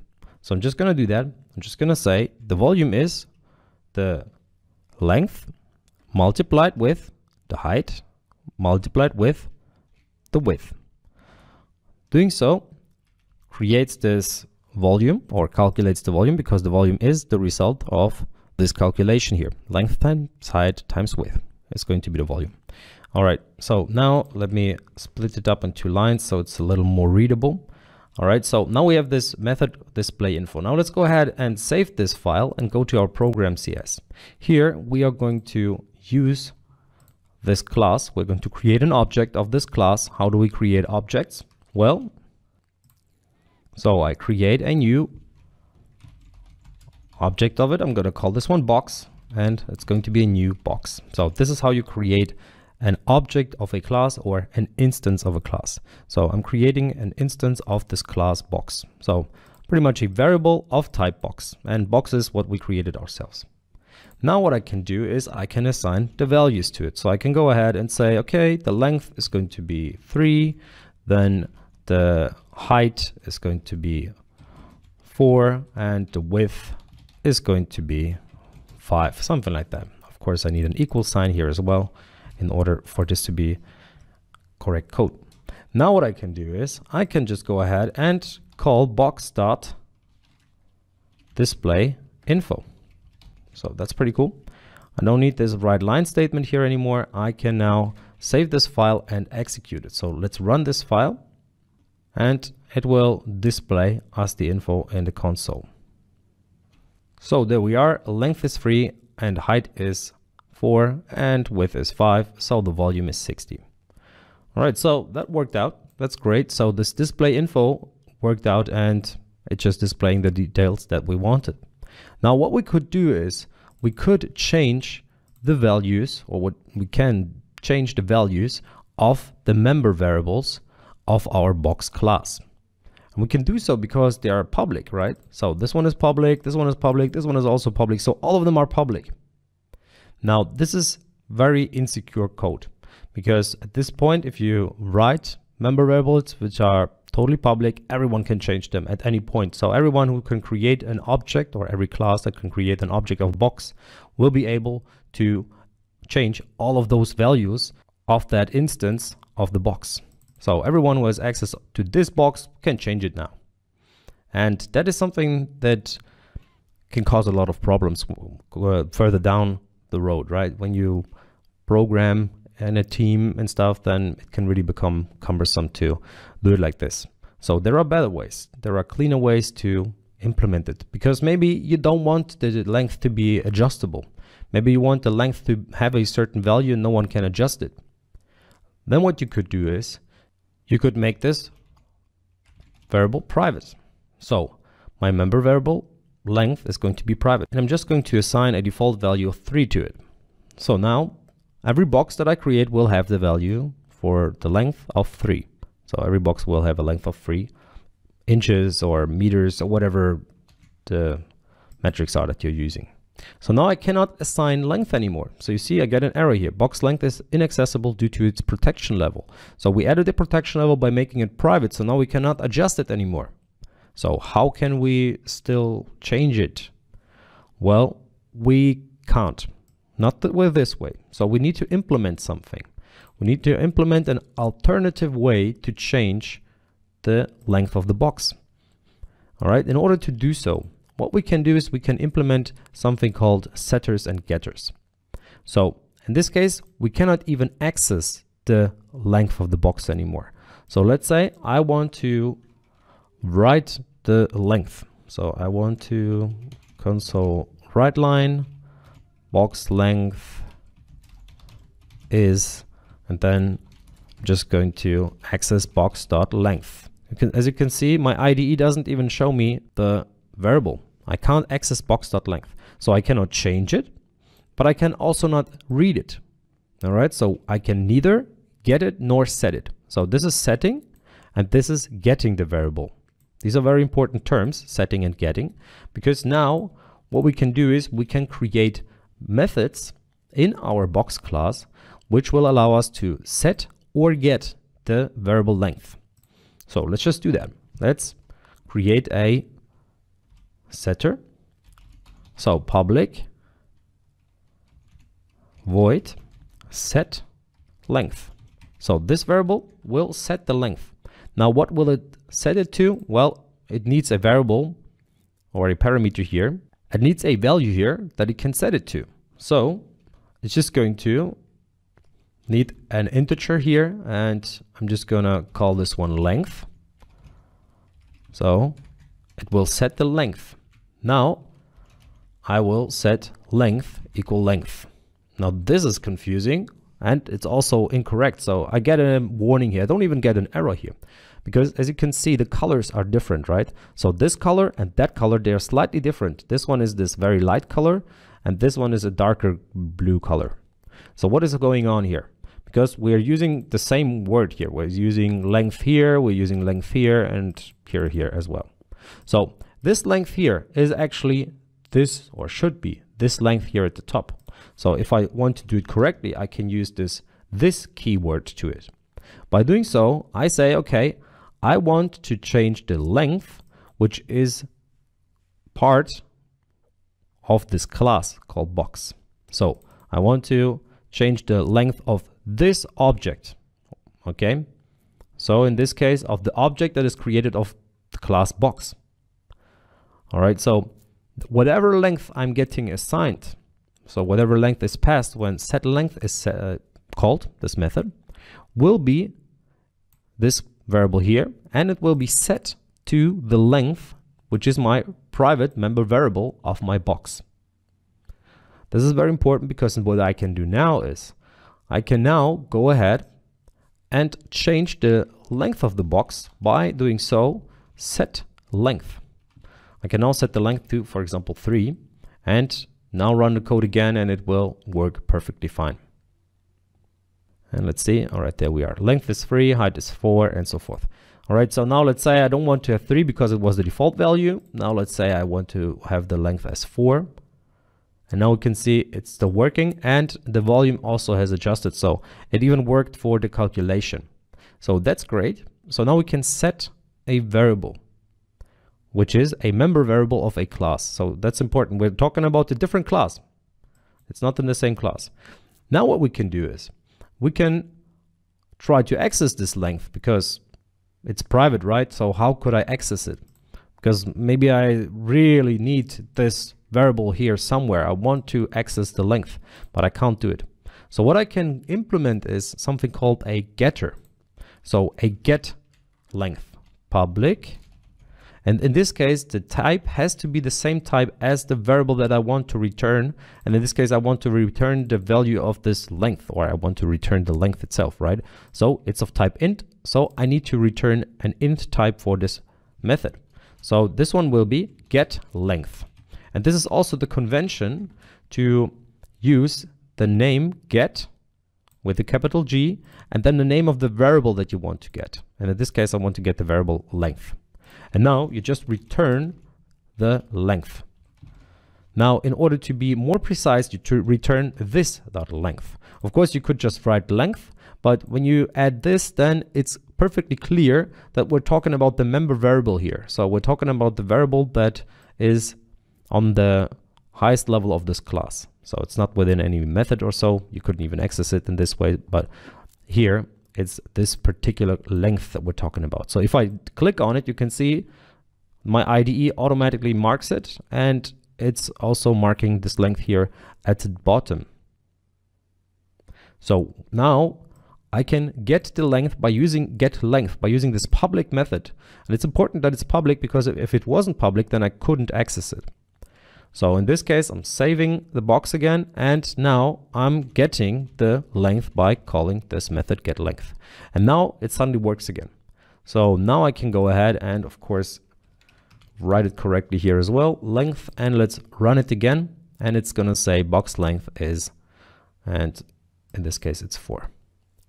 All right, so this is just the preparation for properties, but it's an important concept. Setters and getters is something that you're going to see quite a bit as well. So it's a totally fine approach, but there are a lot easier and faster approaches. So this is just one way to do it, but I'm going to show you 2 or even 3 other ways to make it even quicker and to have the same type of protection. Because what we're doing here is called encapsulation. So we are encapsulating the access of our length. The definition of Wikipedia is that encapsulation refers to the building of data with the methods that operate on that data, or the restricting of direct access to some of an object's components. So that's exactly what we're doing. We are restricting the access to this component called length, which is part of an object or our class box, of which we can create objects. All right. And we create these setters and getters in order to still adjust them. Now the beauty is that you can define how you want to encapsulate. In this case, I made both of them public. But what if I don't want them to be public? What if I want this to be not settable? So let's say I don't want anyone to be able to set the length of my box. So what I could do is I could make this one private. So now only classes that inherit from our box or the box itself will be able to set the length. From outside, we will not be able to set the length anymore. So setting length here, this line of code is not working anymore. Because I decided, okay, if anyone wants to set the length, I want it to only be the class itself or inheriting classes, but not classes outside of me. This is something that you can directly modify from here. You could also say, okay, even getting the length would not be allowed outside of here. All right. But now the cool thing is you can go ahead and adjust those. So let's say somebody wants to get the volume. And now at this point, we haven't set the volume yet. So what we can do instead, we can go ahead and say public int get volume. And now if anyone wants to get the volume, we're not just going to return volume, but what we will do is we will return this dot length multiplied with this dot height multiplied with this dot width.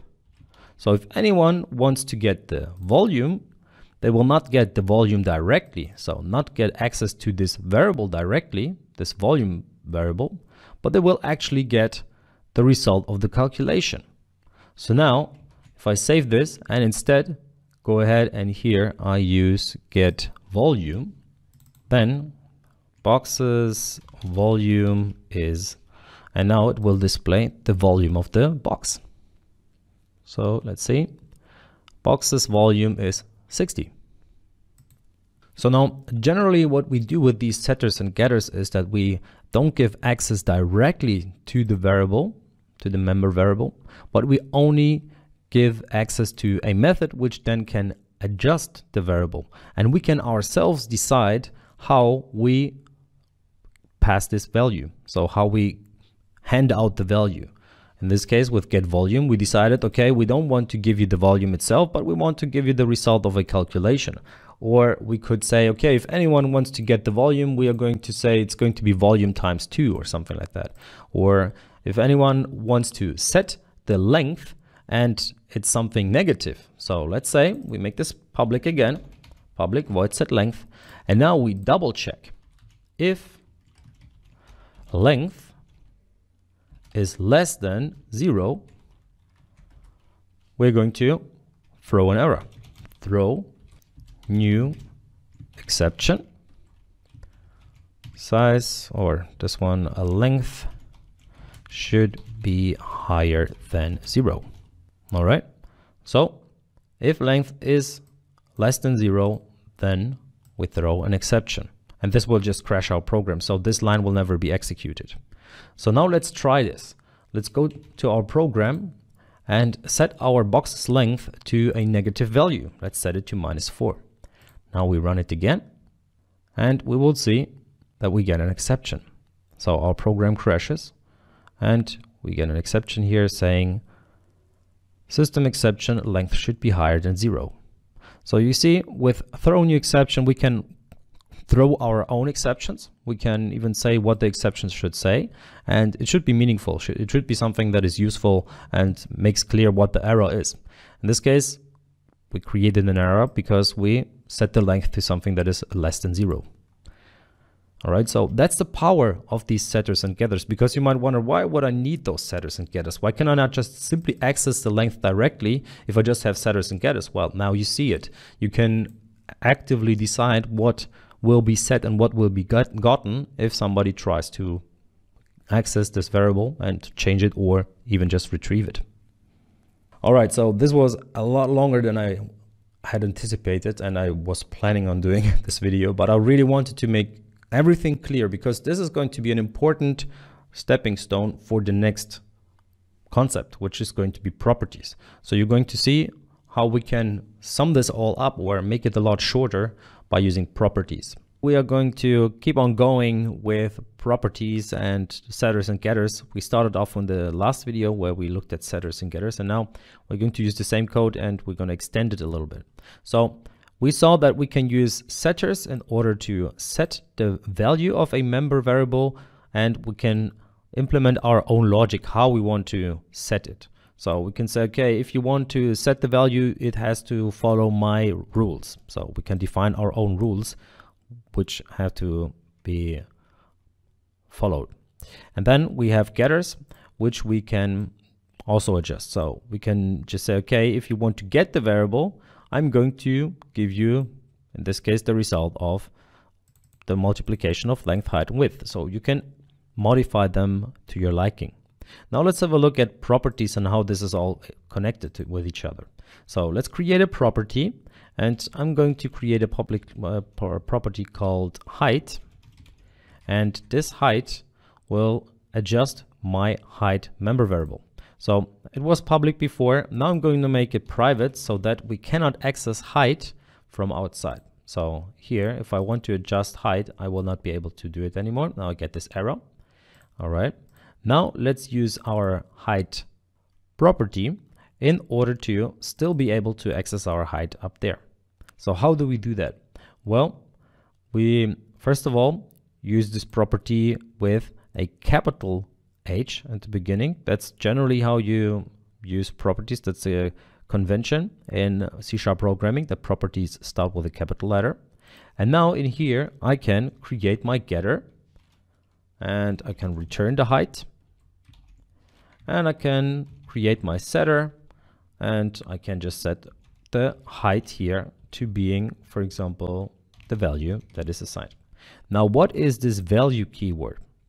Well, what we're doing here is basically the same thing as we did before, where we set length and get length. But now our gateway, so to speak, is our property height. So if you want to access or change the height member variable, you have to do it via the property height. So now what you can do is you can set it, and the value that you set will be set to the height. Now, how does it actually look like when we go to our program? Now here, if we try to set the height by accessing the member variable directly, we cannot do it anymore. But if you access the property, as you can see, the height is available here, and it's this tool icon that we can see here. So this is generally the icon that you have when you want to access a property. And you can see this works. So we can set the height now.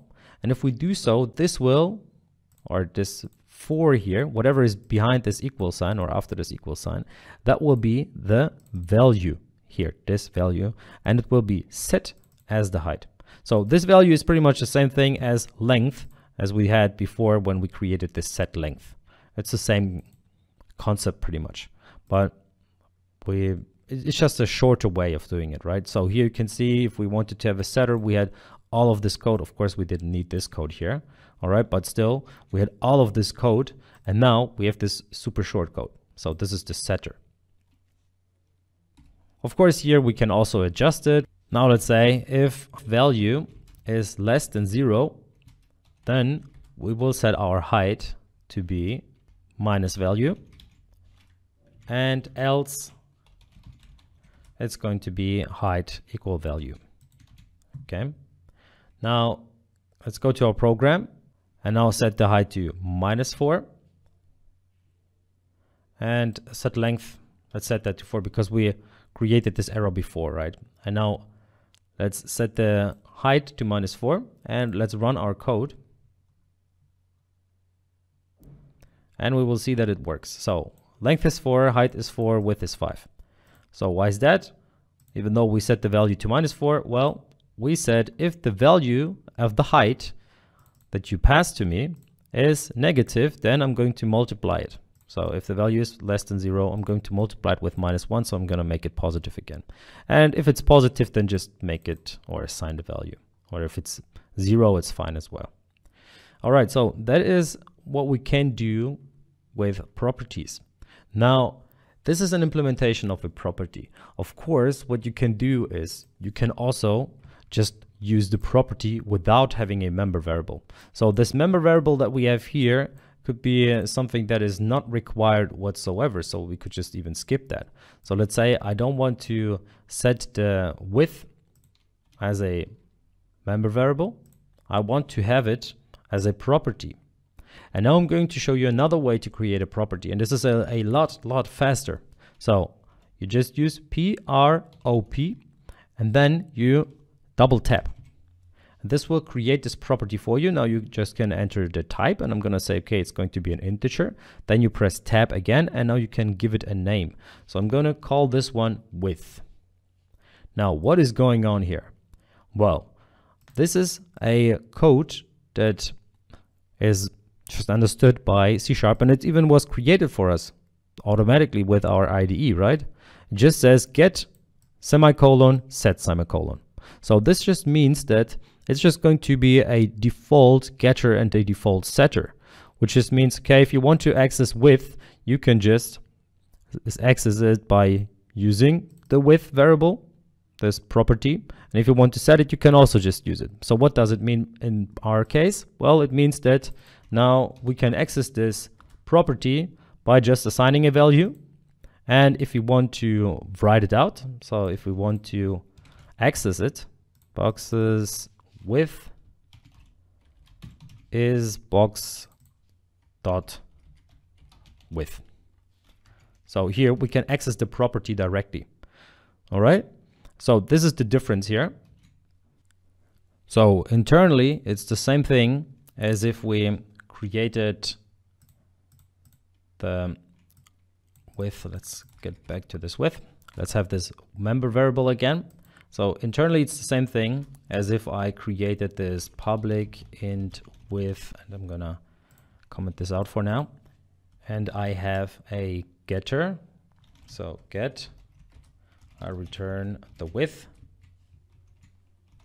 or this dot width, and the setter where I set this dot width with value. All right, so this is really, this code here is really just the same thing as this one. And internally, it's also what happens once you compile the code. So the compiler does that automatically for us. It just says, okay, if you have this line of code, I'm going to internally treat it as if it was this code that you have here. Only that it's a lot shorter and it's a lot easier to create this code. All right. So I'm just gonna comment this out because I really like this short approach that we have there. And let's comment this out like this. And I don't need this member variable anymore. All right, because here we needed the member variable because I set the width, and in this case I set the member variable width. I didn't set the or I cannot set the width itself. So if I instead here would write width and width, if I now do that, what I create is a Stack Overflow. So I constantly try to set something, and it's going to be an endless loop here, which is not good. That's why I needed the member variable for this example here. All right, but internally it's going to treat it like that. Okay, so it's internally treating it like the code that we have here, only that it's a lot shorter for us. All right, so now a little challenge for you. Please go ahead and create a property for volume which surrounds it like we did with the width here. All right, so pretty much the same example that we had here, only that it's going to adjust the volume and not the width. So please try that. Create your own property. Type it out. Don't make the short approach or use the short approach.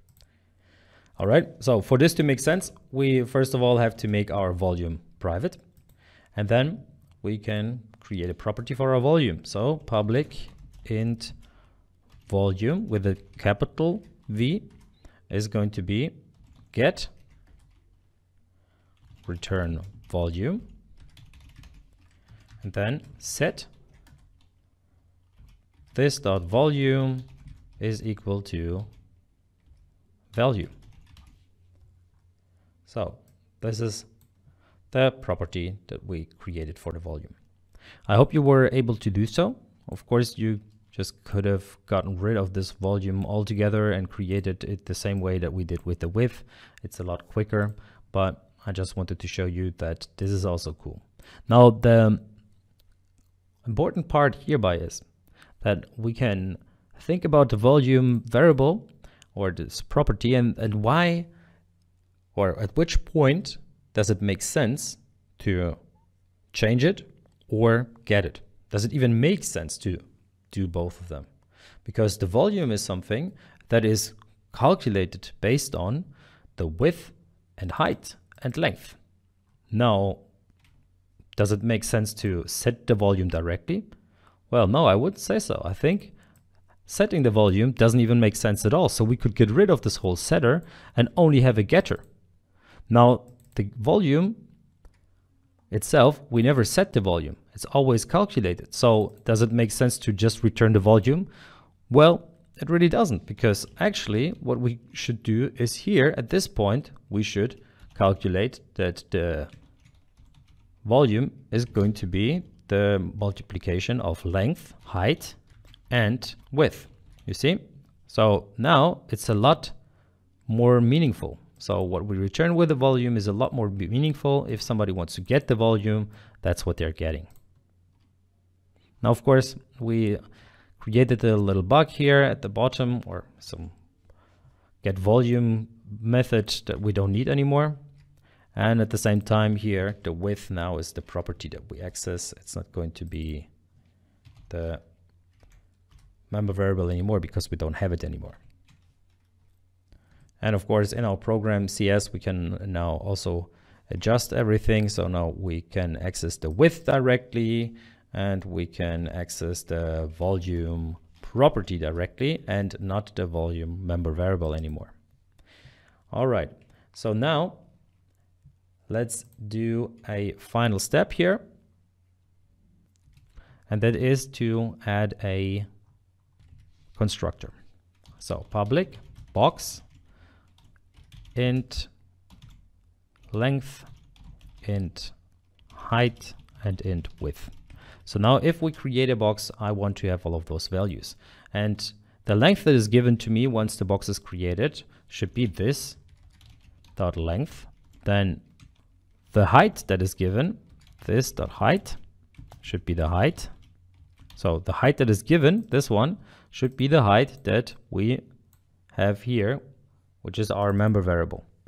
And our width is the final one, and this is the property, so we set it to the width that is given to us.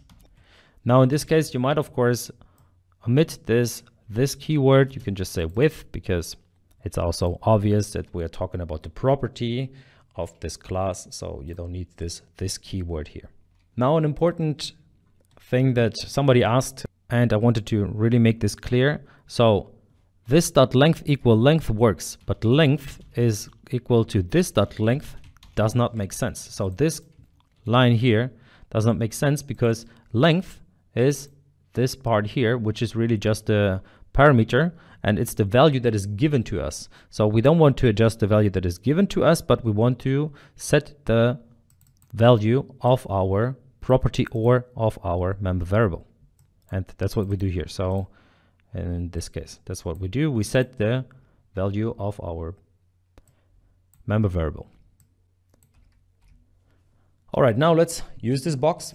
Let's create boxes now, because now we don't need to do all of that anymore. We don't need to set the values directly anymore, but we can set them in the creation of our box. So I'm just gonna assign values 3, 4, and 5. So the length is 3, the height, or actually, yeah, the height is 4 and the width is 5. And now if we run this, it will display the width and the volume for us. So there you are, width is 5, volume is 60. All right, that seems to work. Now what we can do is we can set the width by accessing our property. Let's say we set the width to 10 now, and we run this code again.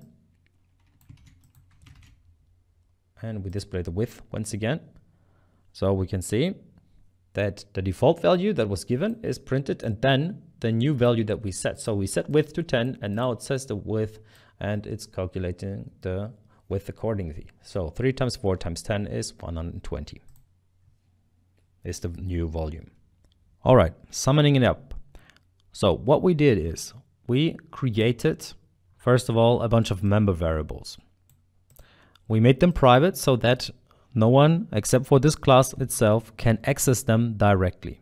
Okay, so no other class can access them directly. They can only access them via our properties that we created or via our setters and getters. So we have the set length and get length. So if anybody wants to access the length variable, they have to go the way of using set length and get length. This is a totally valid approach, and you will see that. And yeah, with those approaches, you can define the logic that you want to be followed if somebody wants to, for example, set a variable, or if they want to get a variable.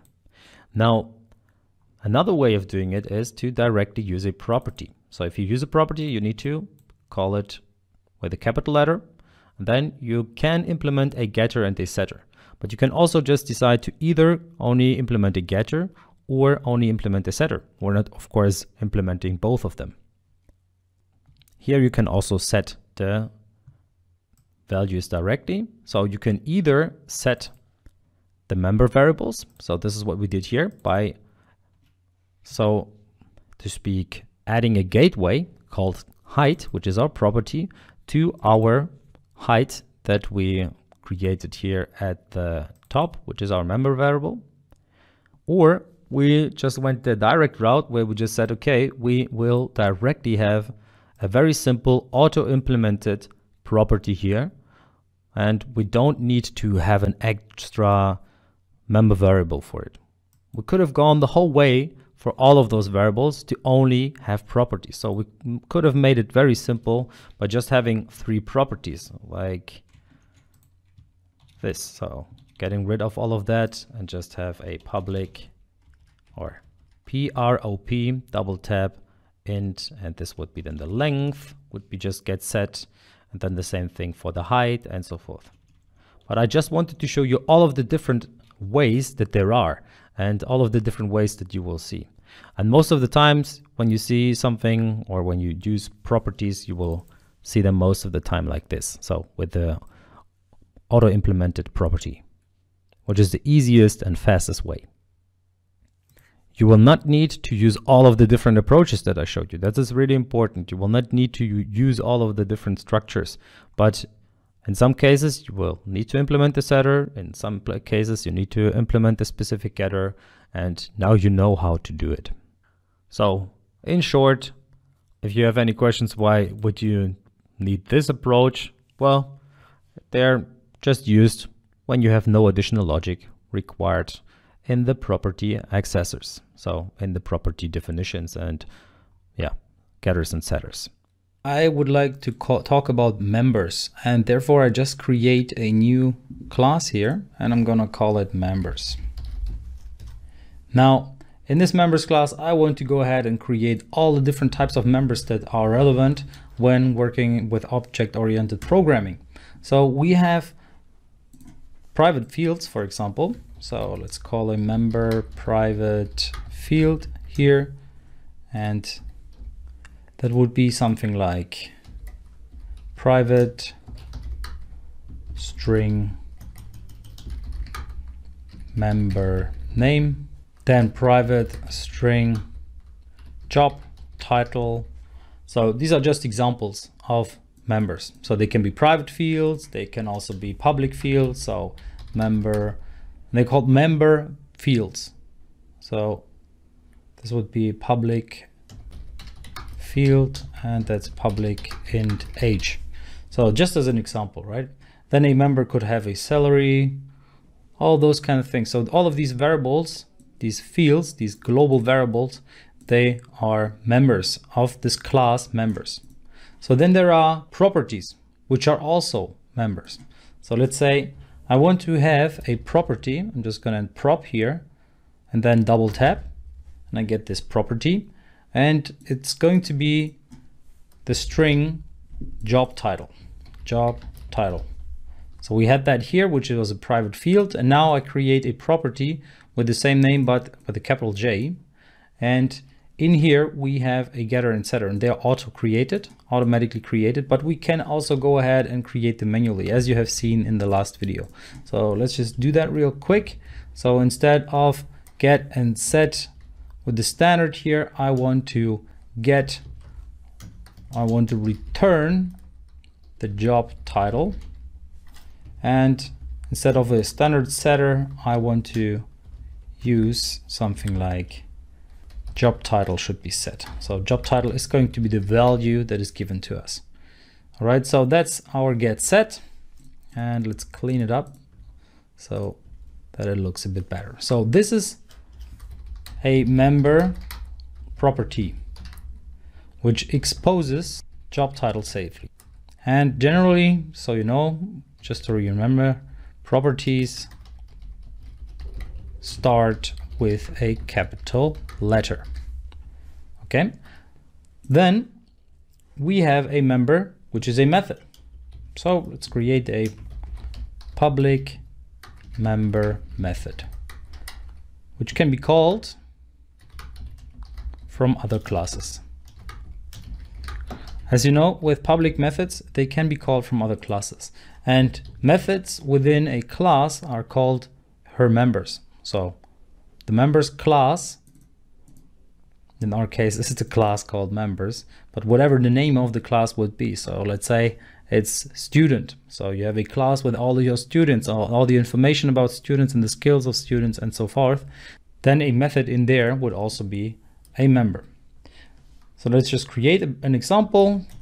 Public void introducing, and bool is friend.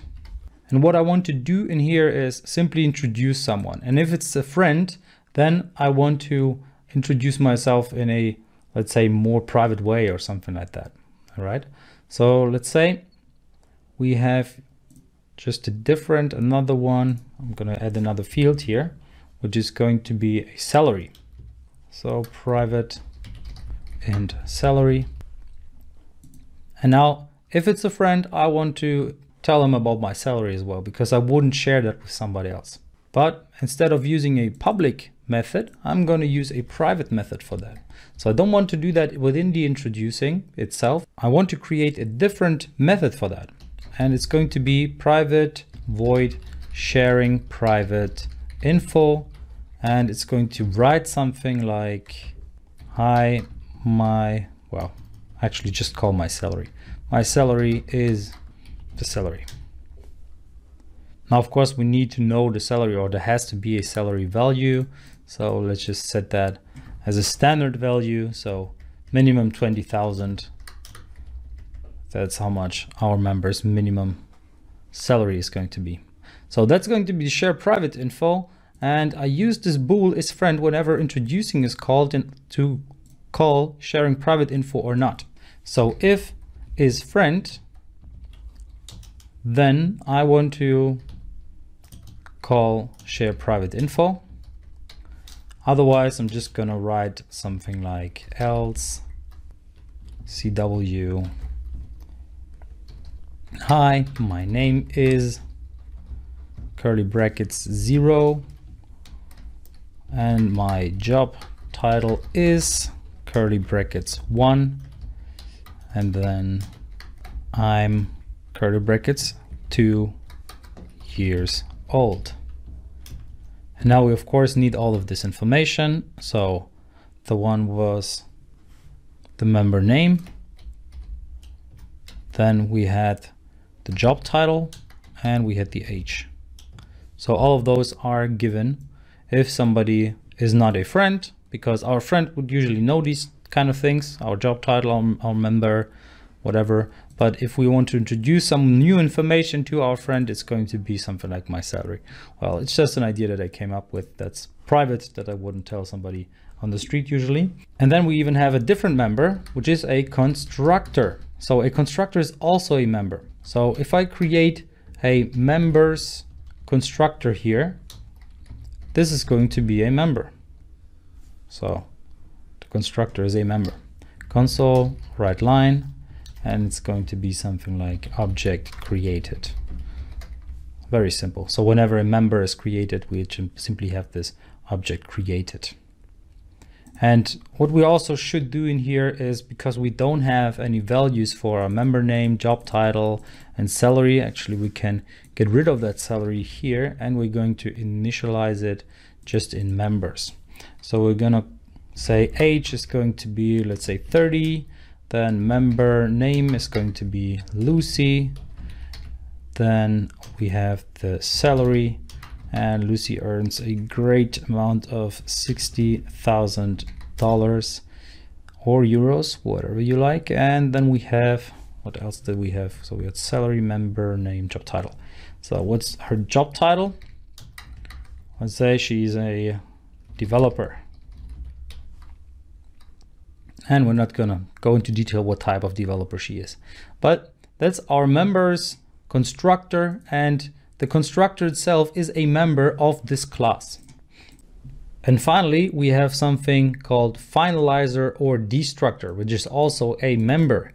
And the destructor is created with this curly sign here, and then the name of the class, which is a members, or which is members simply. And this finalizer or destructor cannot be defined in structs. It's only possible to do that within classes. And a class can only have one finalizer. So we have seen that we can create multiple constructors, but we can only create one destructor per class. And that finalizer cannot be inherited or overloaded, and it cannot be called.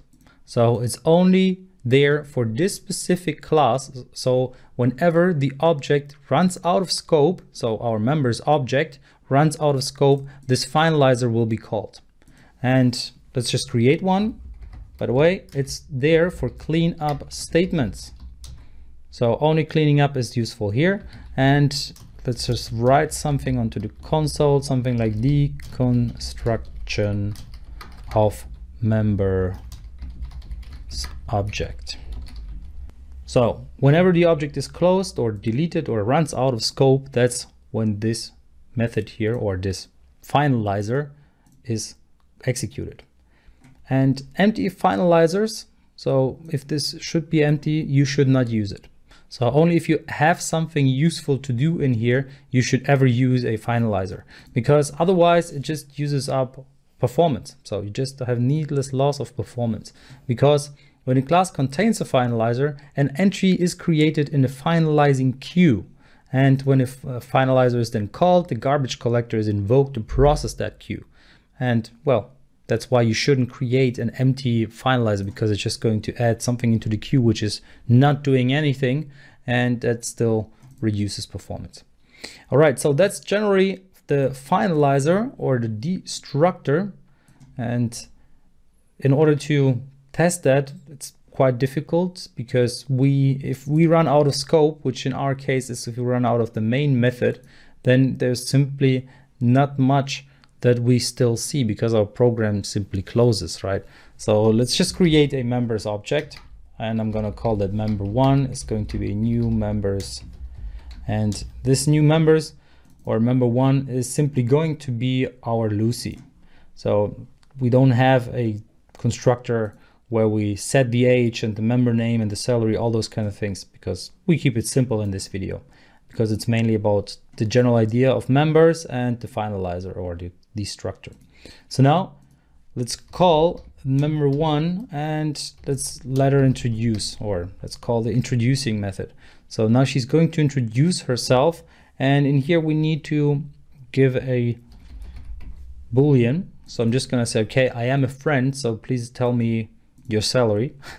So because that's what this introducing method does. And by the way, it's going to call the sharing private info method within the introducing method. So that's the only way around of getting something of a private method outside of that class, by calling the private method within a public method. So this sharing private info is a private method. So the access modifier is private, but this public method here can be called from outside, which means it can be called within our program class, for example. And in here, if I try to access that sharing private info, it's going to say members sharing private info is inaccessible due to its protection level. So I just cannot access it. Now, in order to show you this deconstruction of member object done, this call here, we need to get out of scope, which means as soon as we close the static void main, so as soon as we get, let's say, to line 18 in my case, that's when the finalizer is called. So that's when member1 is going to be destroyed. If we run that, we will see it for a very, very short second. So let me create it. Actually, it's just going to close directly. So let's write console.read key in here. So you see something. So there we are. My salary is, so the object is created. She tells us the salary because we are a friend, as we said here, true. And now if I press enter, for a split second, you can see that there is some text there. Actually, you don't see it. But in the end, after I press the console key, I run into this line here, and then the code is executed. So in order to see that, we will need to use debug here, and we will need to import debug. So show potential fixes, Alt enter, use system diagnostics. Just going to do that, debug dot, and here now I can call something like write, and I just want to write onto this output here, and I'm just gonna call just that.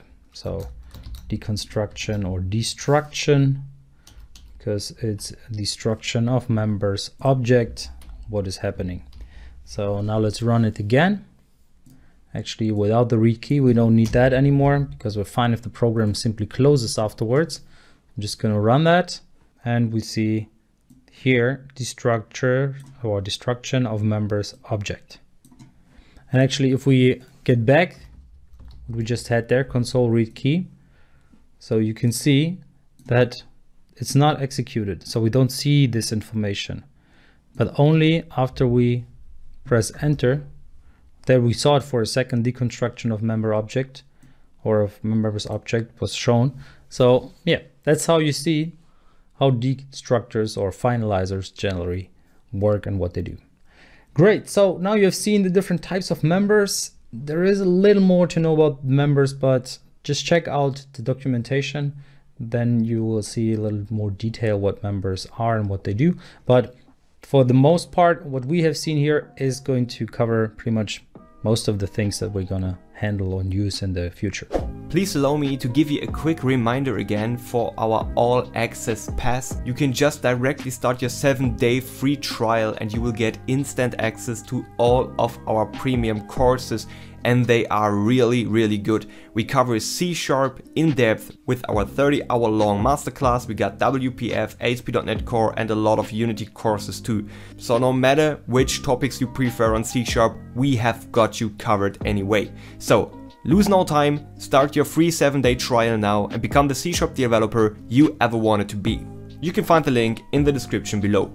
We are going to have a look at some theory of arrays in C#, and in the next video we're going to see it in practice and we're going to see a demo. So let's get started first with the theory behind it, because it's quite important to understand what the general idea of arrays is and how we can use them.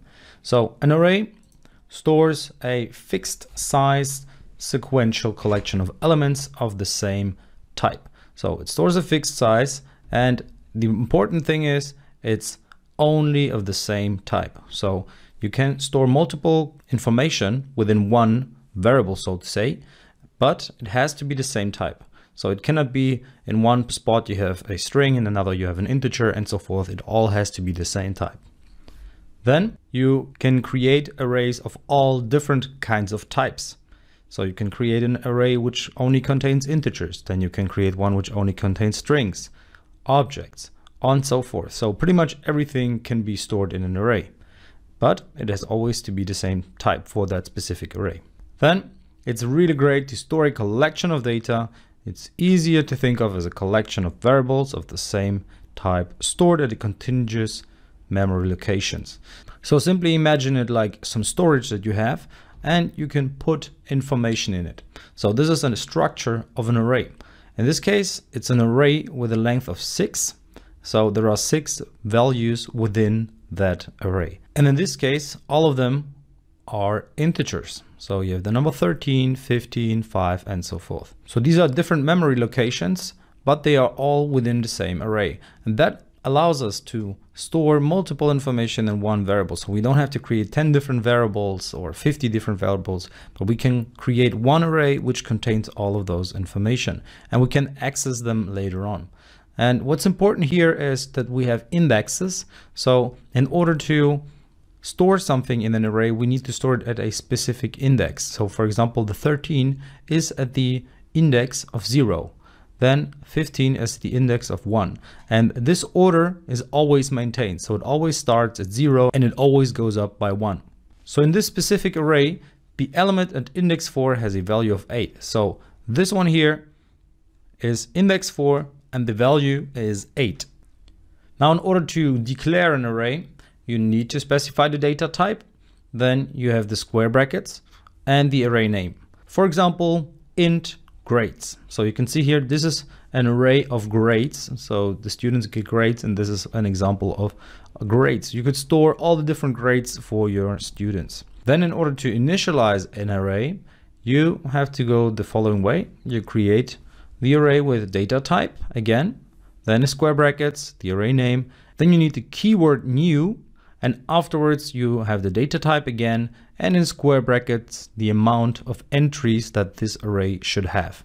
So in the case below, you have the int grades, which contains 5 grades. So 5 whole numbers of type integer are within that array called grades. Then in order to assign values to an array, you simply use the array name. Then in square brackets, you enter the index, as we've seen earlier, and then you add the value after the equals sign. So here, grades at the position 0, so at the index 0 is 15. Grades at the position or index 1 is 12. So that's just some examples. So here, going back to the structure of an array, you can see the array name at position 4, that's how you would get it, has the value of 8.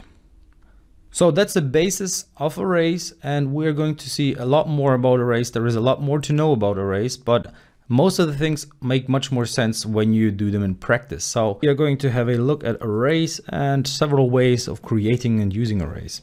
So let's get started. We are in a main method again, and in here I will create an integer array. So let's just create one, and I'm going to call that one grades. and this is going to be a new int 5 array. Now that means that we have an array which is of type integer and it has 5 values, or at least it has space for 5 values. So we define straight away how many different values we want to store in that array. In order to add those values to the array, we have multiple ways. So one would be we assign at a specific index, we assign a specific value. So let's say one is a grade student and he has 20 points, or he has a grade of 20. Then the second grade is going to be, let's say 15, and so forth. So now I can go ahead and I can add the grades to my array. And I always have to be specific with the index. So from 0 to 4, those are the 5 values that I want to add to the array of grades.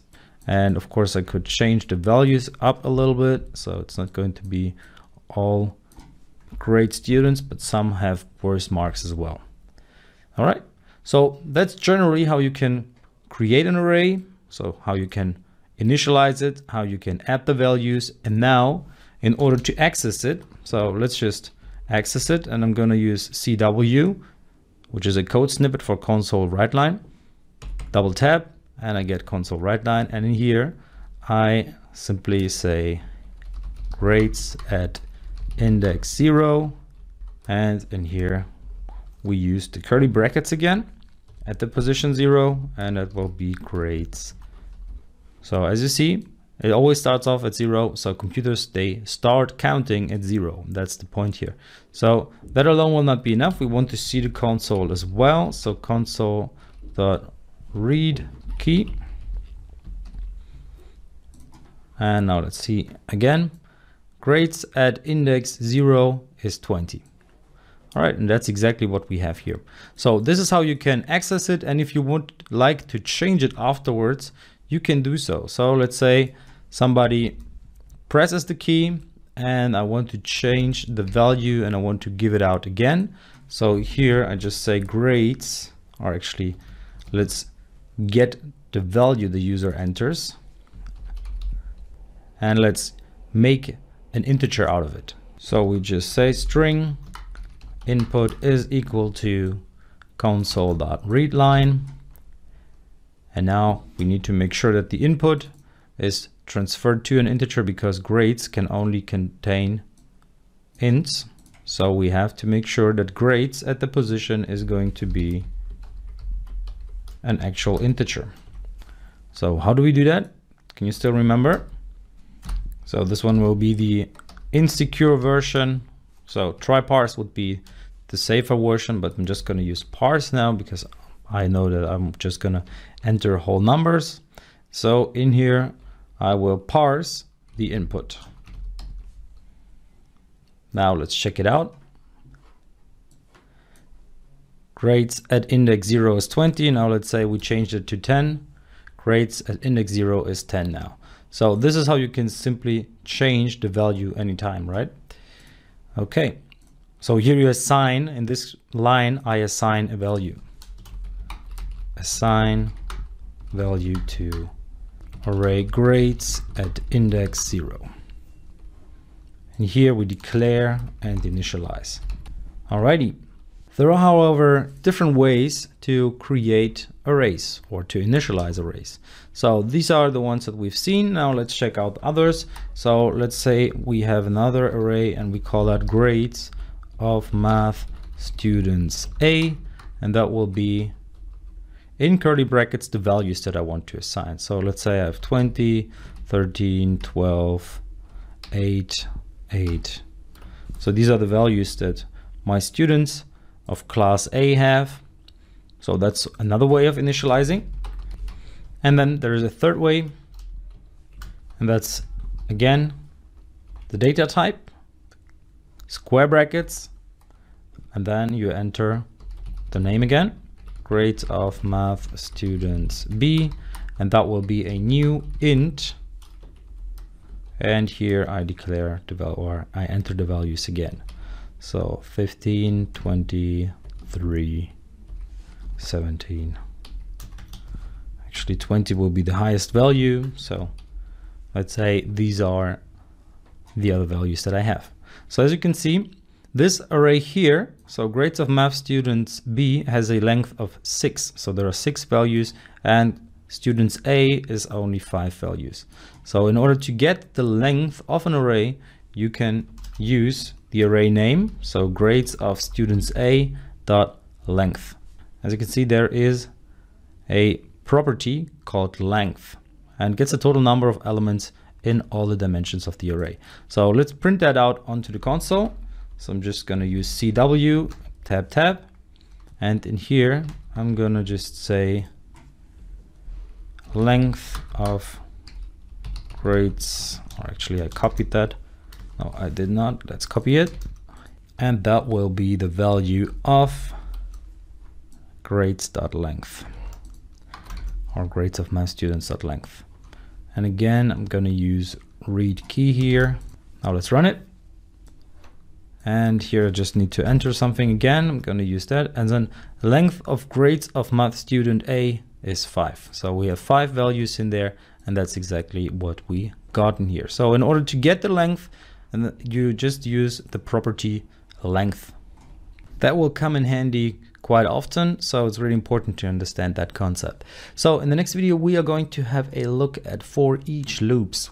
I told you about Foreach loops as we were talking about loops in general, but I haven't covered it yet because we needed to understand the concept of arrays first. Now that you know how to declare and initialize arrays and how to use them, it's time to use a Foreach loop, or to get to know the Foreach loop in order to get all the values of an array or put values into an array and so forth.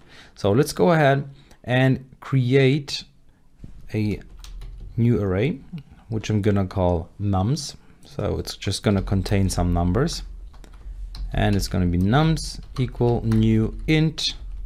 Let's say it has 10 values. So there should be 10 values in that array, and it all should be integers. Next, I want to put values into that integer array. So we get started by using the for loop here, and I'm just gonna start off with 0, I smaller 10, and I plus plus.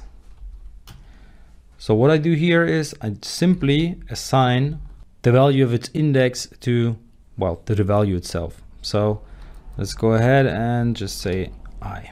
So what that will do is at the position 0, so at index 0, value will be 0.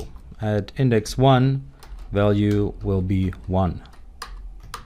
All right, so this is pretty much what we do with this for loop, and all the way up to 9. So until lower than 10, so up to 9.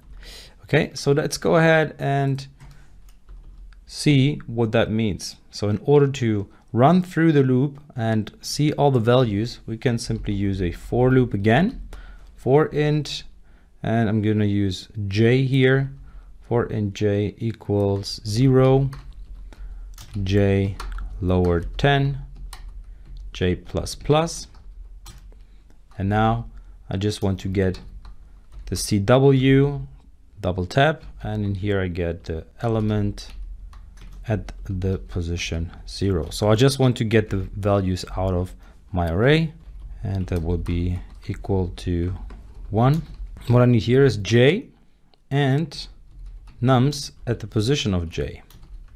So this is the index, and that will be the actual value. And then finally, at one point, we will need to wait for the output, or for input of the user. All right, so let's just run that. And there we are. We get element 0, element 1, 2, 3, and so forth. Okay, so that was simply what I've done here. We could change that to, let's say, I don't want to enter I to it. I want to enter I plus 10.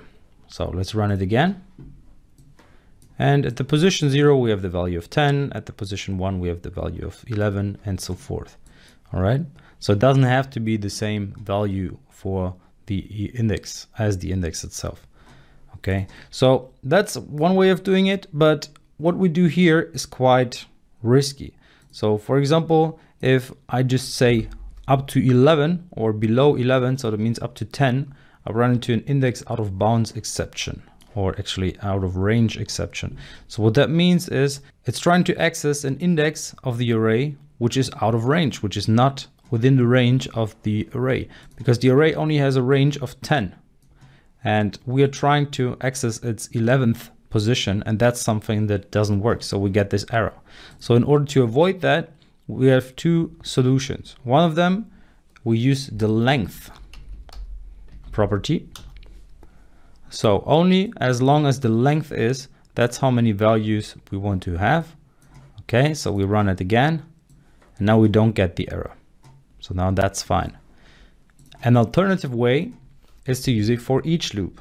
So let's have a look at the structure of a for each loop. First, we use the keyword for each, and then within brackets, we create a new variable. I'm just going to call it k, and then you say in, so again, a new keyword in the array name. So in nums. So that's the nums array name that we had here.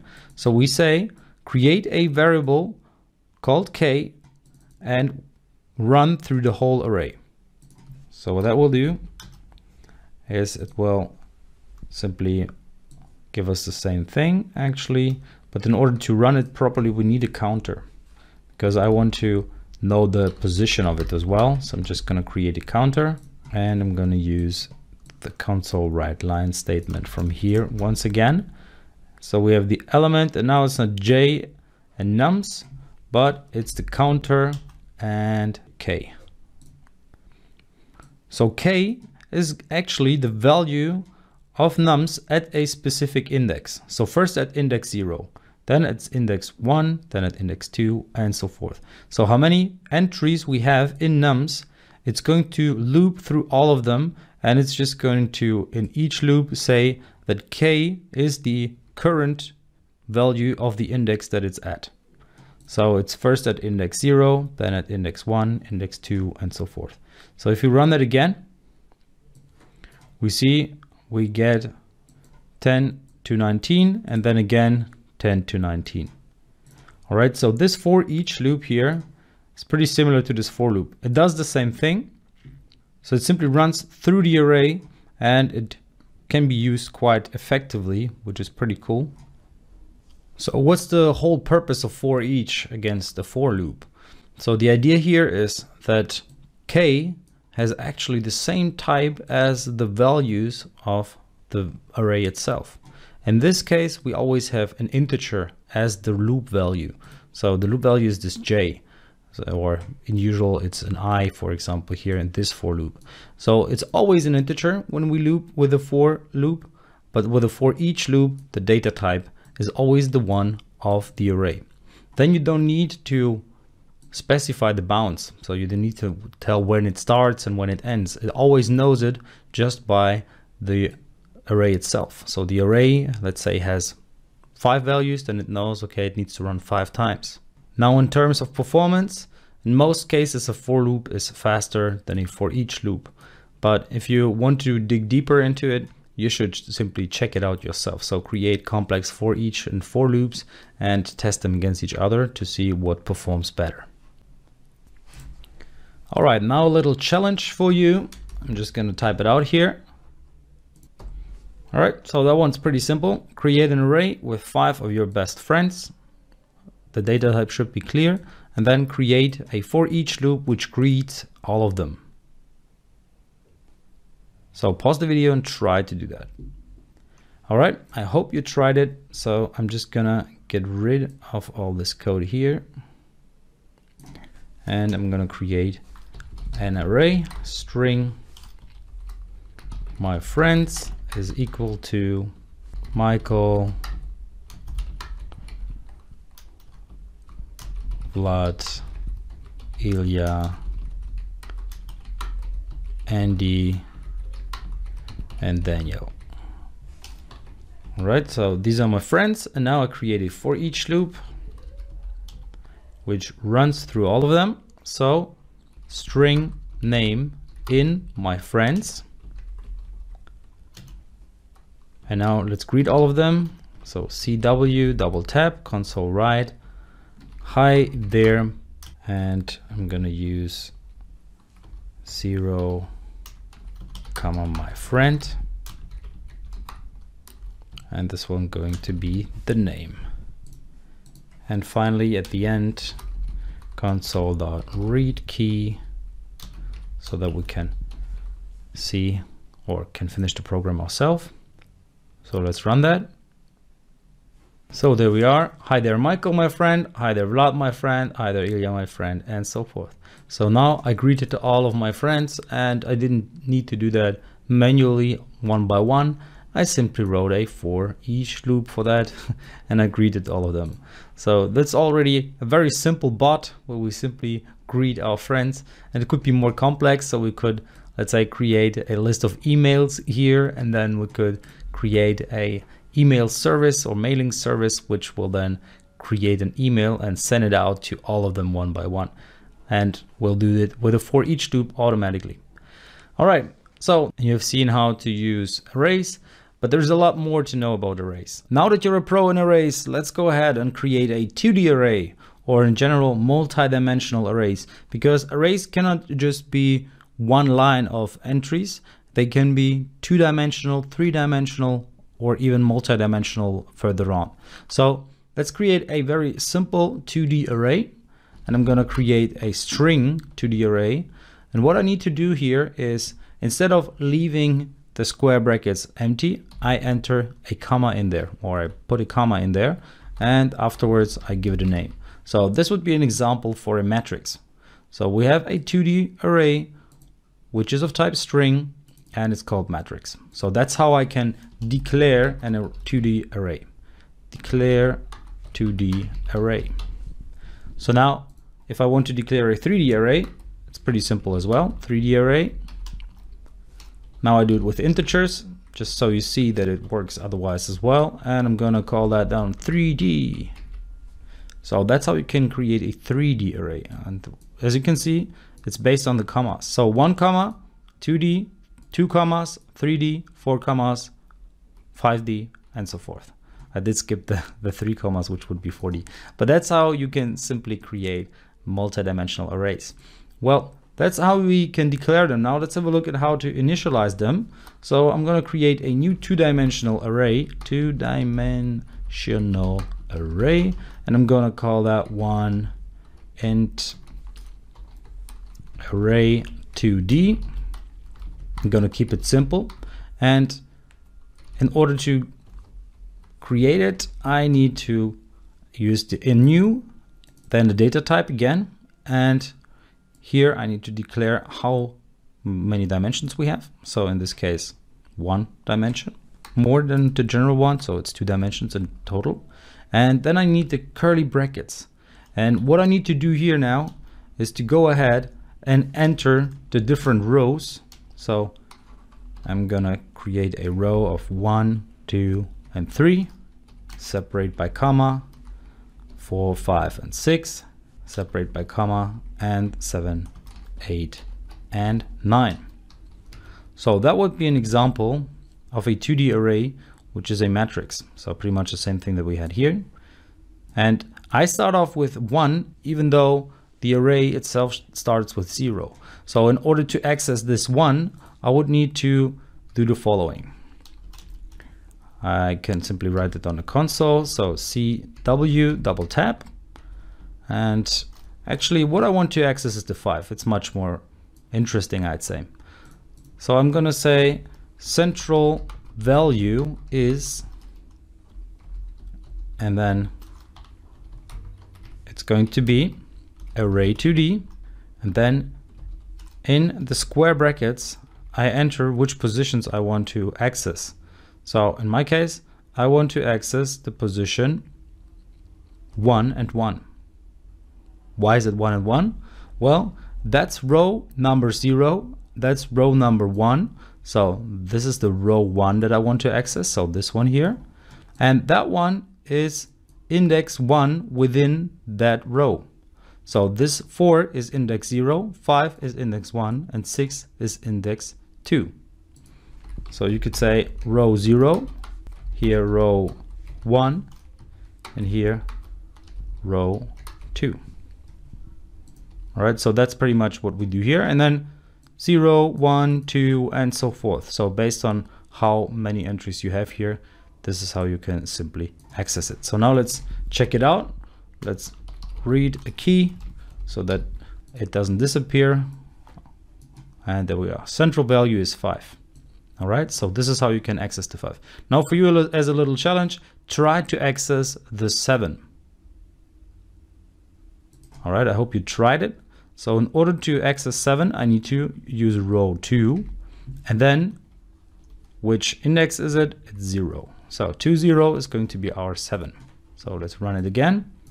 Central value is 7. Alrighty.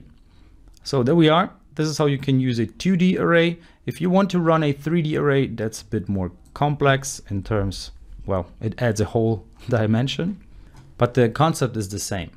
So then you would have, well, I'm just going to create a very simple 3D array just so you see. All right, so I went ahead and I created this 3D array.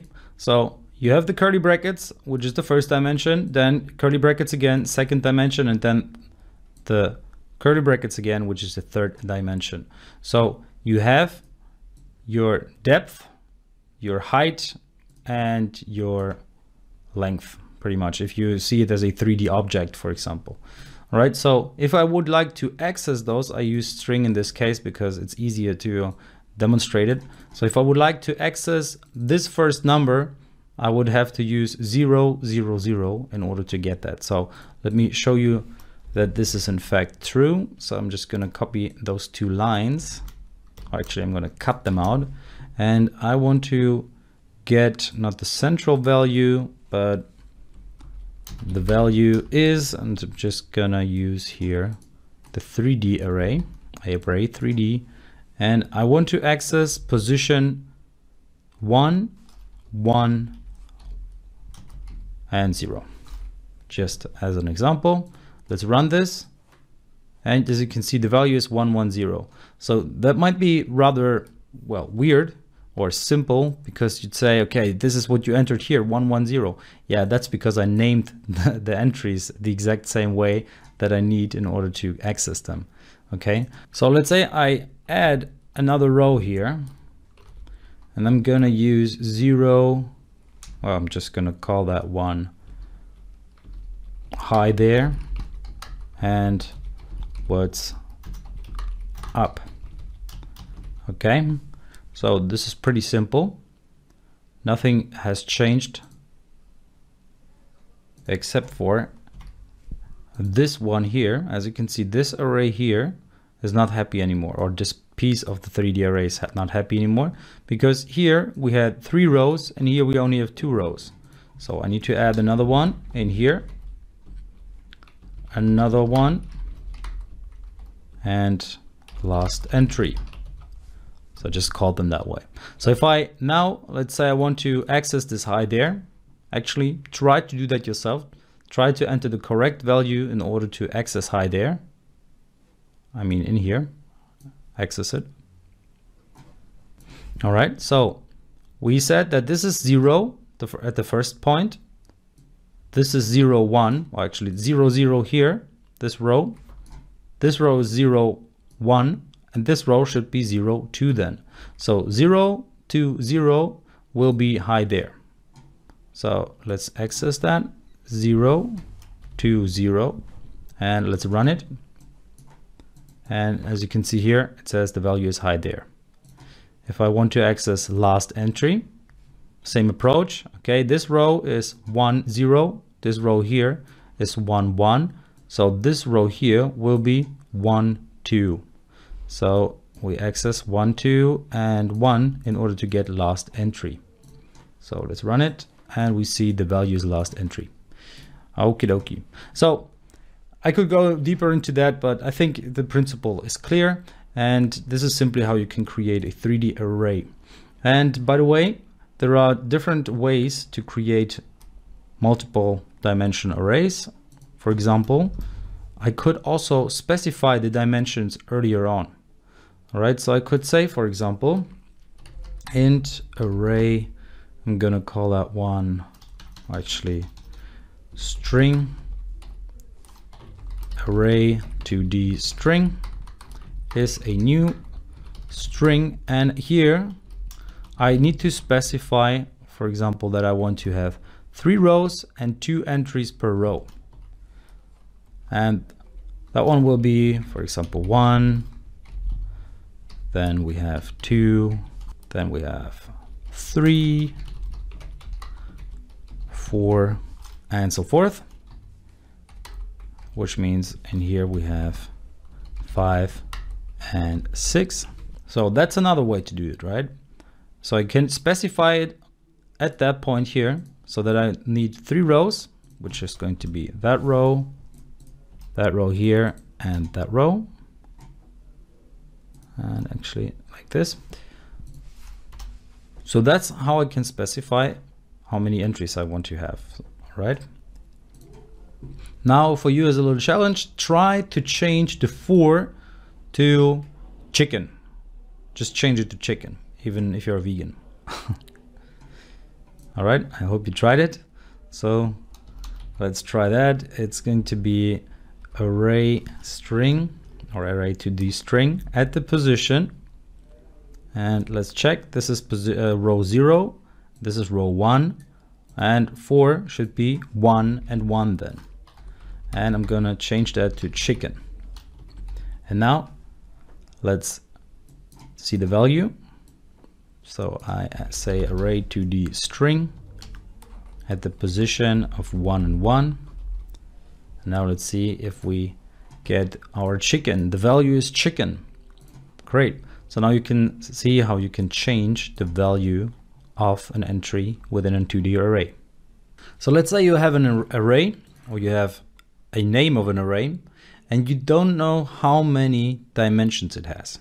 So in order to find out the dimensions, let's go ahead and do that. Actually, I'm going to create a new variable. I'm going to call it int dimensions, and it's going to be array 2D string dot rank.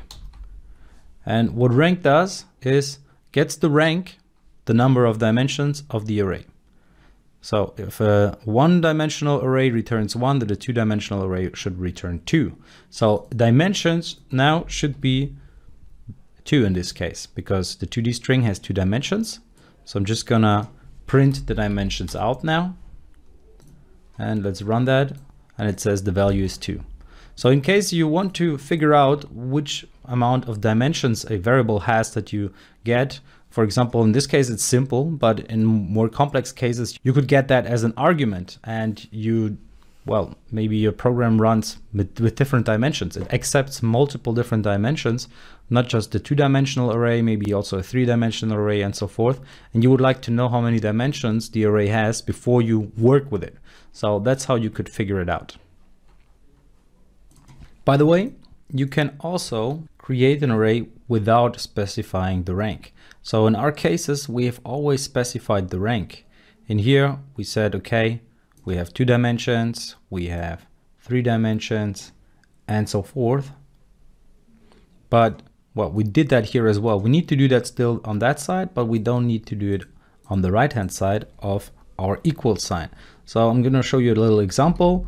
Int, and it's going to be an array 2D, and I'm going to call it 2. So this is just going to be a different array.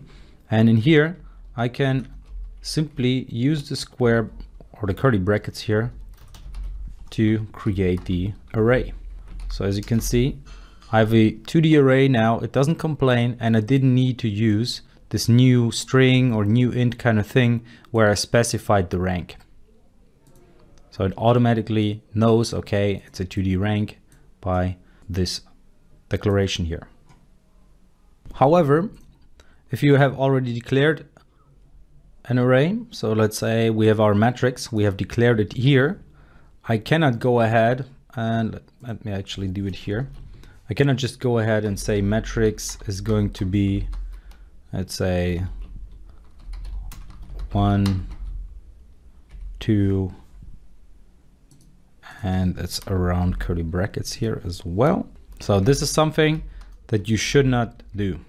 Okay, now this is going to return an error. It doesn't accept that approach. All right, so don't do that, just so you know. But when you create it, you can initialize it that way straight away. All right, so that was it on multi-dimensional arrays. All right, so now that you know how to use arrays and 2D arrays as well as for each loops, let's combine those. Let's combine the concepts in one video, in one example, but also let's look at nested for loops. So in this video, we're going to go over these different features, and then we will see when to use a nested for loop and what the advantages of a nested for loop over a for each loop are when it comes to, for example, multi-dimensional arrays. Okay, so let's get started. The first thing that I have here is, as you can see, I have this matrix, which is a 2-dimensional array, which has 3 items towards each dimension. Okay, so 3 rows and 3 columns, so to speak. So I'm going to use the for each loop by using the for each keyword here, this one, and tab, and this will then allow me to basically just type in really quickly what type it is, how I want to call the item of the collection that I'm iterating through, and the collection name. So this is a neat little trick if you want to become faster coding. So the item will be of type integer because we want to iterate through this matrix, which has a bunch of integers in it. And the item, we can call it item, we could call it num because it's a number, we could call it element. These would be normal names that you would see here, but item is going to be fine for now. And then the collection that I want to iterate through is going to be my matrix that I prepared up here. And that's also the reason why I needed to make this matrix static, because I'm using it inside of my static main method, and you cannot use non-static items or variables inside of the static main method or inside of static methods in general. Okay, so in order to iterate through this for each loop and display the matrix items, we can just go ahead and use the console write line statement here. So CW double tab, and here I'm just going to say display the item and then make an empty space or create an empty space. And actually, let's not use write line, but write. So this will just write it in one line and not create a new line all the time. Now let's run this real quick. And we will see that we have 1, 2, 3, 4, 5, 6, 7, 8, 9. Okay, so all of the items that we have here in our matrix are being displayed. So we're using this for each loop to go through every single item inside of this matrix, and it just goes from left or top left to bottom right, so to speak, in our example here. Okay, so a for each loop is a powerful tool. It allows us to go through a collection and a 2D matrix, a 3D matrix, however many dimensions you want to have. All of those are in the end just collections, because here we're using an array, and an array is a type of a collection. Okay, and this is what we needed to give the for each loop to iterate through. So it iterates through our collection matrix. So now we can go ahead and use this in order to show you how you could have achieved this using a nested for loop. Okay, so the for each loop is super useful if you just want to go through every single item in it, but it has certain disadvantages in terms of certain situations. So in the case that you want to now change the item, you cannot do it because it's protected. So you cannot go ahead and say item should now be overwritten with 3, for example, as you can see here. So if you try that, it says cannot assign to item because it is a for each iteration variable. Okay, so it's not the actual item, it's really just the value storage, so to speak. So we store whatever value we are currently looking at from our collection, and well, we store it here, the value of it. So in the first iteration it's 1, in the second iteration it's 2, but it's never actually the value itself. It's only a reference to the value. Okay, so this really doesn't help us. So if we want to actually adjust it, we would need something like a nested for loop. Okay, so here, let's go ahead and create a nested for loop. I'm going to add a little write line statement here saying this is printing our array using a nested for loop. So what is a nested for loop? Well, it's basically a for loop with another for loop inside of it. Okay, so here we're going to use for, and we can use double tab again. So we'll go from I0 to the length. So here we need to enter the length of the iteration. So what I'm going to do here is I'm going to use my matrix. But I could of course use length here, and this would then give me the length of the entire matrix. So basically the number of items that I have inside of this matrix. But that's not what I want. I want to go through each dimension. So I want to go through it row by row and column by column. So the first dimension will be the rows. So I can use a method that arrays offer. So the array class has this getLength method where I need to pass the dimension. Okay, so this will get me the number represented, or this you can see here, that represents the number of elements in the specified dimension of the array. So in my case, if I enter 0, this will now return the 0th dimension, which basically means the rows. Okay, so this will give me the rows. So now if I want to iterate through each individual column, I need to use another for loop in here. So this will be my inner for loop, like so, inner for loop. Okay, and this one out here, this is going to be the outer for loop. Okay, so what we now need to change, of course, is going to be the iteration variable name. So here we are going to use j instead of I. That is a common practice. So if you have an inner for loop, you usually use j here as the counter variable's name. But now we want to compare j not to the length of the first dimension, but of the second dimension. So we enter 1 here. So this will now allow me to go through every single column. So this for loop's job will be to go through the individual columns, and this for loop's job will go through the individual rows. So that means that we can now go ahead and just do our write statement right here. But then of course we don't have an item here. So what do we have? Well, we have the matrix, the static variable that we created up here. But this matrix, it needs to know which items it should display. So I'm going to say just display ij, which means display the ith row and the jth column, which basically means in the first iteration, this I will be 0. And then we start with this for loop, and this for loop will go through it until it's done, and then it will only go to the next iteration of the outer for loop. So only then I will be incremented by 1. Okay, so that means I is going to stay 0 until we've gone through this for loop, which means we start at 0 for I, and then we have j being 0 in the first iteration. So we get the first entry. Then we have j being 1 because we incremented once we ran through this line of code, and we increase it by 1. So now j is going to be 1, and we say 0, 1. So the position 0, 1 of our matrix is going to be this 2 here. Then j is going to be 2, which will be this 3. And then we check, is 2 plus 1, which is going to be, well, j being incremented after the iteration, is 3 less than the length of that current dimension that we're looking at, and the dimension is going to be the column dimension. So how many columns do we have? And in this case we have 3 columns, so 3 is not less than 3, which is why this for loop will be done with its execution, and we go to the outer for loop again. So this time we increase or increment I by 1, which means I will now be 1, and then we go through this for loop 3 times again. So we have I being 1 and j being 0 in the first iteration of this inner for loop.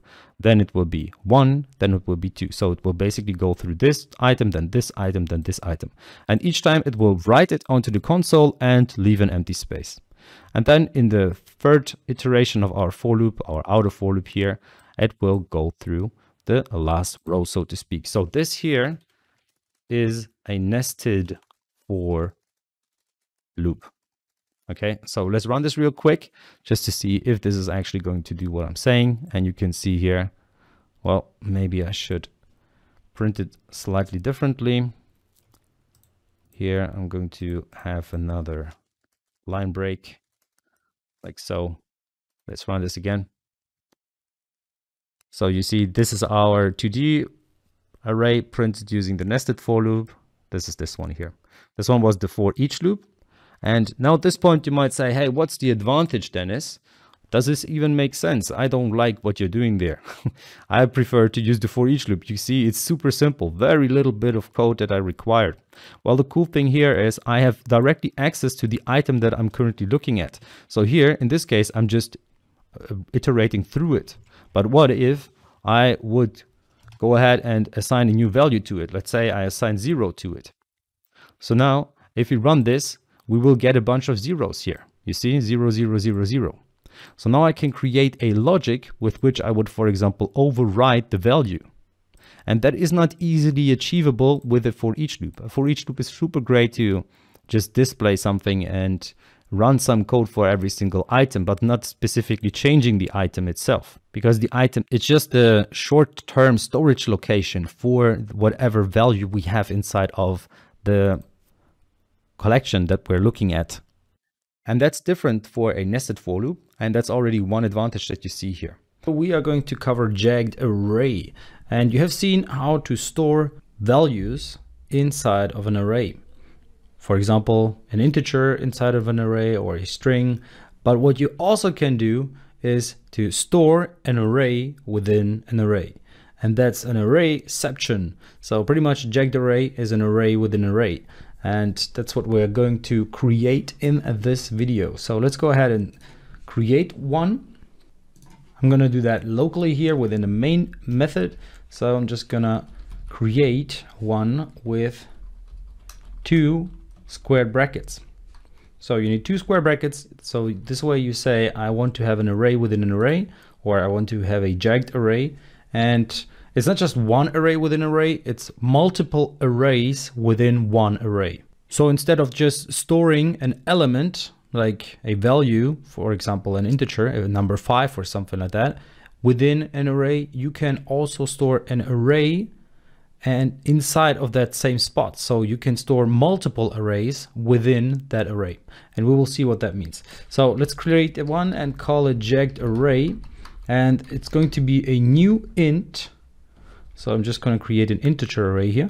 And in here, I can define how many arrays I want to have within that array.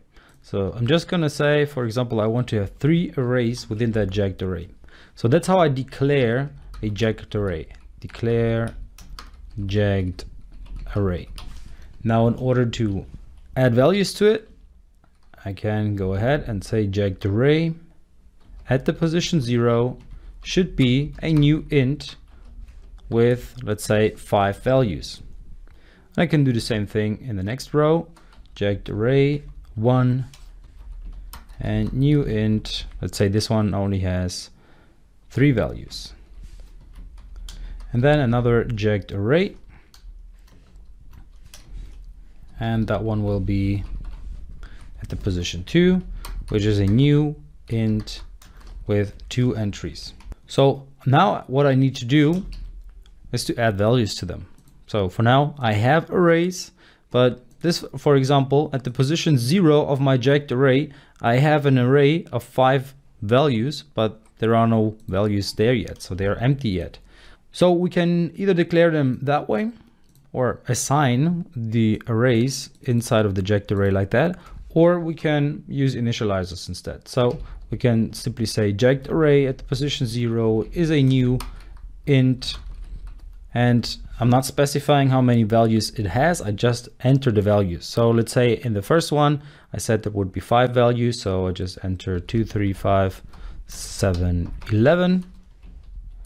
Then jagged array at the position 1, I create a new int, and I simply add the values in here. So this time 3 values, so 1, 2, and 3.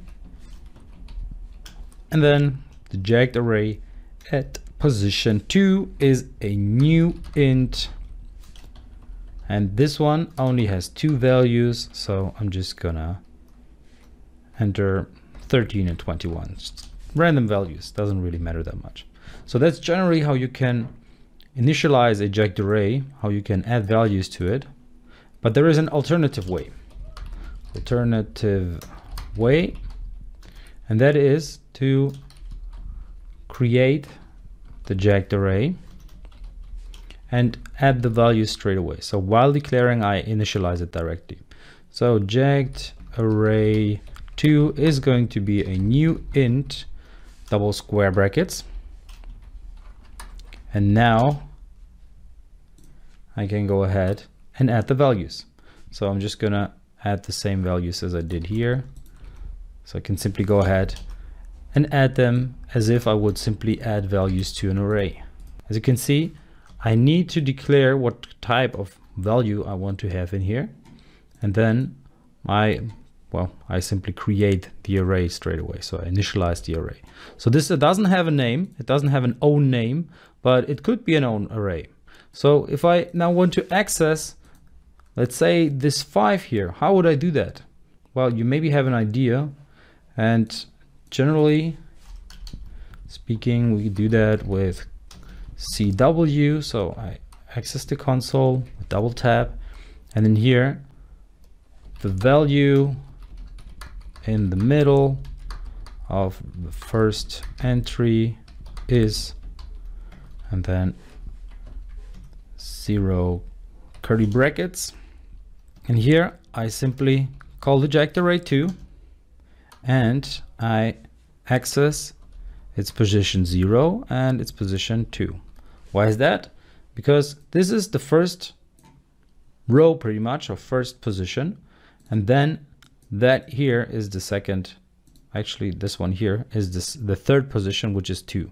So we start off by 0, or with 0, 0, 1, 2, and that's 0, 1, and 2. So 5 is this 2. And now let's see what the console has to tell us if we run this code. So let me run that. And there we are. The value is in the middle of the first entry is 5. So it's a little similar to a 2D array, but it's not really a 2D array. So it's an array within an array. All right, so now a little challenge for you. Try to get all the values within the jagged array onto the console. All right, I hope you tried it. In order to do that, I'm going to use a for loop, for int I equals 0, I smaller than jagged array 2.length I plus plus. And it doesn't matter whether you choose jagged array 2 or the normal jagged array.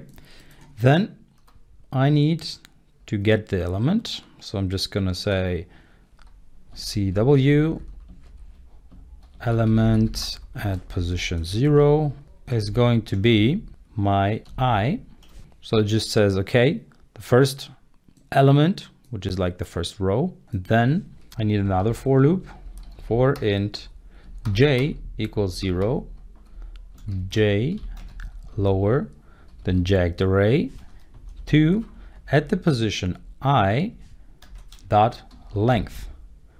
Because this way, what I'm getting is the length of the array within our jagged array. All right, so now let's also use the console CW console write line, and here it's gonna say value 0 is our jagged array at position I j, and maybe we create an empty space in between. So now let's run it again.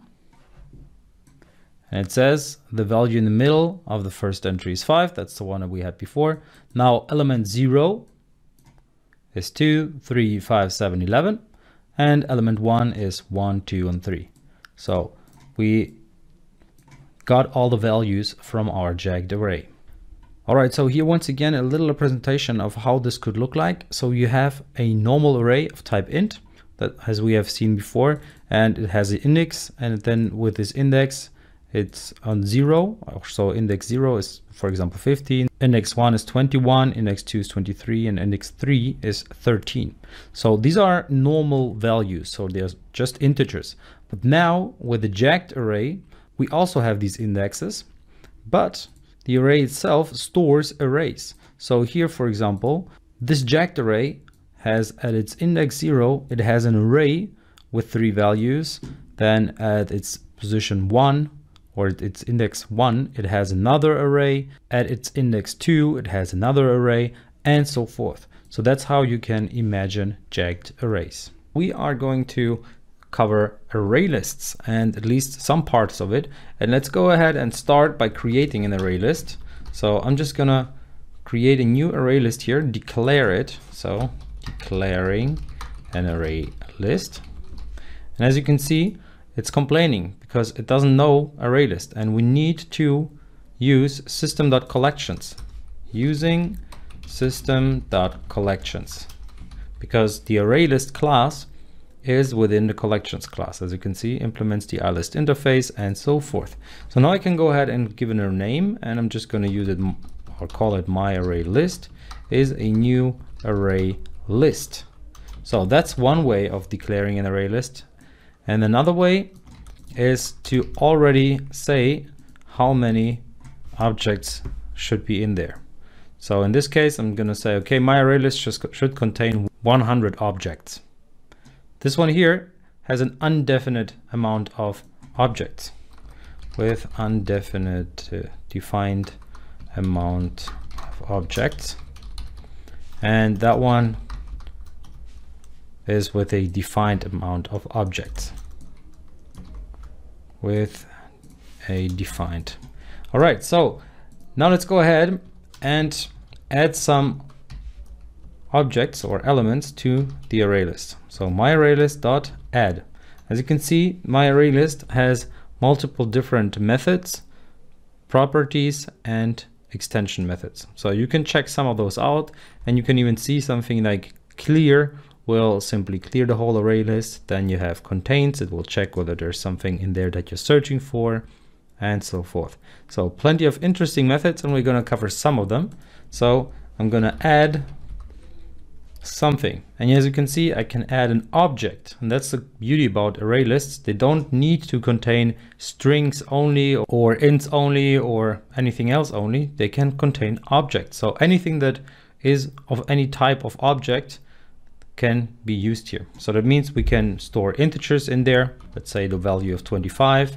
Then we can go ahead and store strings in there, something like hello, or we can go ahead and store doubles in there, so 13.37 and so forth. So I'm just going to add some additional values in here, like 13 my array list dot add and 128, and just another value to be sure will be 25.3, and that's not a comma, that's a point. All right, so now what I can do is I can use some methods onto my array list. For example, I can use the remove method, and in here I need to define what I want to remove. So I'm not just removing an index, I'm saying which object I want to remove. So let's say I want to get rid of the 13. So I'm just gonna use remove 13. This will delete element with specific entry from the array list, or with specific value. Maybe that's better. So it's going to remove 13 from there. So let's say I have 2 times 13 in there, which I'm going to do like that. Then it will remove 13 from my list. Now the next one is to remove at a specific index. So delete element at specific position or index. And that is done by using the remove at method. And you can see there is a remove range. So you can simply say, okay, from that point, I want to delete 2 values. So let's say from point 4, so this one here, I want to delete 2 values. So it's going to delete 128 and 25.3. But I'm just going to use remove at, and I'm going to remove the one at position 0. So it should delete or remove this one here, so the 25. And now there is something called count. So if you want to know how many objects are inside of your array list, you can use the count keyword. Now what I want to do is write that onto the console, so I'm just going to use it like that. So write console count. All right, now let's get to something very interesting. Let's create a for each loop which will check all the objects in our array list, and I'm gonna call it object or obj in my array list, and it's going to go through every single object inside of my array list, and it's going to be object in that iteration. So what we can do is we can check if object is of type int, then we can do some coding. So let's say I want to add up all the numbers, and of course I don't want to add the string in here, so I'm going to create a new double result, or you could call it sum. Maybe sum is more precise. This will be the sum, and now my sum should be the integer and the double that are inside of my array list. But now, as I can't simply add an integer to a double, I need to convert it. So I'm going to use the convert dot to double, and here I'm going to say obj, because as object is an object, or obj is an object, it's not a integer. It contains an integer, but it's of type object. So I can cast it into a double and simply add it to a double. But if it's not a double, I need to convert it into a double. So if it's an integer, I can convert it to a double. So I'm checking, is it an integer? Yeah, it is. All right, so let's convert it into a double and let's add it to our sum. And here, else if obj is a double. So if that's the case, then simply use sum plus equal. And here you can't just say obj. As you can see, I cannot simply add the object. That has to do with this being an object and not a double. And you cannot simply add an object to a double, as I just said. So what you need to do here is to use casting. So in here, I'm going to say I want to cast that object into a double. And if that's done, then please add that to the sum. And now finally, else, and here I could also of course check if obj is string. So if that's the case, then simply write it onto the console. So just write obj.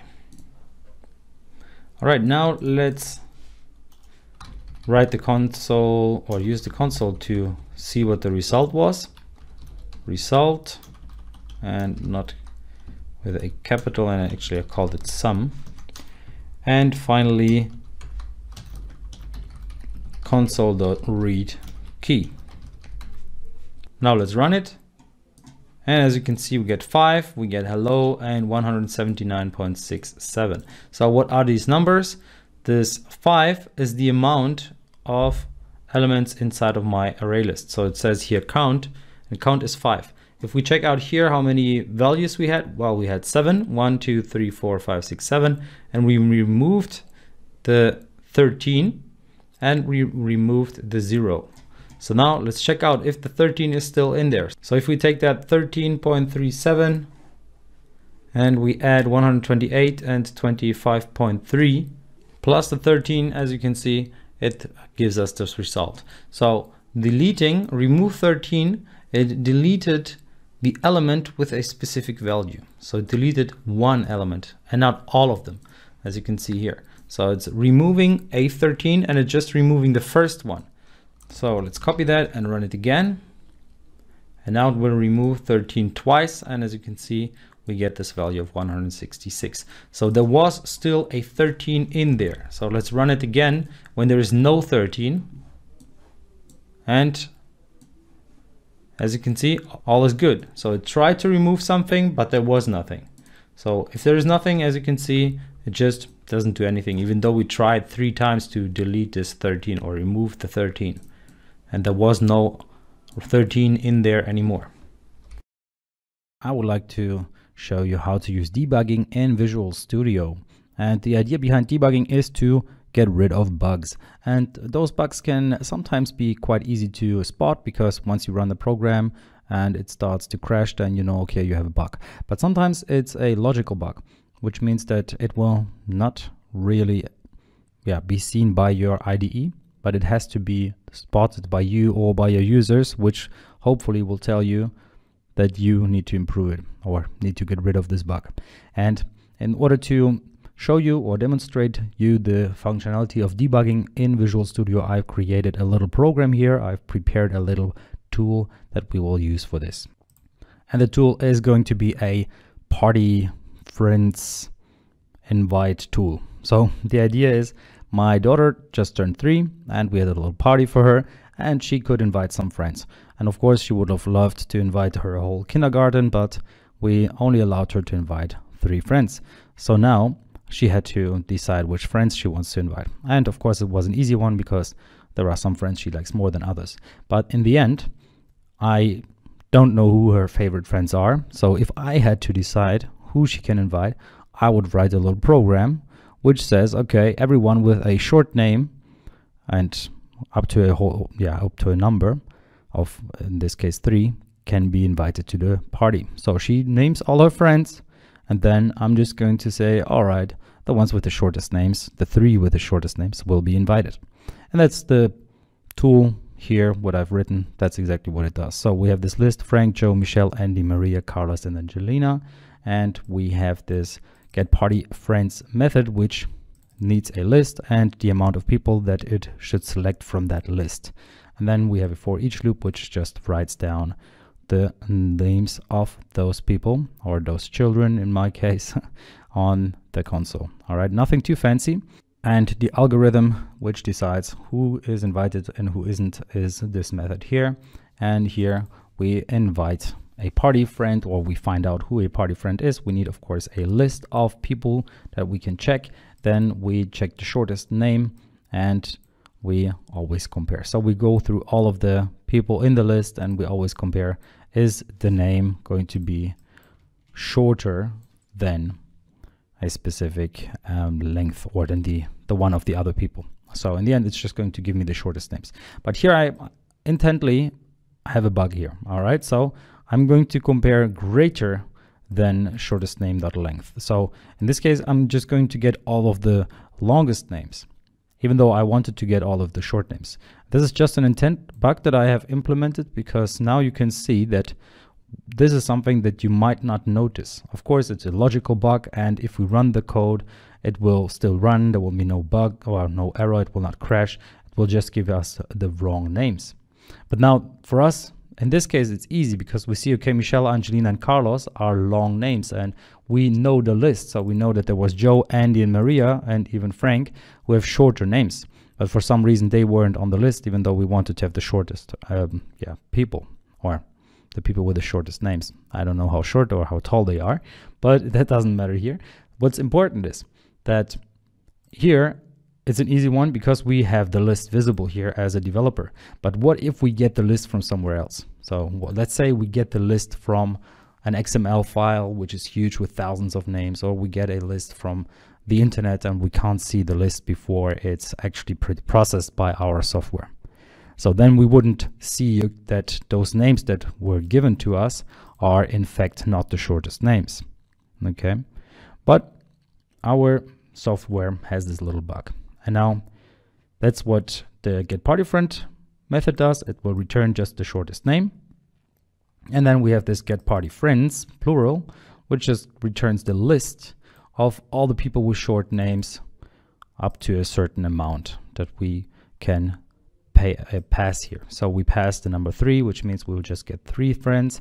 If we pass the number 4, we will get 4 friends, and so forth. All right, so that's basically what our software does. Now we have Michelle, Angelina, Carlos, and Frank.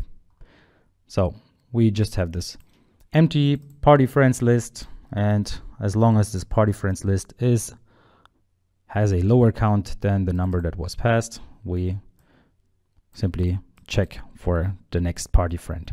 Then we go ahead and we add that to the party friends list, and what we do is we remove from the list that was passed to us. Now that's something that is very dangerous, but we do it because we're a beginner developer and we just do this little trick where we think, okay, now we're just going to get rid of a variable or of a element in the list, and we do that programmatically, and then step by step we have a shorter list, and we only have the people left to compare which are not already in our list. All right, so that's what we do with this list remove, even though that's not clean programming. We will see how to fix that later on as well. But for now, we have this software and it works. It works totally fine. But how do we figure out how to fix this bug? Because we now know that we have a bug, and we can of course go through our code, and in this case it's easy because it's just 43 lines of code. But imagine it's thousands of lines of code, many different files, and many different people have worked on it, and you can't figure out what the bug is. Now what you can do is you can use the debugging capabilities of Visual Studio. And in order to do so, what you can do is you can just add a breakpoint. Now let's start with a breakpoint. We have this red dot here on the left hand side. So in general, this gray bar that you have here, that's where you can add breakpoints. You can also add a breakpoint by pressing F9. And I'm not going to do that because F9 is pausing my video recording software. So I need to do it by using my mouse. So I go to debug, and then I can press toggle breakpoint. What that will do is it will create this breakpoint for me.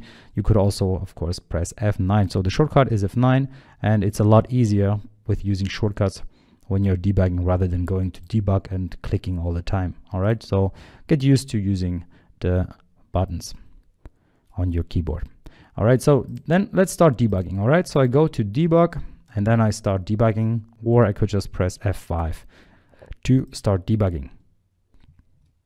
Now that we have this little yellow arrow, which indicates that this is where our software currently is stuck. And we made it stuck there because we created this breakpoint here. So the software is breaking at that point. And now we can move the software forward in our own pace. So we can go line by line, and we can even dig deeper. So let's do that.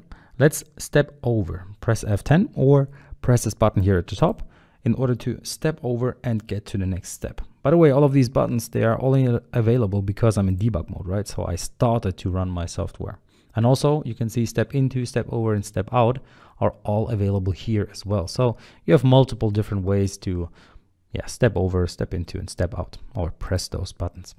All right, so what I'm doing now is I'm getting to the next line. So I went to the next line, and you can now see that friends is a value which has 7 values. So it's a list of 7 strings: Frank, Joe, Michelle, and so forth. At index 0 we have Frank, at index 1 we have Joe, and so forth.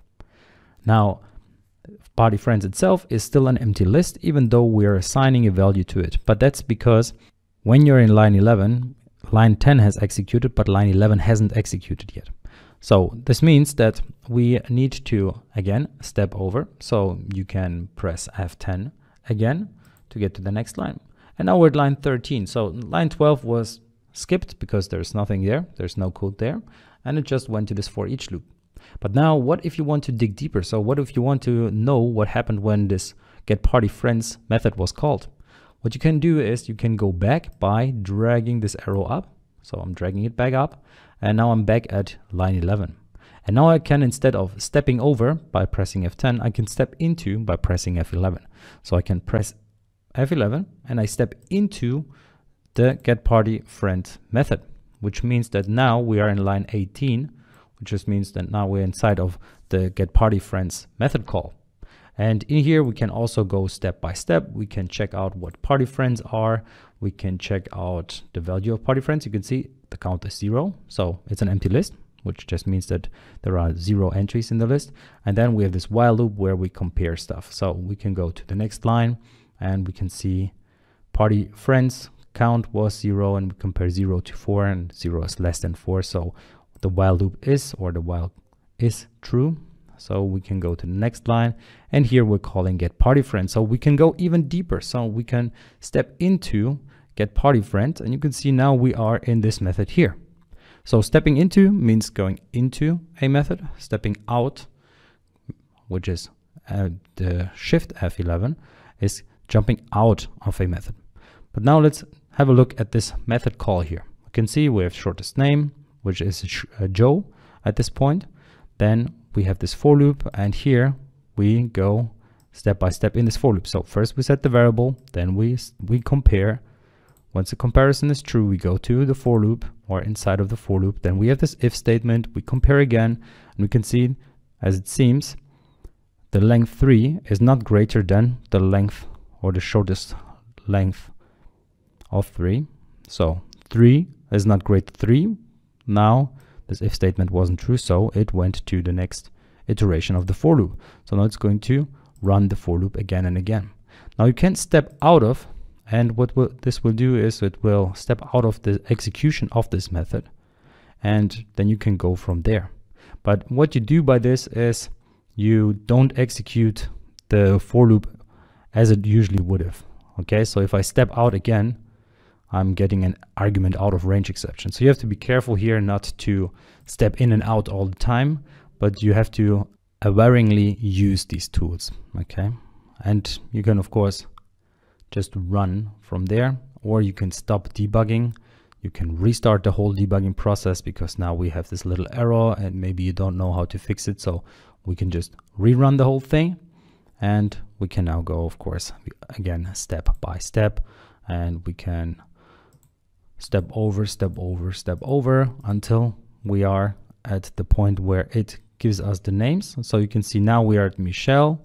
Now it goes to the next name in the list. Now we're at Angelina. It goes to the next name in the list, and it's Carlos. So you can see you can check every variable and the state of every variable at every single moment, which is super important if you want to figure things out. We are going to check out autos and locals and also breakpoints a little more. So we saw how to use breakpoints in the last video, and we created this one breakpoint at the point where we create this local list or this local variable called friends, which is only available in our main method. And then we can of course go ahead and create some more of those breakpoints. So I'm just going to create 2 breakpoints. Now let's say we want to have a look at our breakpoints. And in this example, it's super easy because we only have those 2 breakpoints, right? So they are visible all the time. But now imagine we did this. So we have summed it up. We really just want to break it down on the higher level. And now we only see this one breakpoint. But where are all the other breakpoints? Well, what you can do is you can start and then, or start debugging by pressing F5. And then the other thing that you can do is you can check out your breakpoints. So Control-Alt-B is the shortcut, or you can just go to Windows breakpoints here from debug Windows breakpoints, and that will open up this little tab here, which shows you the different breakpoints that you have. So we have a breakpoint in Program CS line 10 character 13 and another one in Program CS line 21 character 13. All right, so these are the 2 breakpoints that we have. And now in order to get rid of a breakpoint, what we can do is, of course, we can press on the breakpoint. So here on the left hand side, we can click on it. And as you can see, it completely disappears from our breakpoints once we do that. We can also just deactivate the breakpoint. Now you can see it's white in the middle. So let me do that with this breakpoint. Here you can see it better. You can see now it's not fully red anymore. It's not filled with red anymore. It's filled with white. All right, so it's still there, but it's deactivated. So you can deactivate breakpoints anytime with this window, with this breakpoints window. All right, so this might not be useful in our specific case here because it's a super short program, right? We don't have too much going on here, but once you have a program where you have breakpoints in many different files, this comes in handy and it really helps you out there. All right, so the next thing that I would like to show you, and that's a very important one, especially to figure out where your bugs lie, and that's to use locals and autos. All right, let's start with autos. You can see we have this new window here called autos. Autos will automatically show us the variables which are around the current breakpoint. So the ones that are relevant currently. So there's this args variable, which is this one here at the top from our main method. So this args variable. And then we have this friends variable, which currently is null. And once we go to the next step, so we step over, we can see that now we have friends and party friends. So autos shows us automatically the variables that are surrounding the breakpoints that are close to where we are currently. All right, so here I'm with friends and you can see that we have 7 entries there. And then we have party friends, which is at this point null, but once we step over, we can see now party friends is what is looked at. All right, so we have this variable count, and we have this variable party friends, which has some additional information. You can see the count of party friends is 0 at this point. You can see the type here if you want to know more about it. It's a system collections list. And then we have this party friends count, which is also 0. All right, so count, which is this one here and this one over here. And then we have party friends, which has a count of 0. All right, so that's the general idea, or actually party friends, and then we have count. So it's two different things. As you can see, there's the party friends count, which is the amount of party friends, and there is the party friends list, which is the list which currently doesn't have any friends in there or any entries in there. All right, so that's our autos, and it's super handy when you are looking at variables that you currently have right now. Now, what you also can do is you can modify those. All right, so you could modify the value here. You could go ahead and enter 5 and test how your program behaves once you change the value to a different value. As you can see, I've changed it to 5, and now I could see, okay, how would my program behave once I add a or enter a value of 5, for example. All right, so that's one thing. The other one that I would like to show you are locals. But before we do that, I would like to show you the watch first. So let's go to the watch, and watch opens up this window, which looks similar to what we have just seen. And now you can add items to watch. By the way, at the bottom, autos is still there. So it's just a new tab here at the very bottom. And here is watch 1. That's because, well, breakpoints has taken some space and it's important. But what we can do is we can, at any point, we can drag out autos and have it at the side here. So we could compare them. So let's say I want to add my friends. So I'm just going to add party friends to my list. All right, party friends entered, and you can see the party friends count is 0. Then it's always important where you are right now. So at this point I'm over here. So I'm just going to look at current friend. And let me enter. As you can see, I'm getting an error. Name current friend does not exist in the current context. So it doesn't exist at that point yet, but it will exist later on. So let's also look at friends, because friends is also something that doesn't exist in the current context. Why is that? Well, because right now, as you can see, the arrow is within my get party friends. So we're within this method. Now the scope of our whole variables is within this method. And this friends variable and this party friends variable, they are not available in here. So this is not the party friends that we're looking at here. All right, because the party friends that we're looking at is this one here. Why is that? Well, it's because of scope. All right, scope is a very important concept because a variable that is created within a method is only available within that method. That's why we can't use friends or party friends from our main method within our get party friends, because it's a different method, right?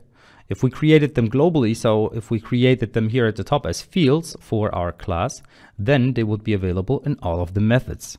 All right, so that's really important here. I looked into scope in another video, I think, but here it's really, again, very easy to see because, well, we can directly see the values that we get.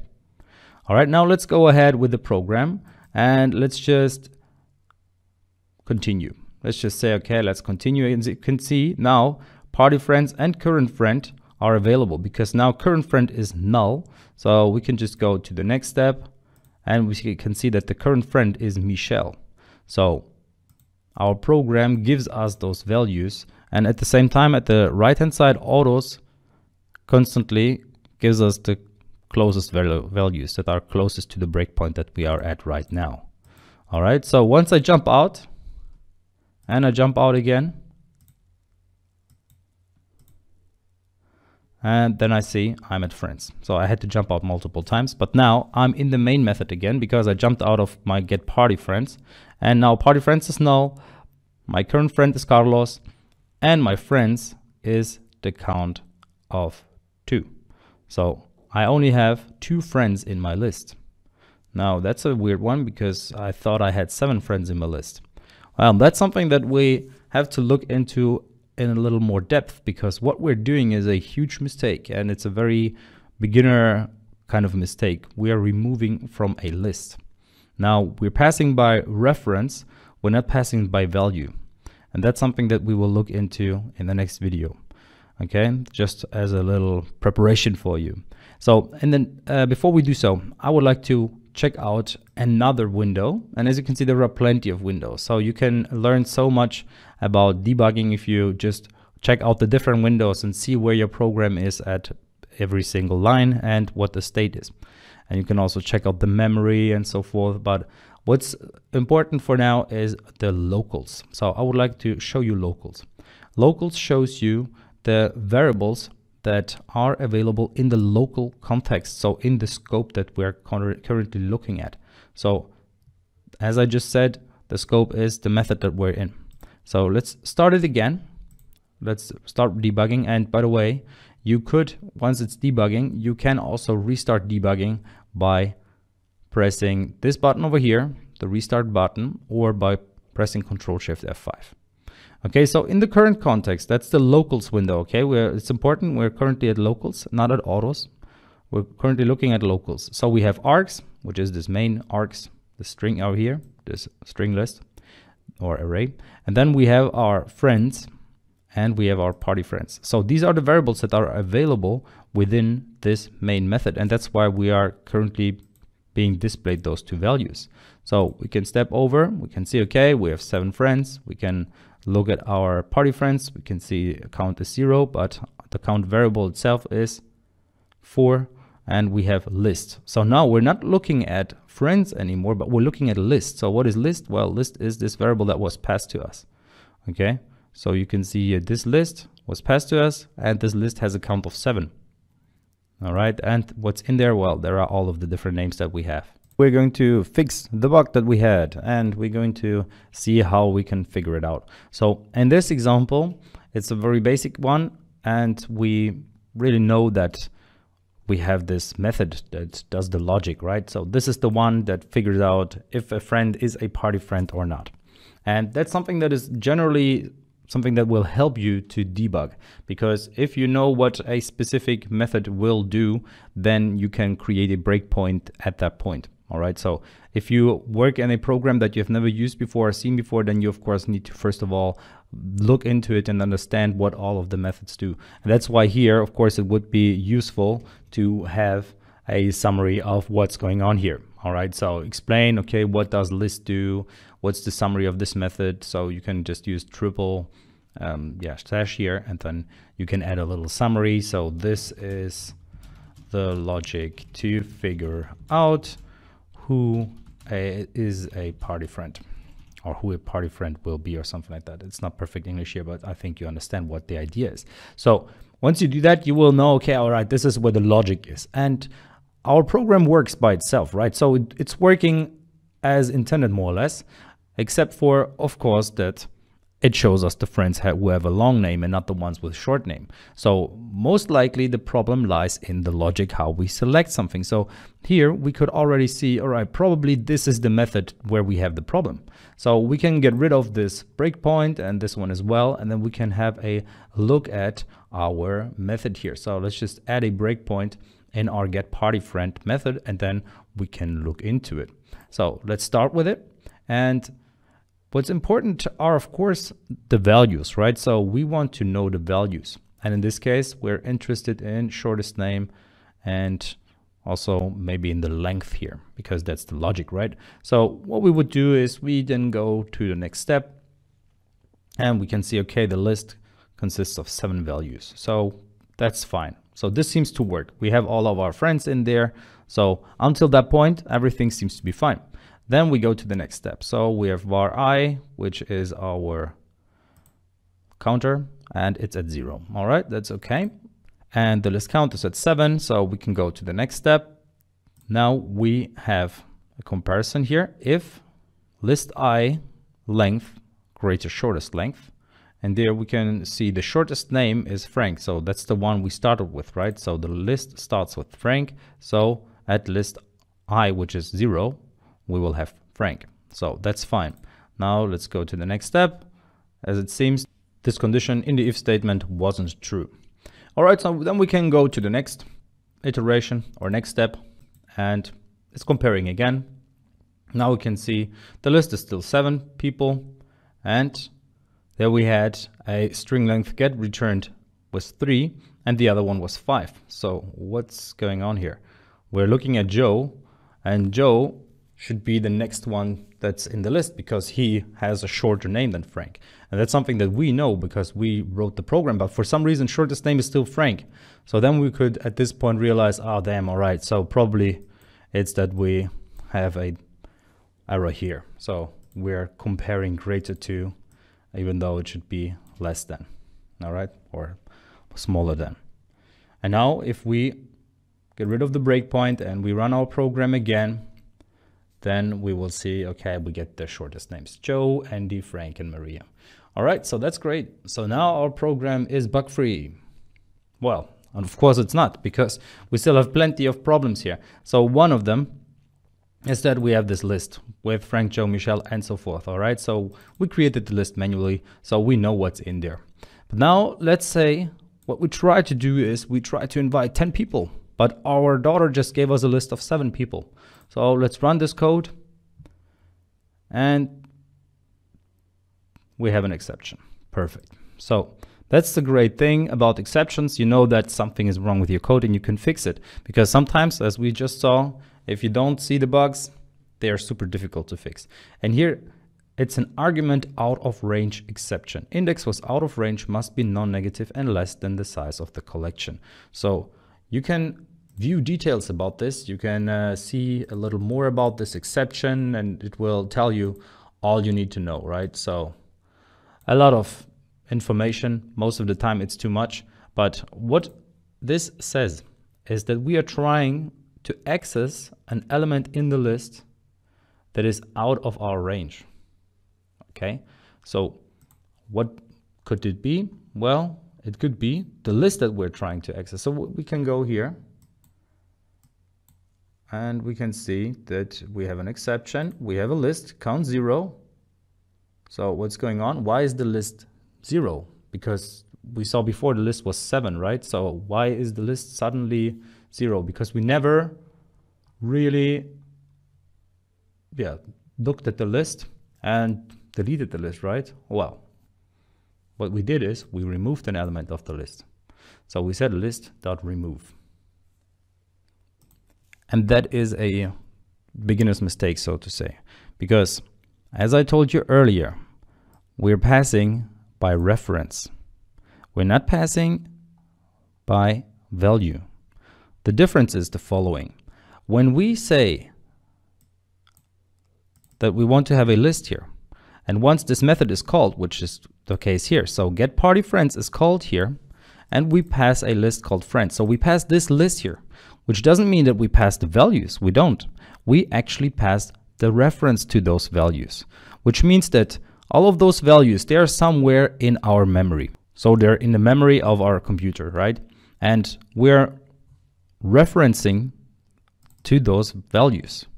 So we say, okay, I would like to go to this memory where you have all of your friends. So I would like to go to Frank, I would like to go to Joe, and so forth. So once we work with this list, for example, we remove an element of that list, we don't create a copy with the values and then we go ahead and remove elements from the list, but we're actually deleting in this memory. So we're deleting Frank from the list, we're deleting Joe from the list. So you can quite easily see that if you use this for each loop to check out your friends. Okay, so I'm going to reduce it again so that we can actually see something. So I'm going through this for each loop, and as you can see, only Angelina is displayed. Why only Angelina? Because Angelina is the 7th in the list and I just removed 6 people from the list. Let's do that again with 4 people, just so you see that Maria, Carlos, and Angelina are still there. So you see, actually it's Michelle. All right, so even better. Now we have a very weird situation where it's Michelle, Carlos, and Angelina who are still in the list. Okay, so we are constantly removing someone from the list, and that creates a bunch of problems, because if somebody else, or if we use this friends list somewhere else, then it will be empty. or it will be corrupted. It will not have the initial values in there. And that's something that we should not do. So what we can do is we can create a buffer here. So I'm just going to create a new variable called buffer, and that will be a new list of strings, and it will be my list. So I'm just going to pass my list that is passed to me at this point. All right, and I'm going to store it in buffer. So it's going to be a new list. And now what we can see is that we, of course, have to now remove from the buffer. So we will remove from this copy of the list. We won't remove from the list itself. All right, that's the important differentiation that we have to make. We're removing from the copy now. Now, of course, we also have to use the buffer here to get the party friend. All right, because otherwise we will never release anything from the list. It will always be 7 people. So even in this buffer list, it will always be 7 people, and then it will not work correctly. All right, so there we are. Frank, Joe, Michelle, everything is still in the list. Okay, so the for each loop worked out well. And in comparison, what we could do is we could make another for loop and check it out with party friends, just to see if now we only have 3 party friends. So you can see it's actually 4 party friends. So all of them are in there, and Joe, Andy, Frank, and Maria are also still in there. So we didn't delete the friends list, we deleted the elements from the buffer list. And now, of course, we don't need this anymore. So this was just for testing purposes and to debug. But now we have a program that works well. Now you could say, all right, we don't have any bugs anymore. Well, but we still didn't fix that one bug that we had before, where if we entered 10 here, we would get a bug, or an error actually, an argument out of range exception. So what can we do here? Because we're trying to access an element that does not exist. So we're trying to access a list element, even though our list is empty. So list count is 0.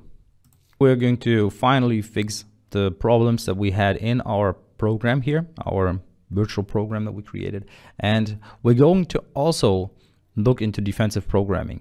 So the idea of defensive programming is to make secure code that really already thinks about what problems could arise. Because in this case, the problems that could arise is that, for example, the list is empty, or we want to have too many friends. So we want to invite more friends than we have. And in this case, the list is a super simple one that we created manually, but imagine it's from a database. So it comes from a database, or it comes from the web, from a cloud database or something like that. And then it would be a super different story, because we would never know how big the list is. In this case, we can see it in the code, but we might not know it, depending on where it comes from. In this case, we have to anticipate different problems that could arise, and we can test them ourselves when developing. For example, we already did that, right? We entered more friends that we have in the list. So it's a simple one. We just run this, and then we get this argument out of range exception. But where we are getting it is an interesting one. So we are getting it at the point of our getPartyFriend method, even though the problem lies somewhere else. Because if we look at it, it says shortest name list 0. So we're trying to access a list element that is not available, because we're past the list, getPartyFriend, and we're past this list over here.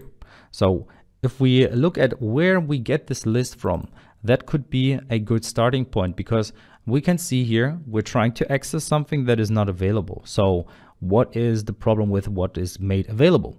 So we can look at this line here, getPartyFriend, that's where it's called, and we can see, all right, that's the buffer, right? So we get a buffer, which is this list over here. So what we're getting is a list from the top level. So again, we can see, all right, we get this list of so and so many people, and this is where we get the value from. And well, a good point to check if the list is good is actually in our getPartyFriends method, because here we get the list, right? So at this point we have a list, so we can check this list. We can see if this list is good enough for what we want to do. And what we want to do is to write something based on the account of elements in that list. So we can check if the count is greater than list.count. And this is the list that was passed to us. So if that's the case, what we can do is we could just print something, don't do that, or error or something like that. But an even better thing that we can do is we can make the program crash. So we know that the program has a problem, but at the same time, we stop the program from executing at a very early stage.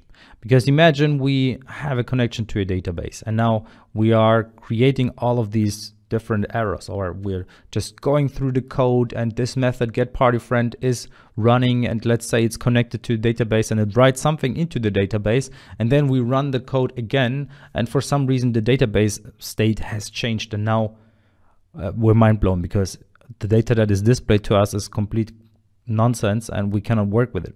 So fixing that bug would be a real problem.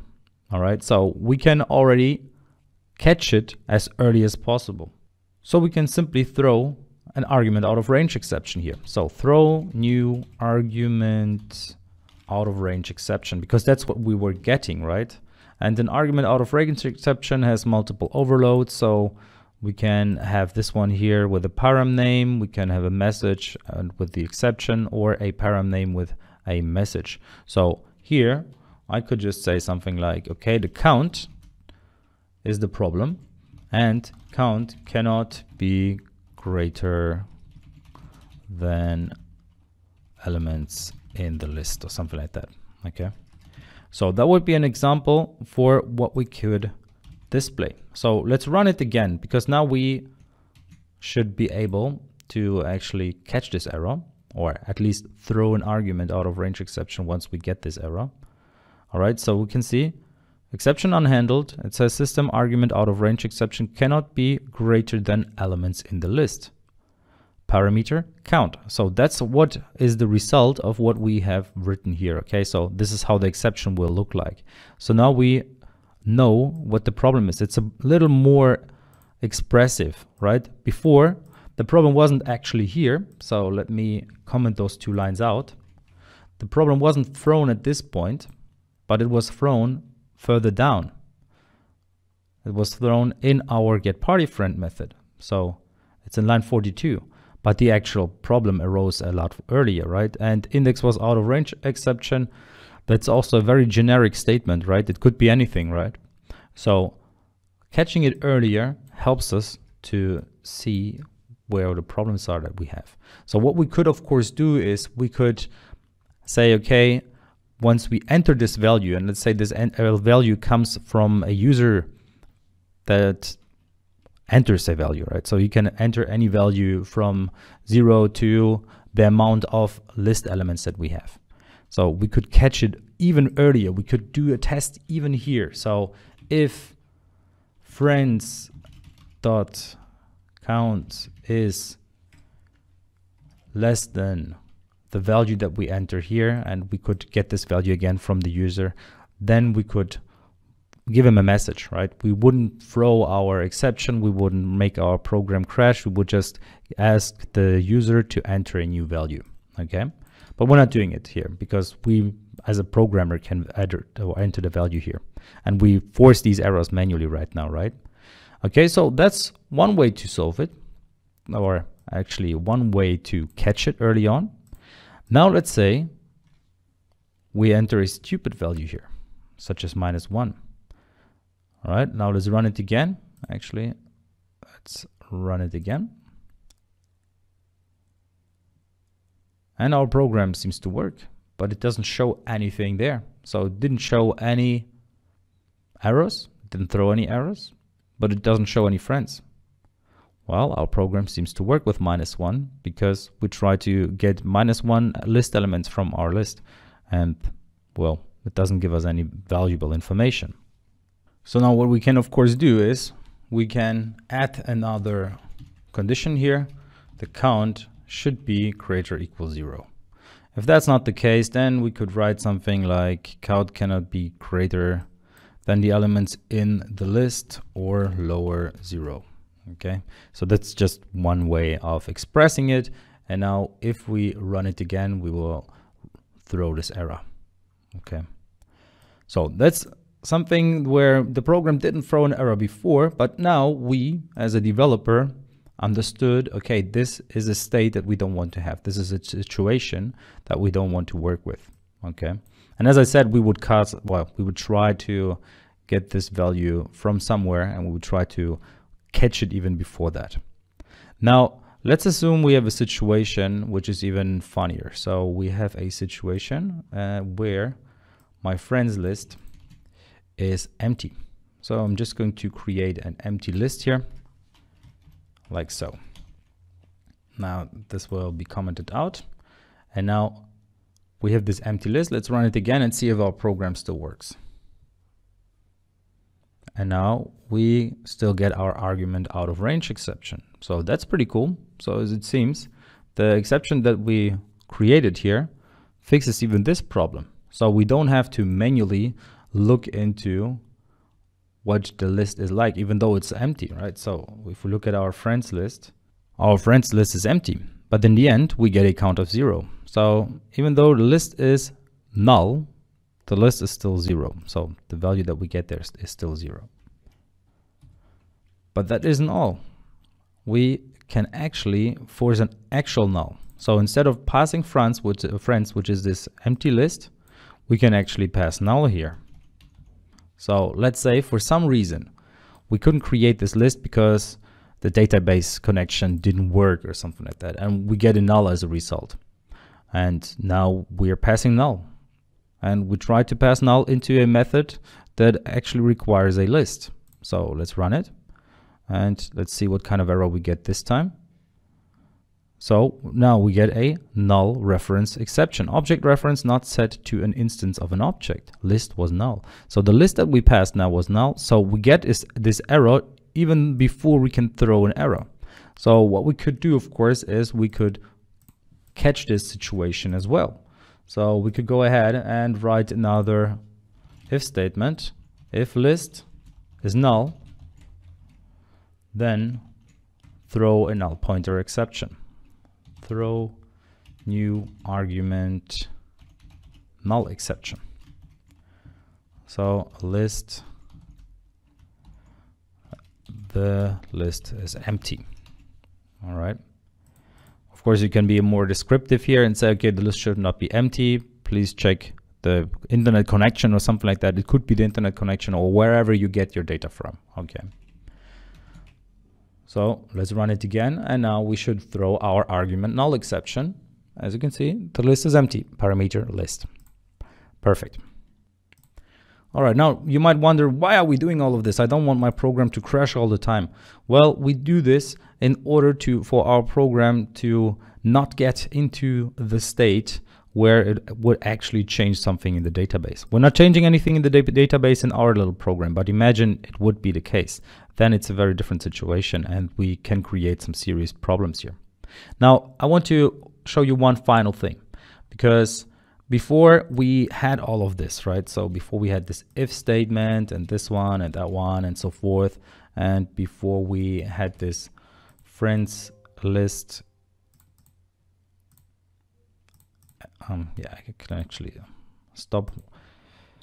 Before we had this friends here, and we passed friends over there, and then we tried to have 10 friends at our party, but we only have 7 friends. So at this situation, once we run this, what we can do is we can force this error that we had, and the error was in our get party friend. Okay, so we get this argument out of range exception. Index was out of range. So that's a problem that we had before we fixed it, right? But now the interesting thing that we can look at is the call stack. So there's something called call stack, and let me make it a little bigger here. Actually, let me close autos down. So now let's look at this call stack. This call stack here says that we are currently in line 46. All right, that's where we are. So we are in the get party friend method. Now, if we go one step higher, we can see that this is where the get party friend method was called. Now we are inside of the get party friends, plural, method. And what if we want to know where this method was called? Well, it was called in line 13. So with the call stack, we can see from where we were called, again, and so forth. So we can go up all the way to the level at which the initial method was called. And the initial method was get party friends was called. Then we go into this while loop. Then get party friend is called. Then we get into this method here. And then finally, our variable is created based on a list that is empty. Okay. All right. So I hope this gave you a little introduction into debugging. Of course, there's a lot more to know, but I don't want to bore you with all the details because some of the things are useful, but many of them will not be required in your day-to-day life. Because, I mean, in general, you can, of course, go ahead and go to debug and then check out all of the different windows you can get here. And you can look into the threads that are running in parallel, the processes, and so forth. But I think what you've seen now is really going to be the main things, or are going to be the main things that you're going to require, the main tools that you're going to require in order to debug your software. All right, so I hope you enjoyed this, and I hope you can make use of this in your future programs, and now you can finally see how debugging is solved. Now, congratulations, you have reached the end of our free C# 7-hour-long YouTube course. And if you now want to proceed and learn more about C#, we got different ways for you. The first one would be to enroll in our very, very professional and definitely more advanced ASP.NET Core and Angular 21-day course, where you will build a complete flight application. So if you're interested in C# web development and you really want to proceed very fast and very efficient, check out this course. You can find the link in the description below. Or if you're interested in just more C# knowledge, spread it everywhere, sign up for our all access subscription. You can try it out 7 days for free. You get instant access to all of our premium courses, which really offer nearly everything. A lot of topics on C#, a lot of topics on Android and app development. We got Python with a lot of additional courses there too. We got Unity and so much more, and we are really adding new content regularly. And you will get access to all existing courses and for sure to all future ones too. So no brainer, start your free trial right away. So we hope you enjoyed this video. Don't forget to give it a big thumb up and share it with your friends and spread the word about it. If you haven't subscribed already, now is the time to do that, because you don't want to miss those courses, and we are creating them on nearly every topic. So don't miss out any free valuable programming education. Press the subscribe button now, and I'd be very happy to see you next time again. Cheers.